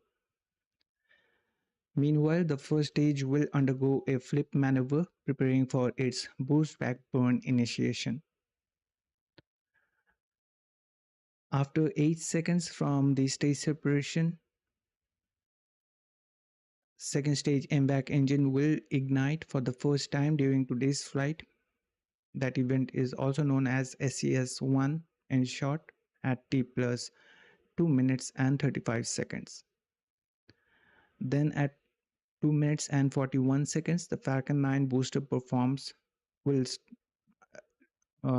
have its boost back burn, and that burn will be lasting for 47 seconds long boost back burn, bringing the Falcon 9's first stage's instantaneous impact point, also known as IIP, to the vicinity of the launch site, ending the boost back burn at T plus 3 minutes and 28 seconds. Now, I know many of you are not familiar with this term, that instantaneous impact point, that which I said in short IIP. It is the location at which the vehicle would contact the ground if all thrust were to be instantaneously terminated, as today's mission involves a return to launch site operation. During a launch, the instantaneous impact point must remain within a narrow corridor, and if the IIP, that is the instantaneous impact point, leaves the corridor, getting outside of that permissible corridor, the vehicle's trajectory is considered to be very wrong, and the flight termination systems will immediately be activated. But again, that's a rare case with SpaceX. Next up, coming to T plus 6 minutes and 20 seconds, the first stage entry burn will begin, lasting for 13 seconds up to 6 minutes and 33 seconds mark, ending the entry burn for Falcon 9's first stage. At this time around, we will hear the call out for stage 1 FTS, that is the flight termination systems being saved. Now here is a quick fun fact.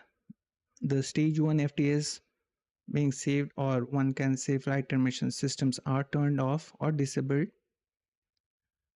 is either when the re-entry burn initiates or after that.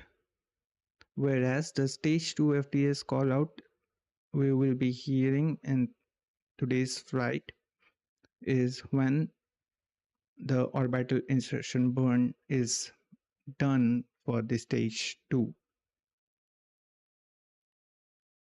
Next major milestone at T plus 7 minutes and 20 seconds, the first stage landing burn will commence, which will orient the Falcon 9's first stage and set up for its, that is SpaceX's iconic precision landing, marking the final landing for the landing zone 1 with today's landing.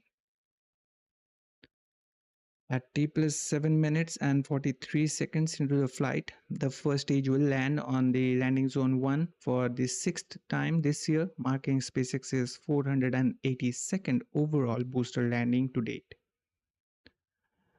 The reaction control system thrusters at the top of the booster, which have stabilized the vehicle, and soon afterwards, the unused liquid oxygen will be vented while the rocket grade kerosene or the RP1 propellant will remain inside the tank.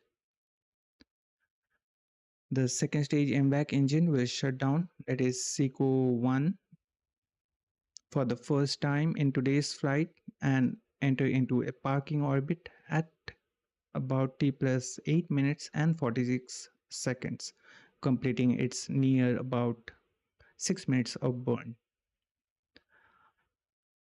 Now the next major milestone in today's post-launch flight countdown, that will be at T plus 9 minutes and 37 seconds when Dragon will separate from Falcon 9's second stage. And finally, at T plus 10 minutes and 25 seconds, the Dragon nose cone opening sequence will begin. And following that, as I mentioned before, the flight control room back in Hawthorne, California, will be going through the Dragon's will be monitoring Dragon's autonomous series of burns and making sure the trajectory follows the ISS trajectory for a nominal docking that is currently scheduled for August 2nd at approximately 3 a.m. Eastern Daytime. Now let's listen into the webcast, and hopefully we will be having some good news about the ascent corridor recovery weather. Many of their biological functions and their, of course, biological data will be studied as their time comes to a close in space, and studied afterwards, studied during, studied afterwards, and possibly it being an 8-month mission. Yeah, you have the opportunity as crew members to volunteer to be a human test subject for a lot of different experiments that are focused on how does microgravity and the space environment, the high radiation environment, how does that affect human physiology? And it runs the gamut from just muscle and bone health all the way down to genetic structure and how that changes, or how our immune systems might be suppressed. And we've been doing this for 25 years and we're still learning. Those of you joining us right now, we are super thankful for you to have with us for today's Crew 11 mission launch. Now we have a small request for everyone joining us right now. If this stream fuels your love for space, please consider giving this stream a like. It's kind of a fine-tuning the trajectory of our mission to build a community with amazing space enthusiasts joining us, like you joining us right now. And please don't forget to subscribe and turn on the bell notification so that you won't miss a single launch update.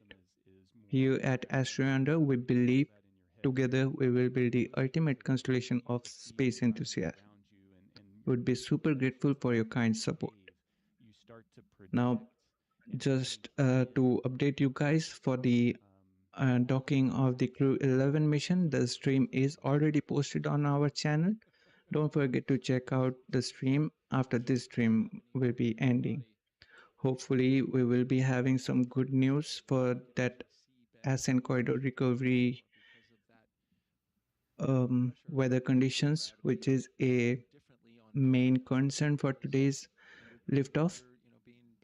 If that goes on our way, like coming with a good result, that the weather at the ascent corridor recovery is favorable for today's launch, which is very much critical for the Dragon's launch escape system to work nominal.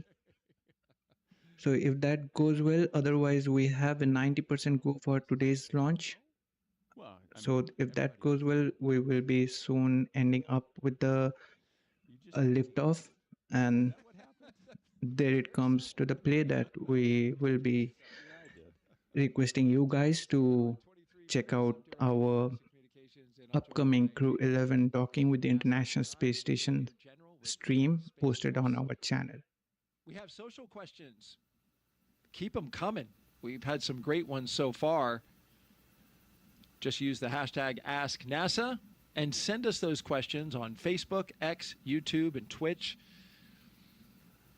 We've got a person who's monitoring our social feeds right now, looking for great questions. And here's one from Joshua R. Collins. Does the whole crew have the same doctor, or does each crew member have their own? Is it their regular personal doctor or a NASA medical team doctor? So each space agency provides a medical team to support their astronauts or cosmonauts. So you'll, for Crew 11 in particular, you're going to have a NASA flight dock team of a surgeon, flight surgeon, primary and deputy, that will support Zena and Mike.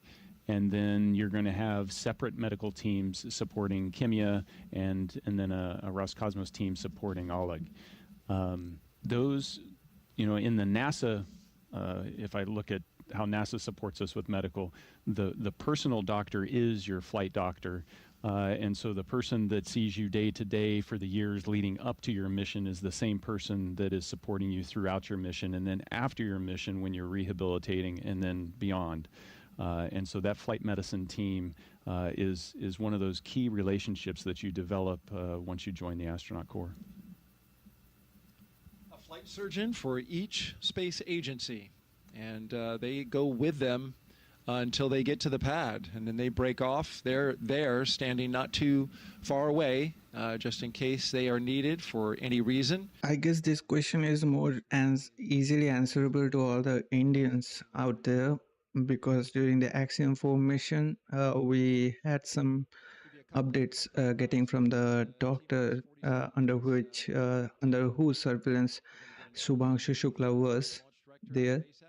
So we do know that how the doctor's team is, or a personal doctor is there for you on a human spaceflight mission to the International Space Station. Will depart the pad. That was the team that was getting the crew all ready inside the spacecraft and then sealed up the hatch. They will depart. It'll just be the crew out there on the pad. It'll be them and Dragon Endeavour that you see right there at the top. We've talked a lot about this capsule today. Currently, we are just 8 minutes away from SpaceX to join the stream and to start their separate stream. Although the feed will be the same, there is nothing that you will be missing watching this stream. They will be just joining the stream along with the NASA host. Demo 2, Crew 2 in 2021, Axiom Mission 1 in 2022, Crew 6 in 2023, and Crew 8 in 2024. In all, Endeavour has flown 9 NASA astronauts, 3 space tourists, 2 Roscosmos cosmonauts, 1 retired NASA astronaut, 1 ESA astronaut, and an Arab astronaut from the UAE to and from the International Space Station. Crew 11 marks Endeavour's 6th mission, the flight leader to the ISS. And we leave you now with dancing from Crew 1. Apparently choreographed as well. Look at that.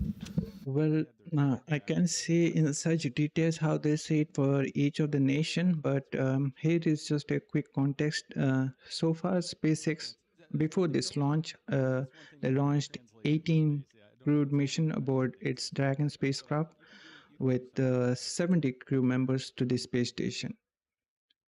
Out of them, if we break down, 11 are for NASA, that is the government organizations, 4 Axiom missions, 1 Inspiration 4 mission, and Polaris Dawn mission led by Jared Isaacman, and another one is the Fram 2 mission. So that's gets a total of 11 crewed mission prior to this launch. And about the crew they launched before this mission, as I mentioned, it's 70 of them, Now the breakdown is there are 40 crew members for government organization for plus 28 for private organizations, and that sums up to 68. That is, they got to be launched and to come back. But separately, we have to consider more 2 crew members for Boeing Starliner crew flight test that the SpaceX helped them to land back on Earth. So that's a total of 70 crew members they supported.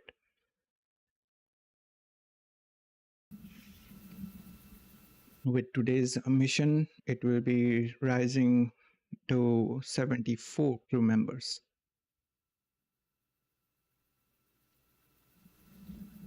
So those flags were hanging dead for a while, but they're blowing again.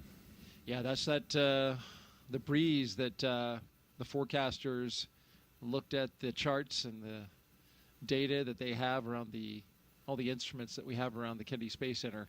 And early this morning forecast an earlier kick up to those winds. And so we're seeing them now. They've got a forecast for 14 knots around liftoff time with a peak of 18 knots. Of course, they're going to reevaluate that here in about 25 minutes or so. And of course, we'll be listening in to the launch communications by the team, making sure we keep you updated to their progress.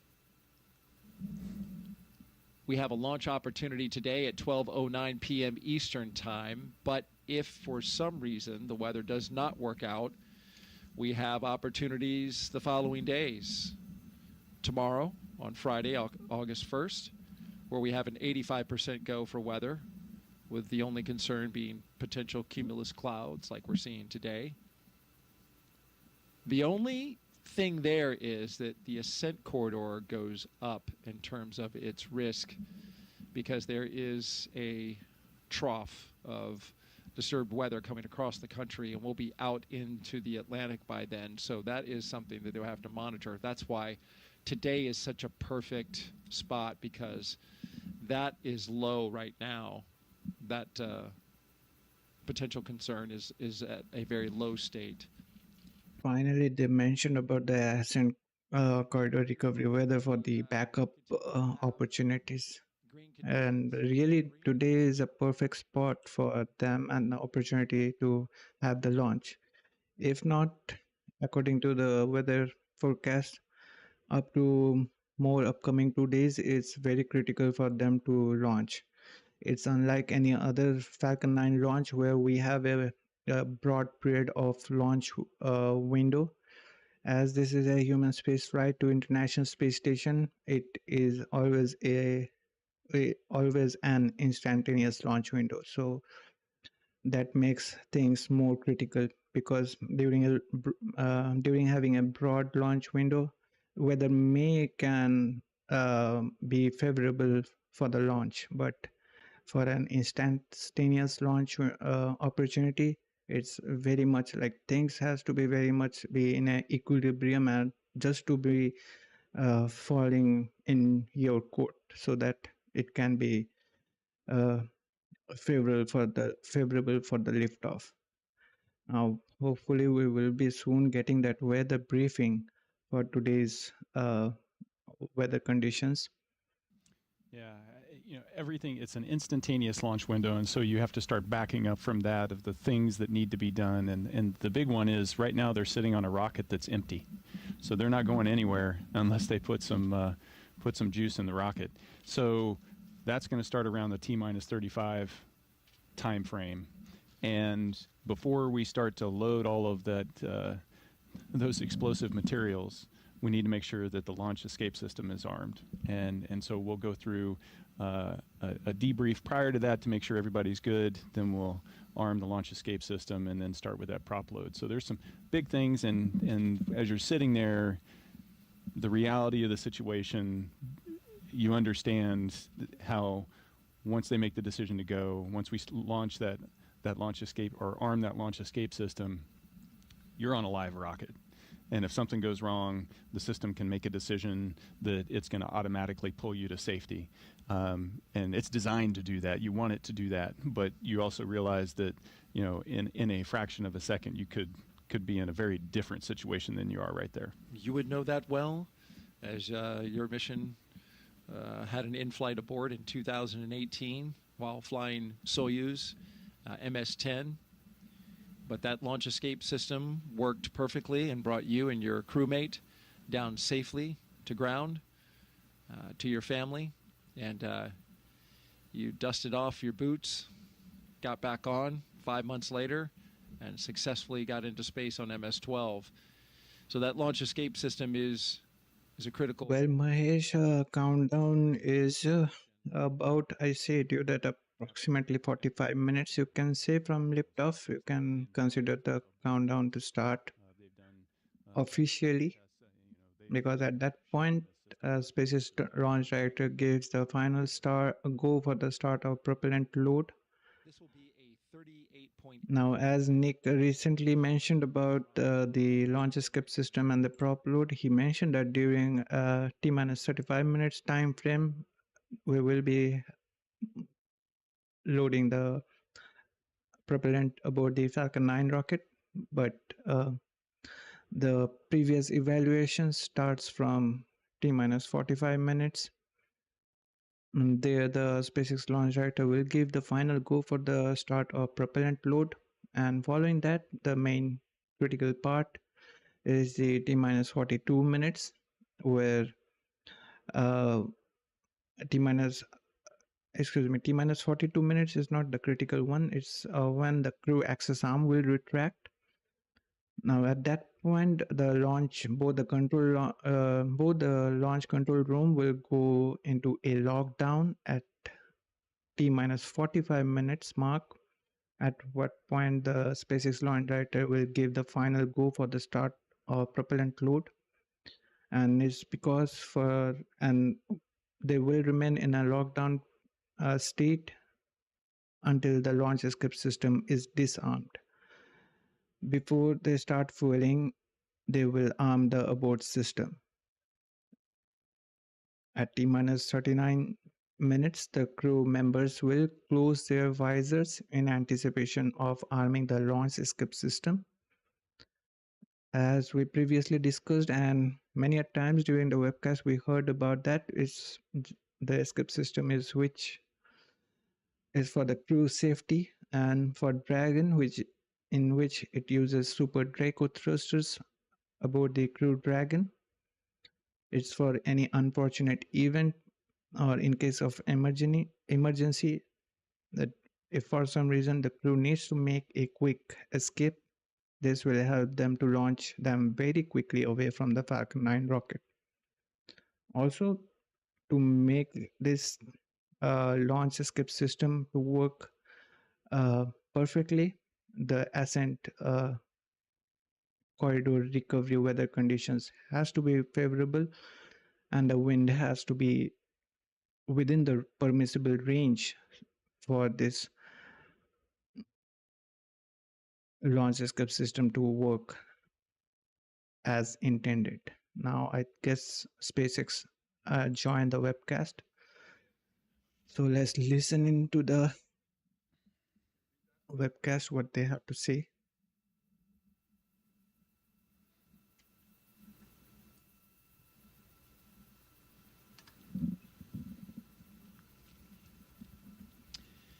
Good morning. You're watching live launch coverage of NASA and SpaceX's 11th rotational flight to the International Space Station. I'm NASA's Daryl Nail, joined once again by NASA astronaut Nick Hague, who's been with us for the past 3 hours.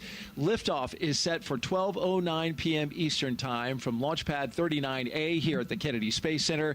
And before we continue, a quick reminder about Nick's incredible experience in space. General Nick Hague was selected as a NASA astronaut in 2013. His first flight to the space station in 2018 ended in a launch abort following a rocket booster failure on Soyuz MS-10, a dramatic escape that he and his Roscosmos crewmate survived safely. He returned to space in 2019 here on Soyuz MS-12, spending 203 days on the ISS. And last fall, he commanded NASA's SpaceX Crew 9 mission there, as you see him getting ready to go with cosmonaut Alexander Gorbanov. In total, Nick has logged 373 days in space and completed 4 spacewalks. It's so great to have you here today as you've been sharing your experience, the lessons you learned, your experience in space, and some of the human emotions that every astronaut goes through on a day like today. Yeah, no, Daryl, it's a thrill to be here. I wouldn't want to be anywhere else. We're getting ready to launch 4 humans into space. It is such an amazing thing that is so hard to do, and to be able to witness it and then just be a part of that legacy of doing it over and over again for decades is a thrill. And a great responsibility by all involved. Crew 11 is launching from pad 39A, and we're now just over an hour away. Once they arrive at the station, they'll join Expedition 7374, and in just 3 days, Crew 10 will return home. This will be what's called a quick 3+2 crew handover. You were Crew 9, you get a little time with the crew that's coming up, and it's important time. It is, because you're living on the space station, so you train for how to work all. When they will be giving the weather briefing, I'm mostly concerned about that for today's launch. Microgravity in that weightlessness, and it really is something that you try to maximize.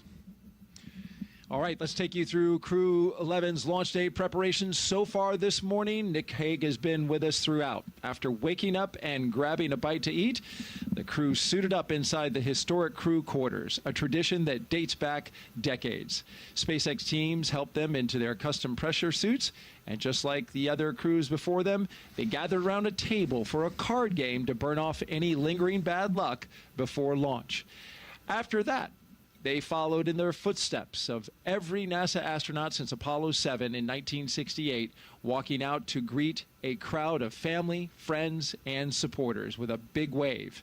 Then it was into their Teslas for a security-escorted ride out to Launch Pad 39A, a 20-minute journey filled with anticipation as they drove up with their rocket in sight. Once there, they looked up, got a close-up look at the rocket, walked through the crew access arm, and climbed into their spacecraft.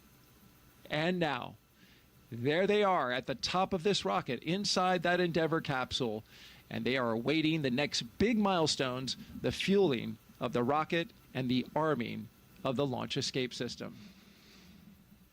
Throughout the broadcast, we are taking your questions to Nick Hague. Just use the... Today, according to 45th Weather Squadron, the major weather condition is the cumulus cloud rule that creates 90% favorable launch weather conditions and 10% launch weather condition constraint violations. But another major concern for today's launch is the ascent corridor recovery weather. Before the launch escape system getting armed and before the propellant starts beginning, they will be having the weather briefing. The main concern for us to have for today's launch opportunity. Just over an hour from now.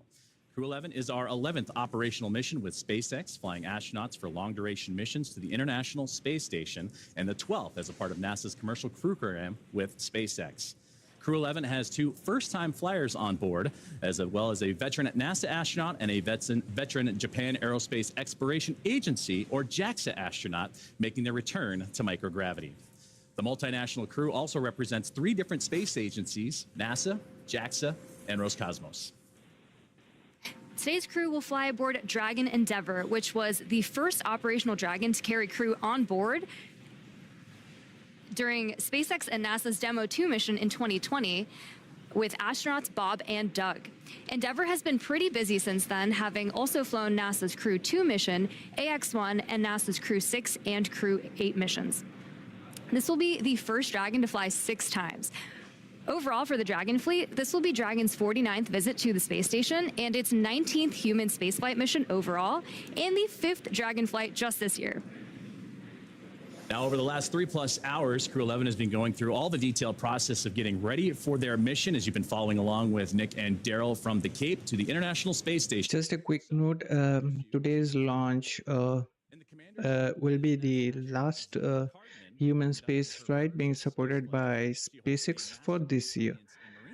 Please kindly don't make that thing to come in between that previously was Elon said that he will be decommissioning the Dragon spacecraft. Well, that was just an for the sake of argument he was going through.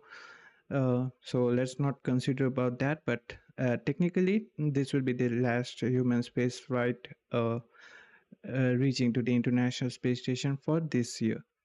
Absolutely, there is no concrete evidence or information regarding the decommissioning of the Crew Dragon spacecrafts. That was Space Shuttle Endeavour, and fitting that he flies on Dragon Endeavour today. Serving as a mission specialist, or pardon me, Sonia, is serving as a mission specialist is going to be Japan Aerospace and JAXA astronaut Kimiya. Yeah, and today's flight will be Yui's second trip to the space station. He was selected as an astronaut by JAXA in 2009 and has logged 142 days in space. And to round it all out, Roscosmos cosmonaut Oleg Platonov is also serving as a mission specialist and was selected as a cosmonaut in 2018 and will be making his first space flight today. Now, as we get closer to 1 hour away from liftoff, let's take a look at what's going to be happening with Crew 11 once on board the International Space Station. Crew 11 will briefly become members of Expedition 73 and then Expedition 74 in the fall. Following departure of Soyuz MS-27 spacecraft, that's when the expeditions will change over, and that departure will feature NASA astronaut Johnny Kim. They'll also conduct space station maintenance and scientific research to understand plant cell division, finding alternatives to antibiotics and microgravity, investigate producing essential nutrients on demand for long-duration missions, and study how spaceflight affects human physiology and psychology. The crew will also engage with students worldwide via the ham radio and use its existing hardware with newly integrated software to test a backup lunar navigation solution. So as the crew continues to prepare, as does the team on the ground, let's check in with another member of our broadcast team, Ronnie, here with SpaceX for an update on all things on the rocket, the capsule, the crew, and more. Ronnie? Thanks so much, Joseph. I'm Ronnie Foreman, a senior sales manager, joining you today from the SpaceX Statics Desk. It continues to be a smooth countdown, and we are looking good for an on-time liftoff, which is at 12:09 p.m. Eastern Time from the historic Launch Complex 39A in Florida. Now, coming up here in just about 15 minutes, we're going to be listening in for our team to report our final readiness for propellant load with a final go, no-go poll. Of course, here on the ground, teams will be staffed around the clock in mission control, which is just behind me here in Hawthorne, to monitor Dragon and the mission, not just today, but throughout the entire mission, from liftoff to Crew 11's arrival at the space station, all the way through splashdown when our astronauts return home. On console or on headset in mission control, as you can see on your screen right now. Tank isolation valves to equalize low flow pressure.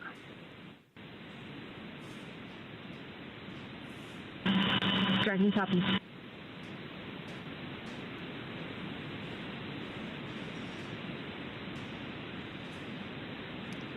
So we've got some good live action there from our teammates in mission control. The mission director is the one in charge of the room and tasked with making those real-time decisions that ensure mission success. The person we just heard talking to the astronauts is the crew operations and resource engineer, who we'll refer to as the core throughout the broadcast. Our 4 additional team members are focused on vehicle systems, including avionics, navigation and control, software, propulsion, life support, and communication with ground support teams. Apart from mission control here, our Falcon 9 team is currently located in the Launch and Landing Control Center at Hangar X in Florida.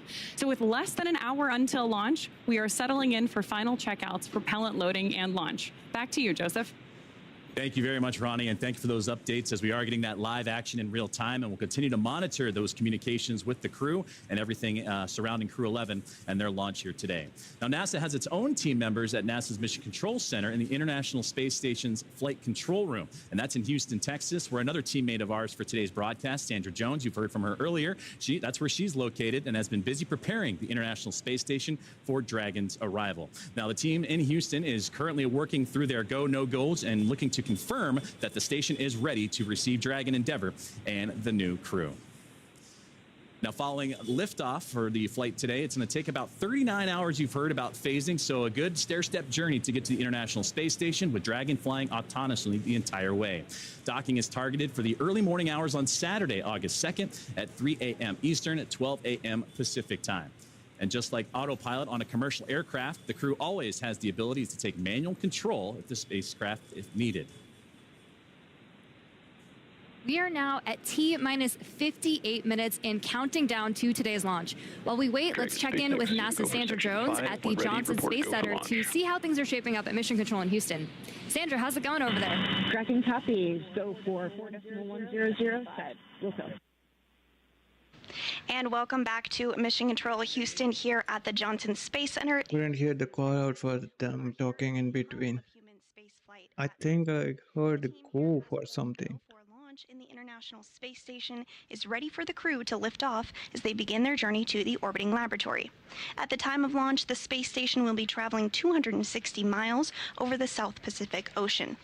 In the home stretch of the rendezvous, NASA and SpaceX flight controllers will enter into what we call integrated operations, where both flight control teams will conduct a series of go, no-go polls for Dragon Endeavour's docking to the International Space Station.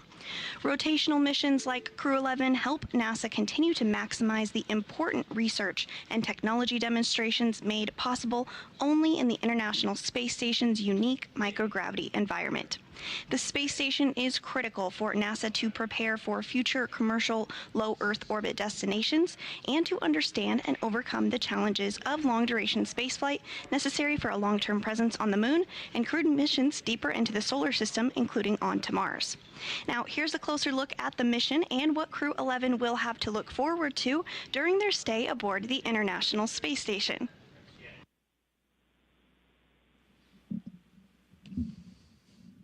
They forgot to play the video or something. Now they played it.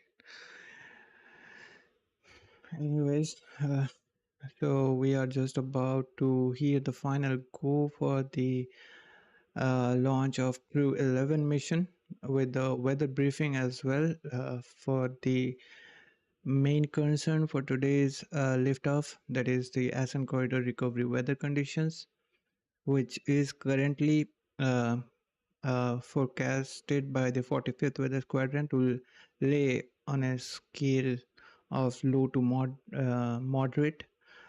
So that's a critical thing we should be keeping an eye on.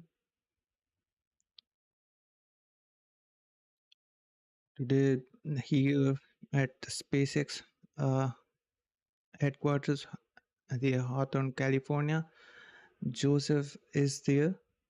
Previously, he was there in the International Space Station's flight control room back in Houston during the Axiom 4 mission. And during that time, he was talking so calmly. But today, he is talking so fast. I think he got a little bit influenced by the presence of Soumya Srivastava, the host from the SpaceX team. And personally, to be frank, for the first time, I saw Soumya Srivastava in real. I always heard her voice, but never saw her. Maybe I missed her during any webcast where she showed up.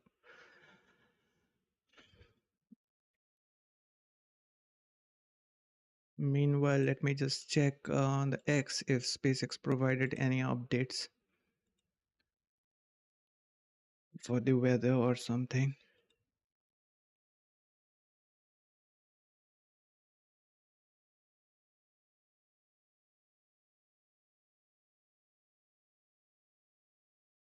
Our moderator was providing us updates over here, the Angry Bird joining us, but I guess got busy in doing things.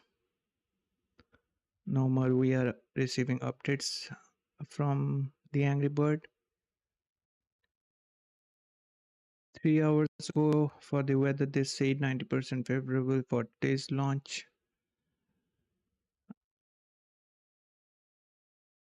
Up, then they said about the hatch closed, and that update Angry Bird provided us.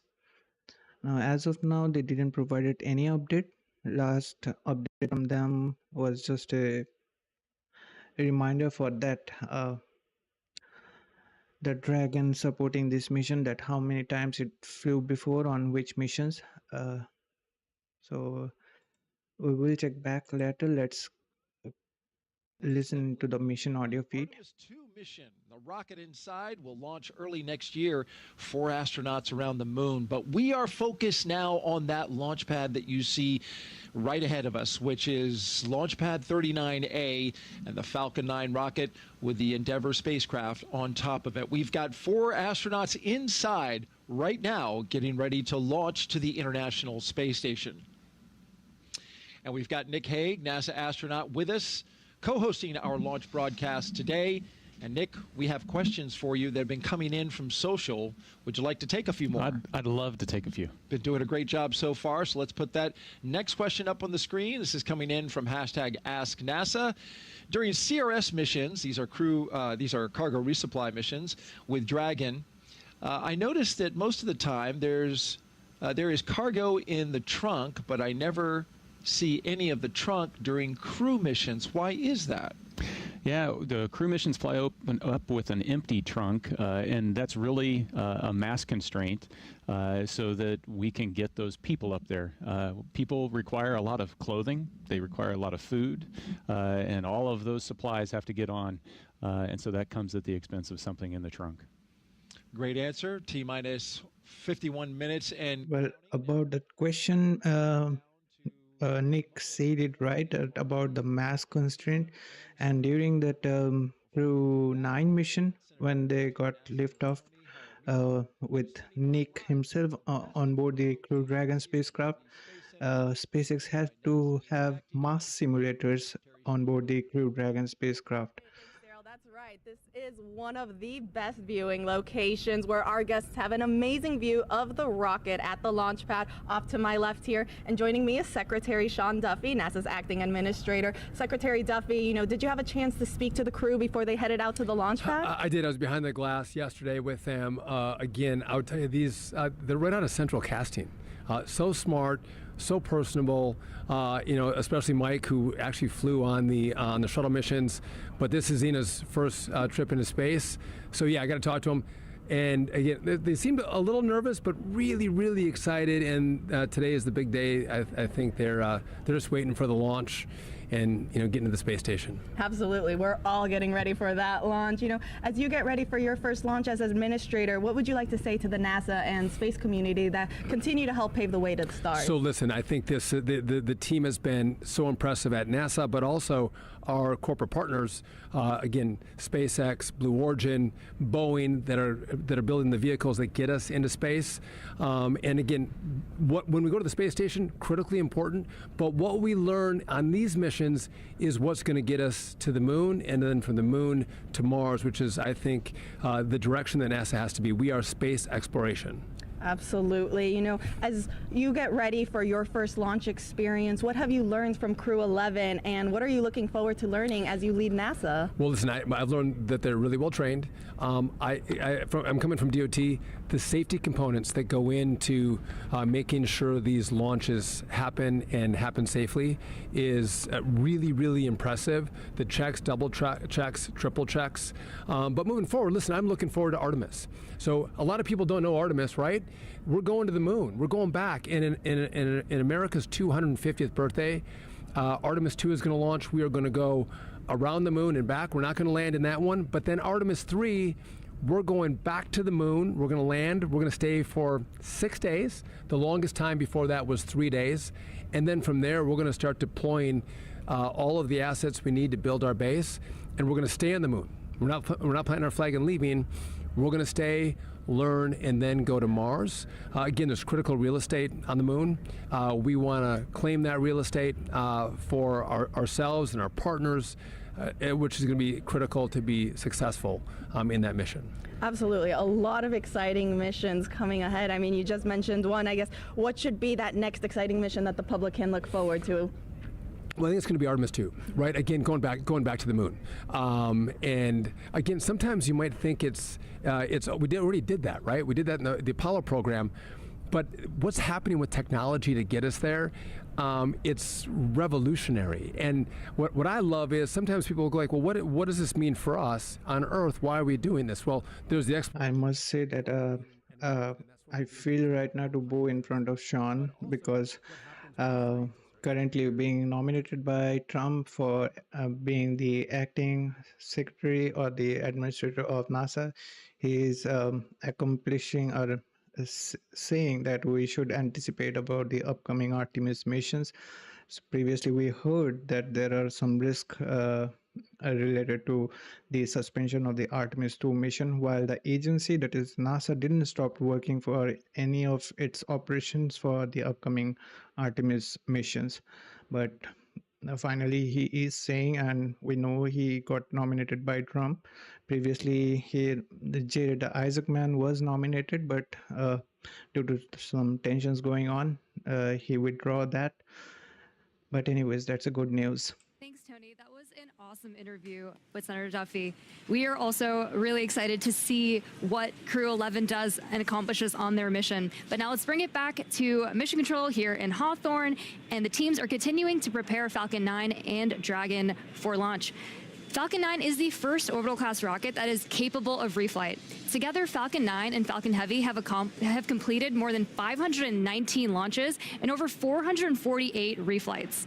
Incredibly impressive. And today, the booster that Crew 11 will be using is going to attempt to land at Landing Zone 1, which is just down the coast from NASA's Kennedy Space Center in Florida. This will be the third flight of this particular first-stage booster after supporting a Starlink mission earlier and recently Axiom Mission 4. That was the successful fourth private astronaut mission to the International Space Station. Rapid reusability drastically reduces launch costs. We are getting close to T-minus 45 minutes. That's where the SpaceX launch reactor will give the final go for the propellant load. And I hope during that call out we will be hearing something related to the weather updates for today's liftoff. Which is absolutely wild.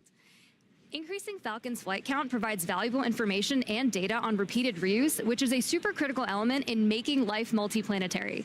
This same spirit of continuous iteration and innovation does not stop with Falcon 9. NASA awarded SpaceX a contract to develop the US deorbit vehicle, a modified Dragon designed to guide the space station through a controlled re-entry into Earth's atmosphere. And when the time comes and the International Space Station reaches its end of operational life, which, trust me, it still has a lot of life to give right now, Dragon will help achieve that safety orbit. During the CRS-31 cargo resupply mission, Dragon successfully performed a reboost test for NASA that demonstrated Dragon's ability to change the station's orbit, and we'll see a similar test coming up, and that'll help inform plans for the upcoming commercial resupply mission number 33 with SpaceX, where Dragon will fly an extended mission and repeat that reboost demo with a modified trunk called the Boost Trunk. This modified trunk will give Dragon the ability to change the station's velocity by up to 10 meters per second. And testing these added capabilities will provide NASA with additional options for station operations in the coming years. And yet another innovation that SpaceX is working on is the intravehicular spacesuits, or IVA suits, that astronauts wear during Dragon missions. These suits are worn by the astronauts while they're inside the spacecraft, countdown one, the versus the extravehicular EVA spacesuits that are go for propellant load and launch. For all operators in MCCX and Hangar X, both control rooms will go into lockdown at T-minus 45 minutes and will remain in that state until LES is disarmed. All operators are to remain at their console and maintain a sterile cockpit until MD confirms successful disarming of the launch escape system following orbit insertion or propellant offload in the event of a scrub. For non-urgent no-go conditions, brief the CE or LD and they will approve aborting the count. For urgent issues affecting the safety of the operation, operators shall call hold, hold, hold on the countdown net. Launch control will abort the launch auto sequence immediately and proceed into launch abort. At T-minus 10 seconds, launch control will be hands-off and relying on automated abort criteria for the remainder of the count. Operators advise launch director whether structural breakup or fire is imminent or occurring per Dragon manual flight escape rules.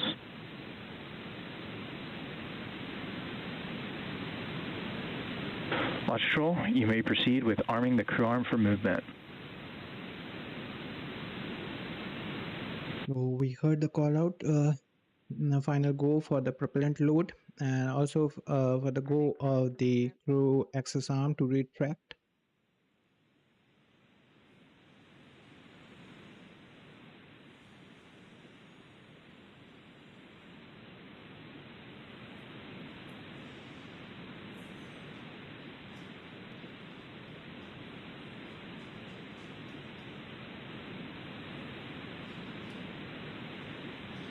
And there you can see the crew access arm drifting away from the Dragon Endeavour atop the Falcon 9 rocket.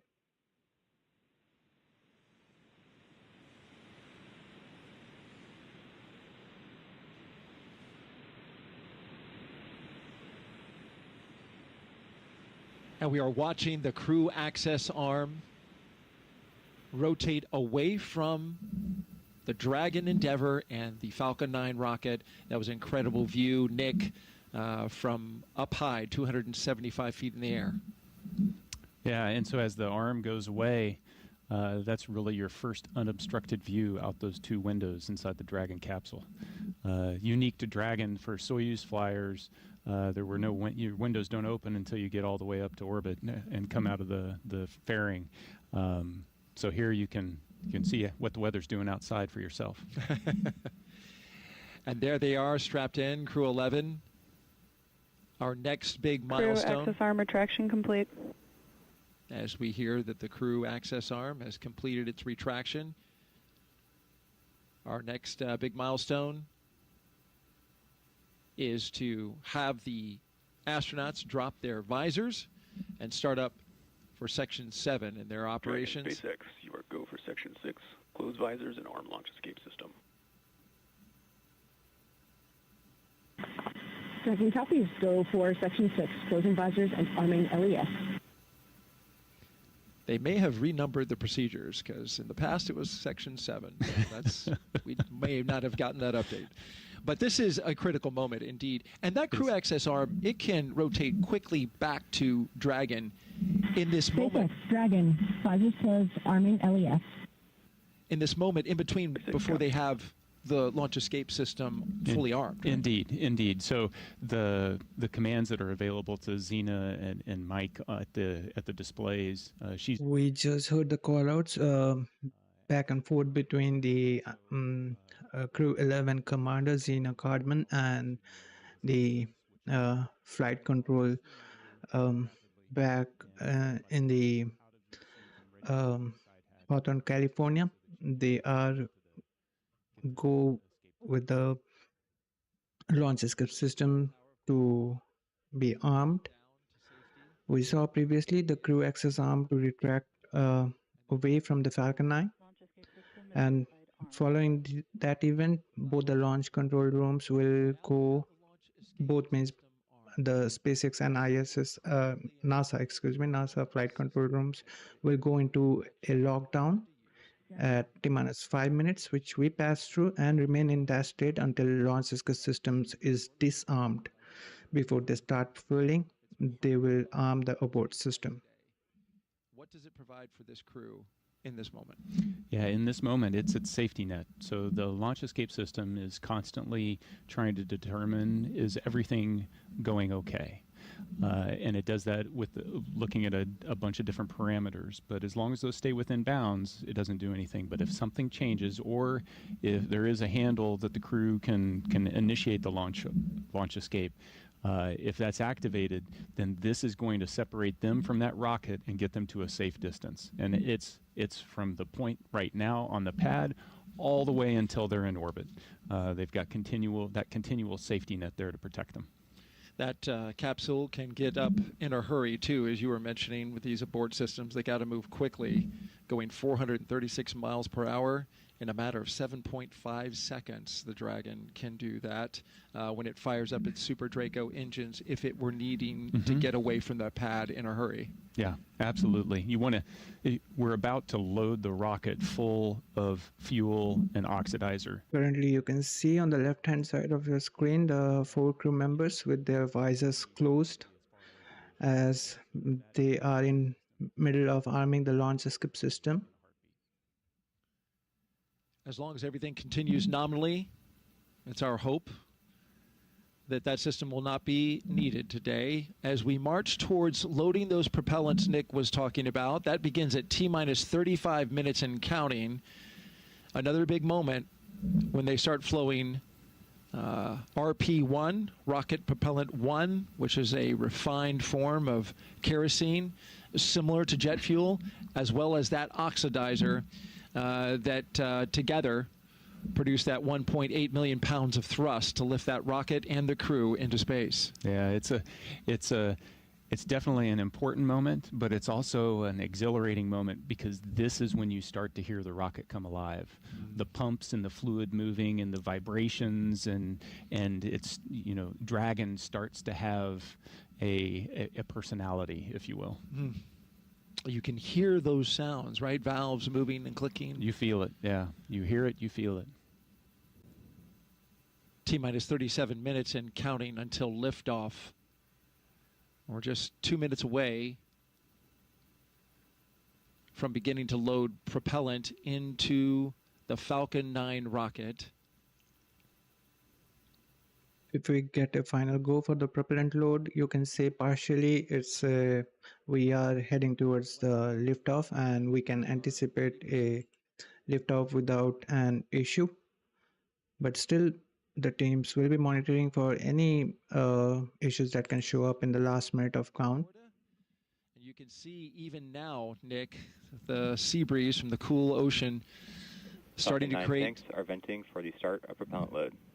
Starting to create those little cumulus clouds bubbling up around the pad. We had a clear sky earlier. We're getting a little bit now, but overall, we're expecting that that should be clear. I see blue. It's the glass half full. I like that. As long as we have that blue sky straight over top of the rocket and 10 miles out, we are good to go. And so far, right now, green conditions. The range is clear. The area around the pad. Boat traffic has been cleared by range operations. Currently, we heard that they are pressurizing the tanks for the propellant load. Where Nick, of course, as of now, no weather conditions have cleared the range. They are currently monitoring it, making sure that no one can get into the path of the rocket from down on the ground or in the ocean, for the reason that if anything were to happen and any... Approximately 1 minute from now, the rocket grade kerosene or the RP1 on board will be getting to be loaded on board the first and second stage of Falcon 9. Even for this one place, the number of organizations that have to work together and they're necessary for success. Our 4-person crew, 2 NASA astronauts, 1 JAXA astronaut, and a Roscosmos cosmonaut seated in launch position, monitoring their systems on their heads-up displays.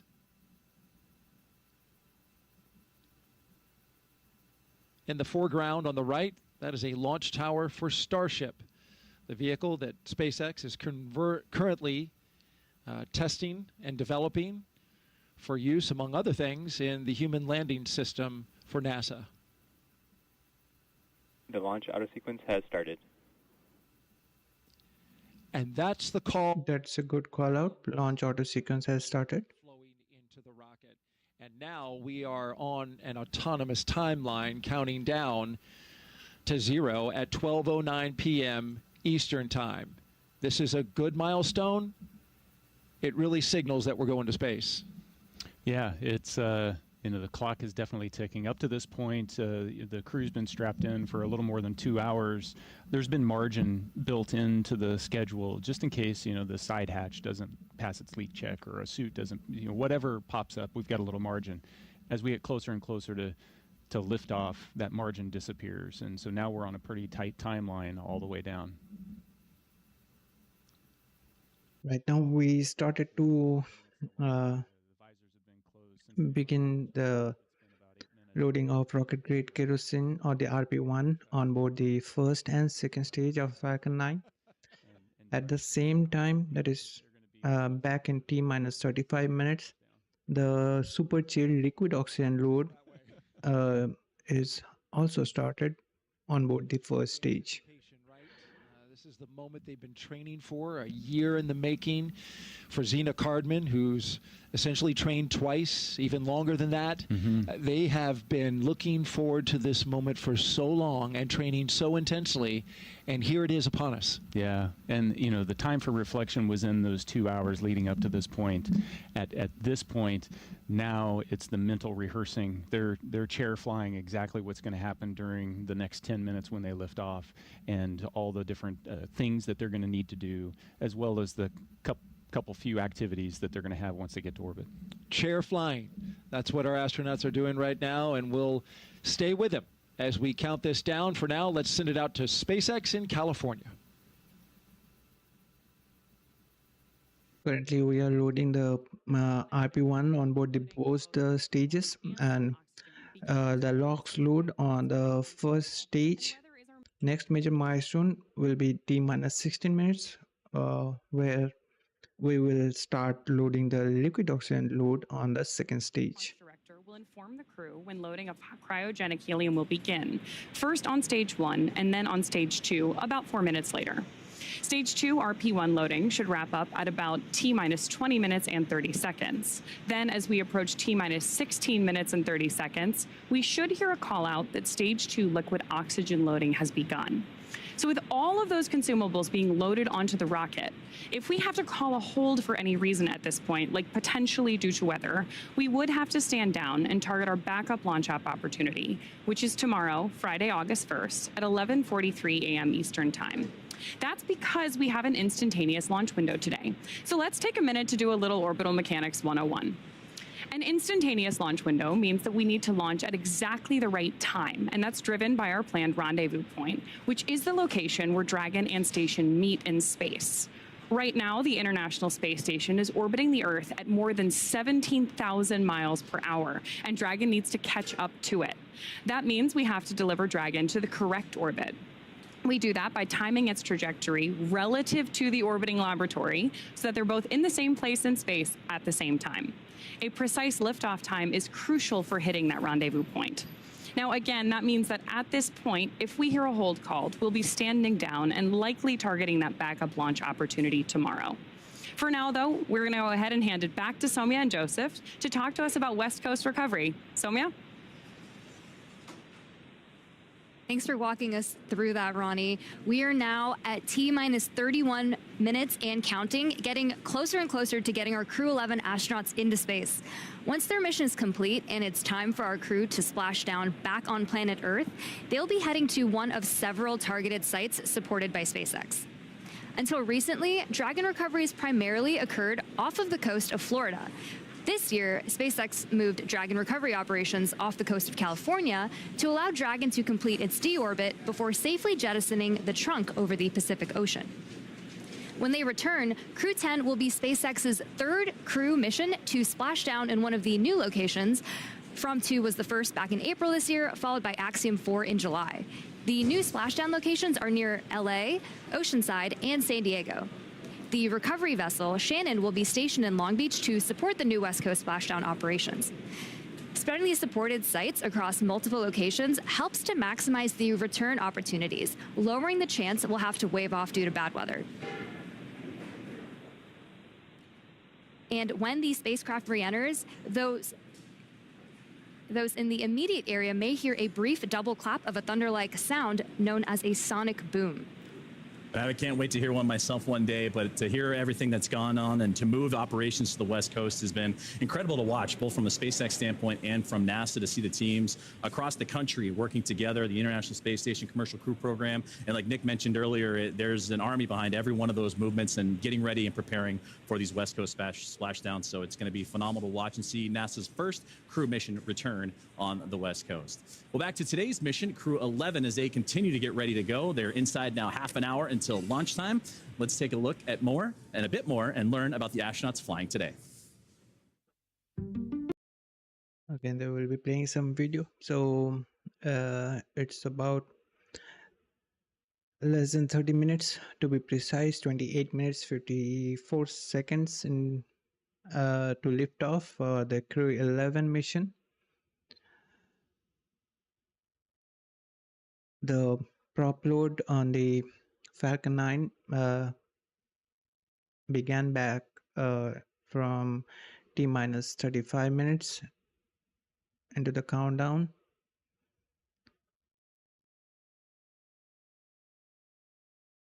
At T-minus 39 minutes, the crew members close their visors in anticipation of arming the launch escape system.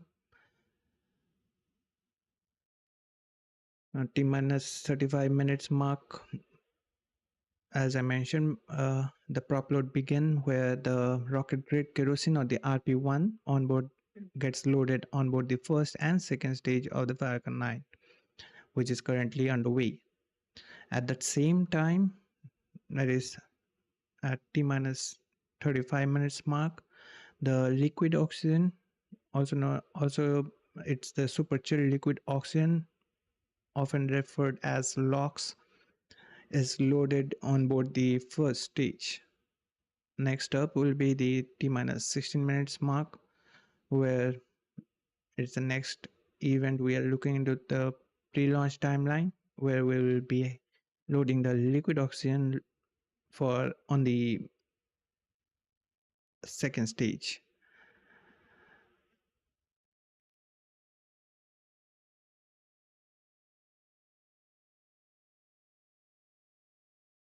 Crew 11 will be conducting? Sure, we're very excited for the launch. We have 10 experiments flying on Crew 11. Everything from cardiovascular systems, central nervous system, all the way to genomics, the full breadth, and addressing many very important risks for us to get to the moon and Mars.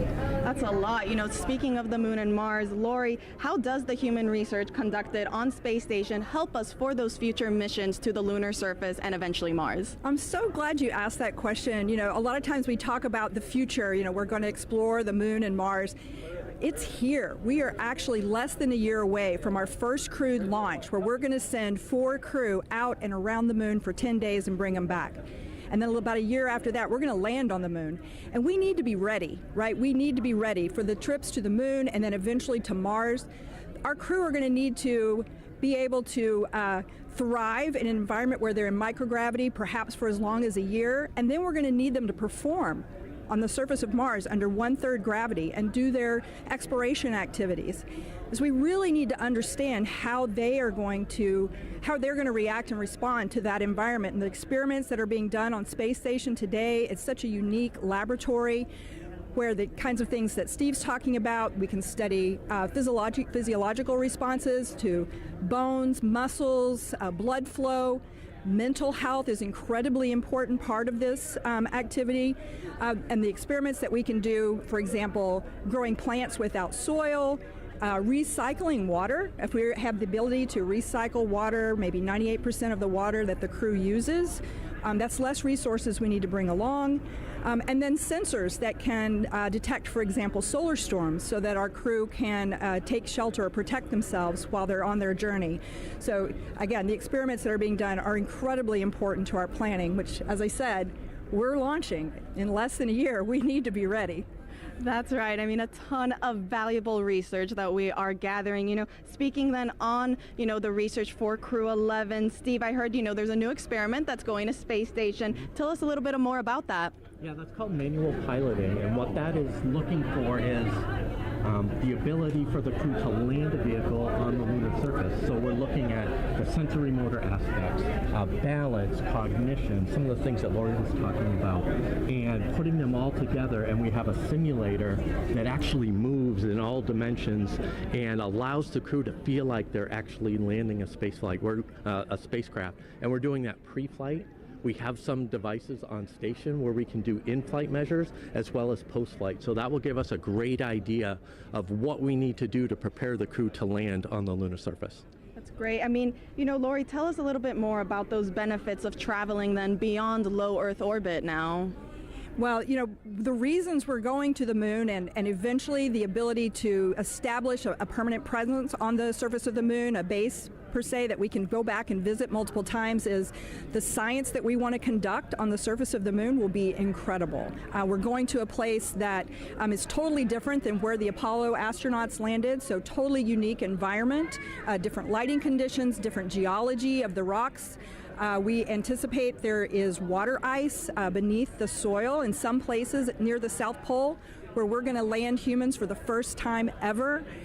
So we will be able to do incredibly unique science, but we'll also be able to continue the human research aspects for longer duration stays on the surface of the moon where we're trying to live and work, and that will again feed forward to help us be better prepared for Mars. Absolutely. A ton of exciting things coming up. Thank you both so much for joining us. Now we'll send it back to Daryl and Nick.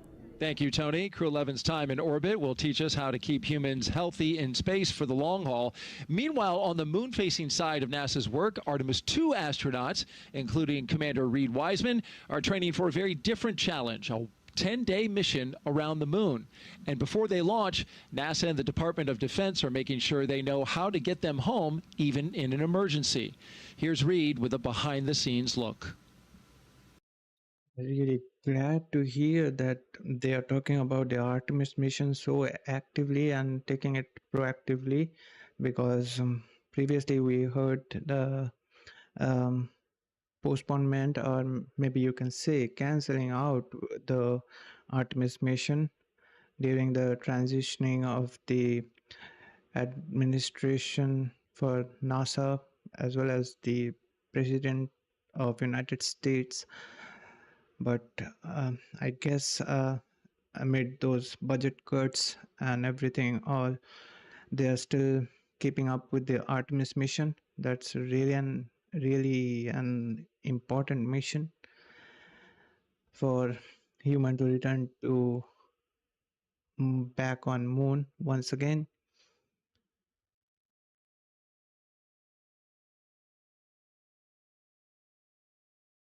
Currently, we are getting close to the next major milestone in today's pre-launch countdown.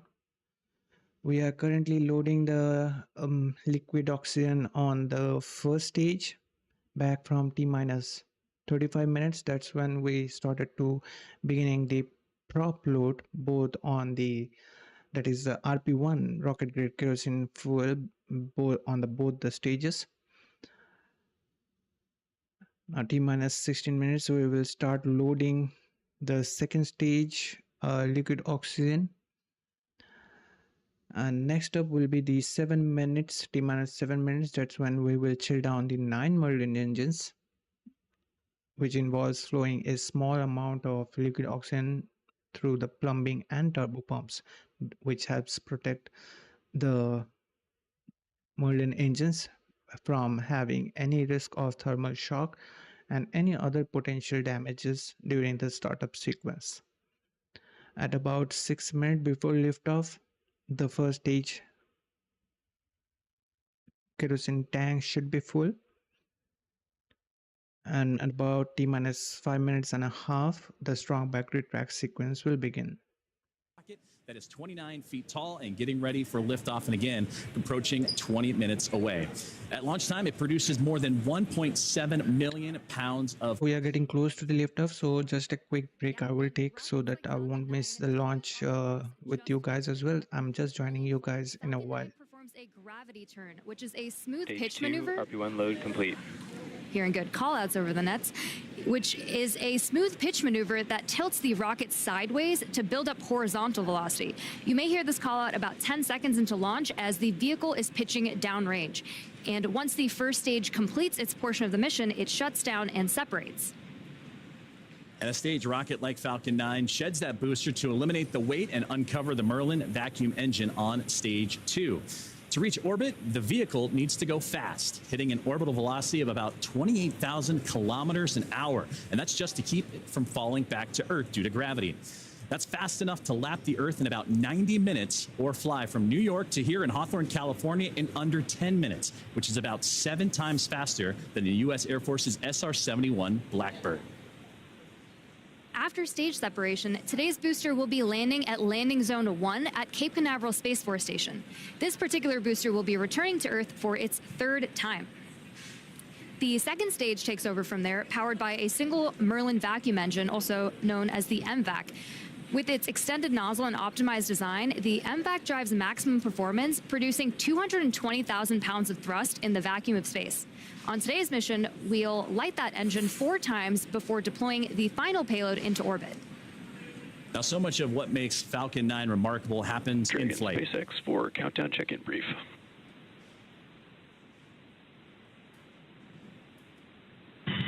Dragon's with you. Okay, Zena, we have healthy Dragon, healthy Falcon 9, just like last time, so prop load is proceeding nominally. We do have one watch item that has popped up. There is a pop-up storm cell that is just to the north of the pad. Currently not violating any LCCs, but we are monitoring this particularly closely as it's moving offshore. We'll let you know if it starts trending towards blocking launch today, but again, not expecting that at this time. Dragon copies all. We've got a healthy Dragon, healthy Falcon. We're proceeding towards launch. Only watch item is a storm cell that is north of the pad moving offshore. We'll continue monitoring, but otherwise looking great. That's a good readback.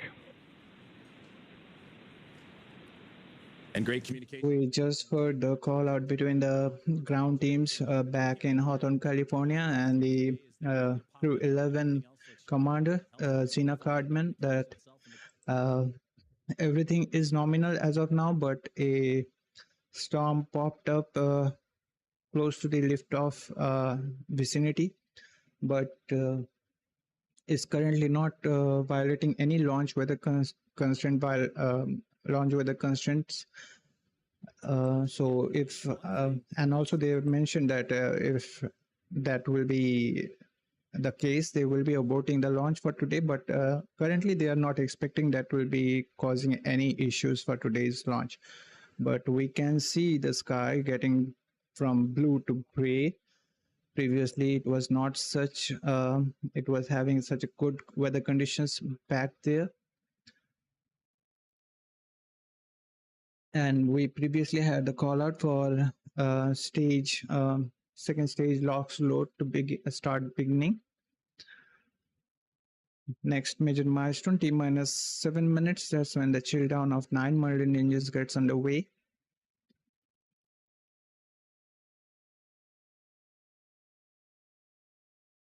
Now the major call out, we should be keeping an ear out for any launch weather constraint violations for the recently popped up storm close to the pad.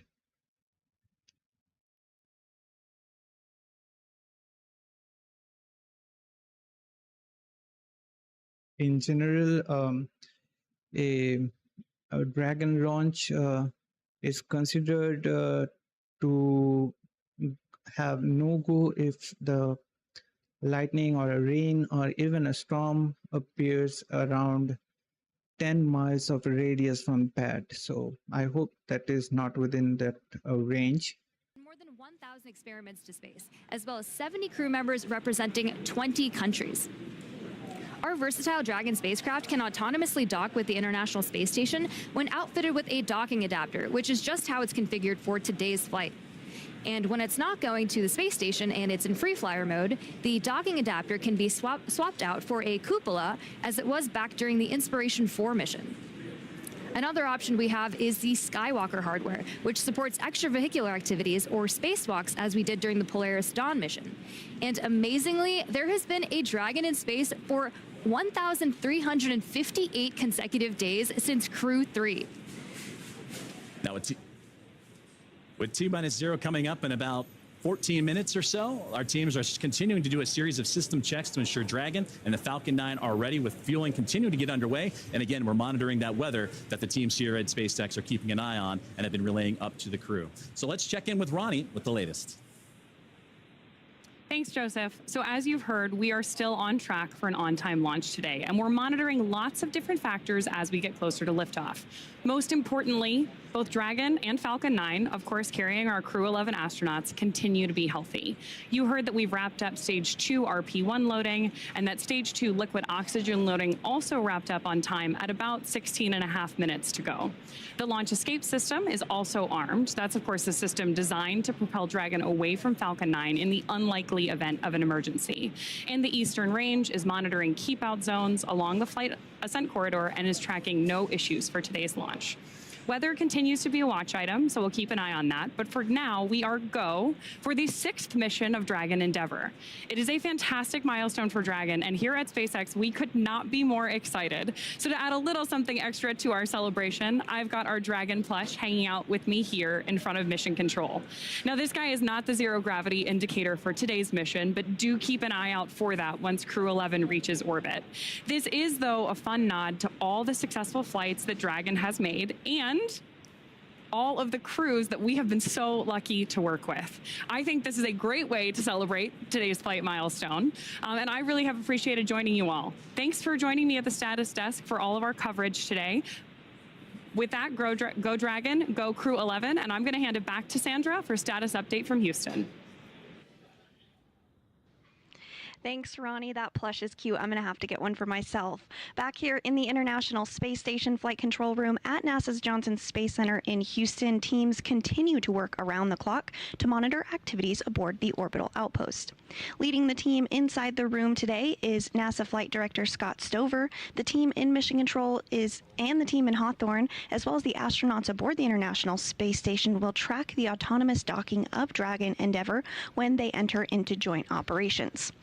This will happen when the spacecraft enters the approach ellipsoid, which is the invisible boundary stretching 4 by 2 by 2 kilometers that helps us monitor all arriving and departing spacecraft.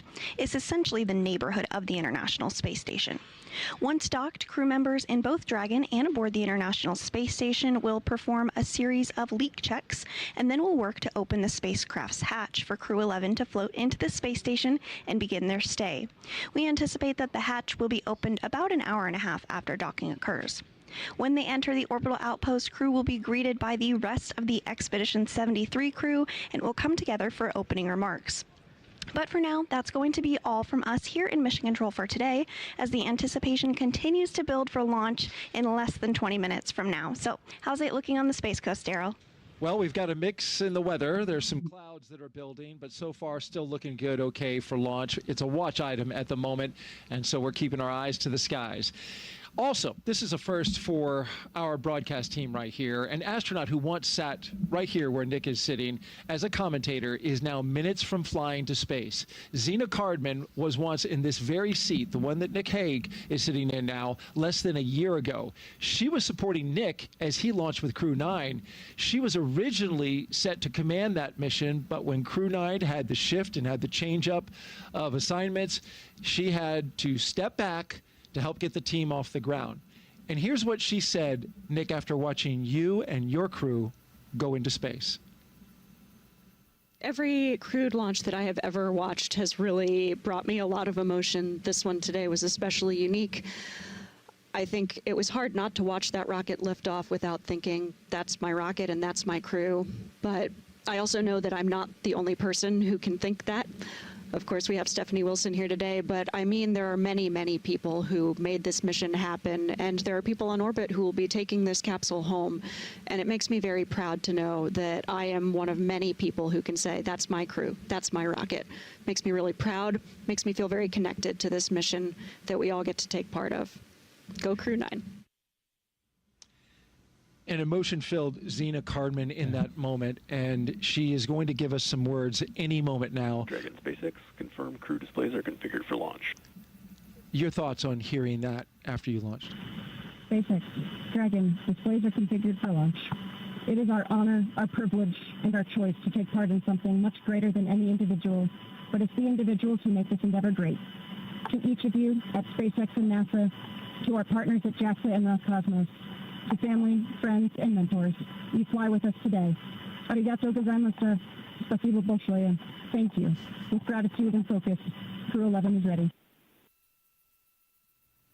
Some thanking words from the Crew 11 commander, Zena Cardman, as the crew is preparing for the liftoff. Currently, still we are looking into the weather. It's still an watch item for today's launch. Although as of now, there is no launch weather constraint violations. The range is green and is ready to support. Everything is nominal. Dragon and Falcon 9 health is nominal. Next major milestone, T-minus 5.5 minutes or so, the strong backward track sequence will begin. It will start with the clamp arms just underneath the Dragon trunk to open up, and then the transport erector or the strong back will recline about 1.5 degrees or 2 away from the Falcon 9. It will remain in that position until liftoff, at which point it rapidly pulls back to clear the way for Falcon 9's vertical ascent. Now, all the strong backward planning process on both the three pads for SpaceX are not the same.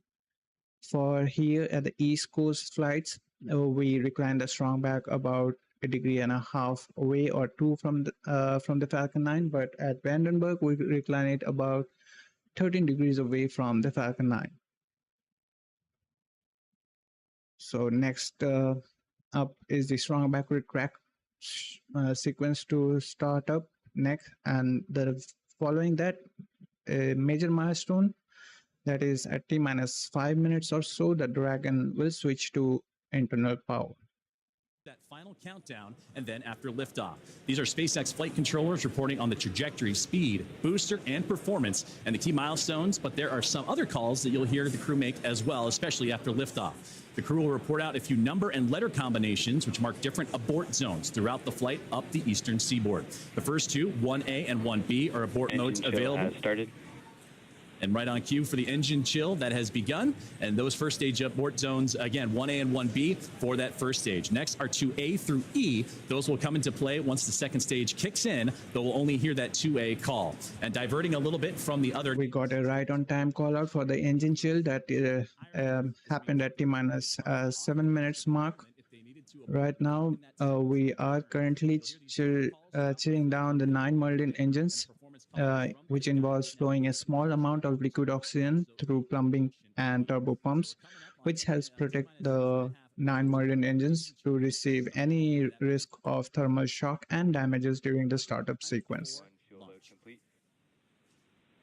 So we already heard that stage 1 engine chill has already started, which is a key process that prepares the engines for flight. Right now, the prop in the tanks is isolated from the engines. Sorry. The prop in the tanks has already started trickling into the Merlin engine pumps as the engines are chilling for the start sequence. And we do this because the super chilled and densified liquid oxygen is really, really cold. And we use this process to bring the engine hardware down to a cooler temperature before flowing all of the LOX and propellant into it during flight. At liftoff, Falcon 9 is consuming 700 gallons of fuel per second. So engine chill helps us to prevent thermal shock and ensures nominal engine performance. Shortly, coming up, we should also hear the call out for stage 1 RP1 load completion.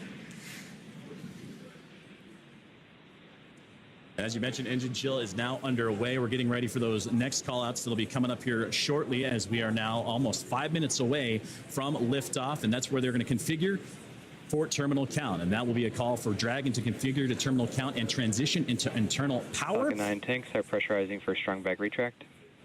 We got the call out that the tanks are pressurizing for a strong back retract. Here we add a little bit of gas to stiffen up the tanks so that the clamp arms underneath the Dragon spacecraft to open up, followed by the strong back reclining about 1.5 degrees away from the Falcon 9, since this is a East Coast flight. Provide access to Falcon 9's fueling lines and umbilicals for prop load and a different gases being loaded on board. But right now, everything's starting to wrap up in Somia. It's exciting to get to this. Strong back retract has started. Exciting to get to this point of the countdown. As you heard it right there, the strong back retract is on its way.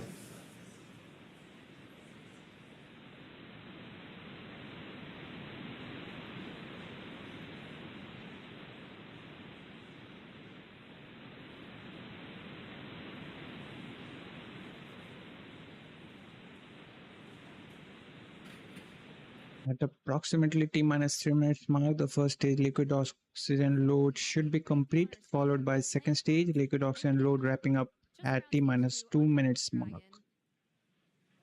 In preparation for strong back retract. You can see those clamp arms which got open, and you won't notice a substantial difference for the strong back. Now you can see slowly it's reclining, but it won't be so much like that kind we see in Vandenberg flight. It just a little bit, it will be reclining. I guess it's already got done with the reclining. It will be 1.5 degrees or 2 from the Falcon 9. 3 minutes until launch.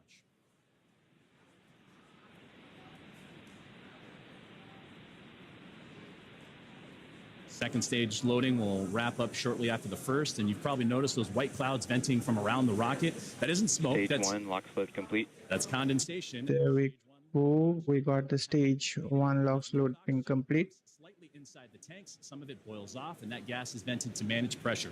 When the vented oxygen hits that warm Florida humid air, in terminal count and on internal power, it instantly condenses into those clouds. Dragon is right now on its internal power and in terminal count. The rocket and Crew 11 are ready for liftoff. And next up, we will hear the call out for second stage LOX load wrapping up just inside T-minus 2 minutes mark. At that point, a Falcon 9 rocket will be fully fueled with 1 million pounds of propellant. So coming up in just under 20 seconds, we should hear the call out that LOX load will be completed on stage 2, which will mean that there will be 1 million pounds of propellant loaded onto Falcon 9 at that point. We're coming up on that call out in just a few seconds from now.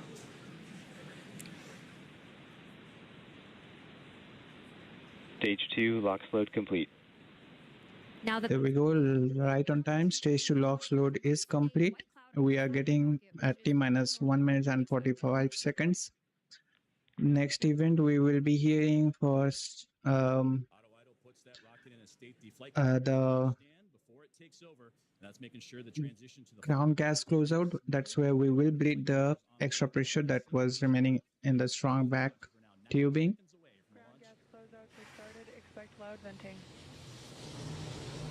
And there we go. We got the call out. This cold gas, when it reacts with the moist humid air here at the Atlantic, gives us this nice white cloud coming out.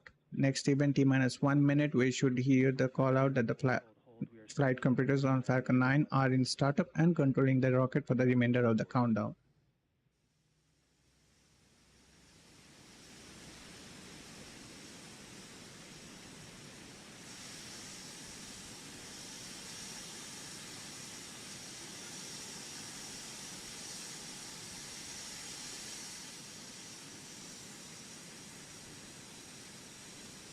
We didn't heard the call out there.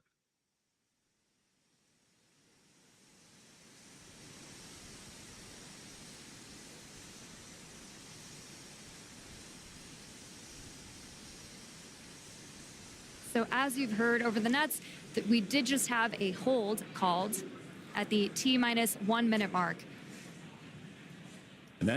And that hold due to weather, that was something that we've been keeping an eye on. Our team here in SpaceX and Hawthorne, as well as in NASA, we're monitoring that throughout today's broadcast in preparation for launch. But Unfortunately, standing down looks to be the case as the weather has created that violation, but we'll continue to monitor and await for the news officially from the teams on the ground as that weather violation looks to come into play for launch today. Dragon SpaceX, bad luck on weather there. We just got clipped by a cumulus cloud right over the pad, so ended up scrubbing for weather.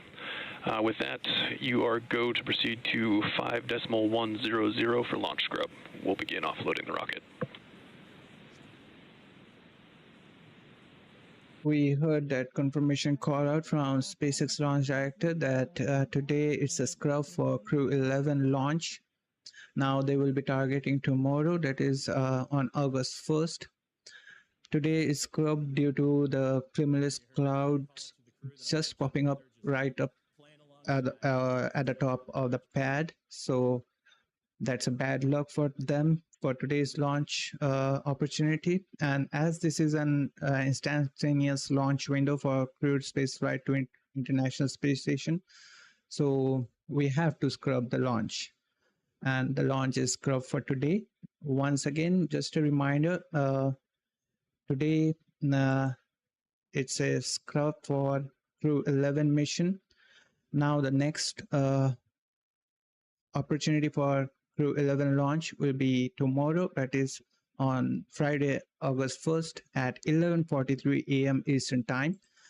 And that will be also an instantaneous launch window for Crew 11 launch.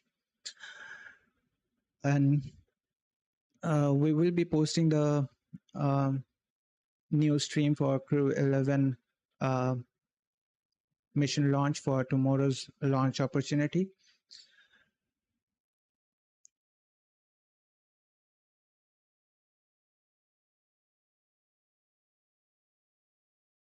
As of now, there is no other confirmation, although just worth mentioning, although SpaceX and NASA will be targeting for the liftoff for the Crew 11 mission tomorrow, that is August 1st at 11:43 a.m. Eastern Time. But worth mentioning that the ascent corridor recovery weather will be having much higher risk compared to that of today, and this applies for the same for 48 hours of delay launch opportunity. So hopefully we will be having good weather conditions for tomorrow. We will be checking out for any updates from SpaceX. Please be sure to check out the upcoming Crew 11 mission launch webcast stream that we will be posting soon. We will be done with the stream of this one now. Also, don't forget to tune in for the Crew 11 mission docking with International Space Station coverage. The stream is already posted on our channel and is waiting for your visit. Now, as we got scrubbed for today's launch, docking of the Crew Dragon Endeavour, which was previously scheduled for 2nd of August at approximately 3 a.m. Eastern Daytime, 7 hours UTC, with hatch opening at around 4:45 a.m. Eastern Daytime, 8:45 hours UTC. That will be also delayed by 1 day if we are targeting and have a successful liftoff tomorrow, that is on 1st of August. So the docking for the Crew 11 mission with the crew on board with the International Space Station will be happening on 3rd of August if we will be having a successful liftoff tomorrow. So with that, we will wrap up our coverage for now. But before that, want to thank you for tuning in our live coverage. It's really impossible to do this broadcast without your encouragement. So thank you for your continued support of what we do here at AstroYonder. We appreciate everyone joining us for today's launch. Wishing you a nice day ahead. Please make sure to check out our social media handle on X for the latest happenings in the space industry and updates on upcoming launches. And we will be also posting any updates receiving from SpaceX or NASA for the next attempt for the Crew 11 launch. So don't forget to check out our social media handle on X. Guess that link got posted on the chat section. I hope we could add some value to your viewing experience, although I can say that you enjoyed the stream today because we had a scrub for today's launch opportunity for Crew 11 mission launch. But thanks for tuning in. This is AstroYonder Live and Medito sign off for now, and we will see you in the next one.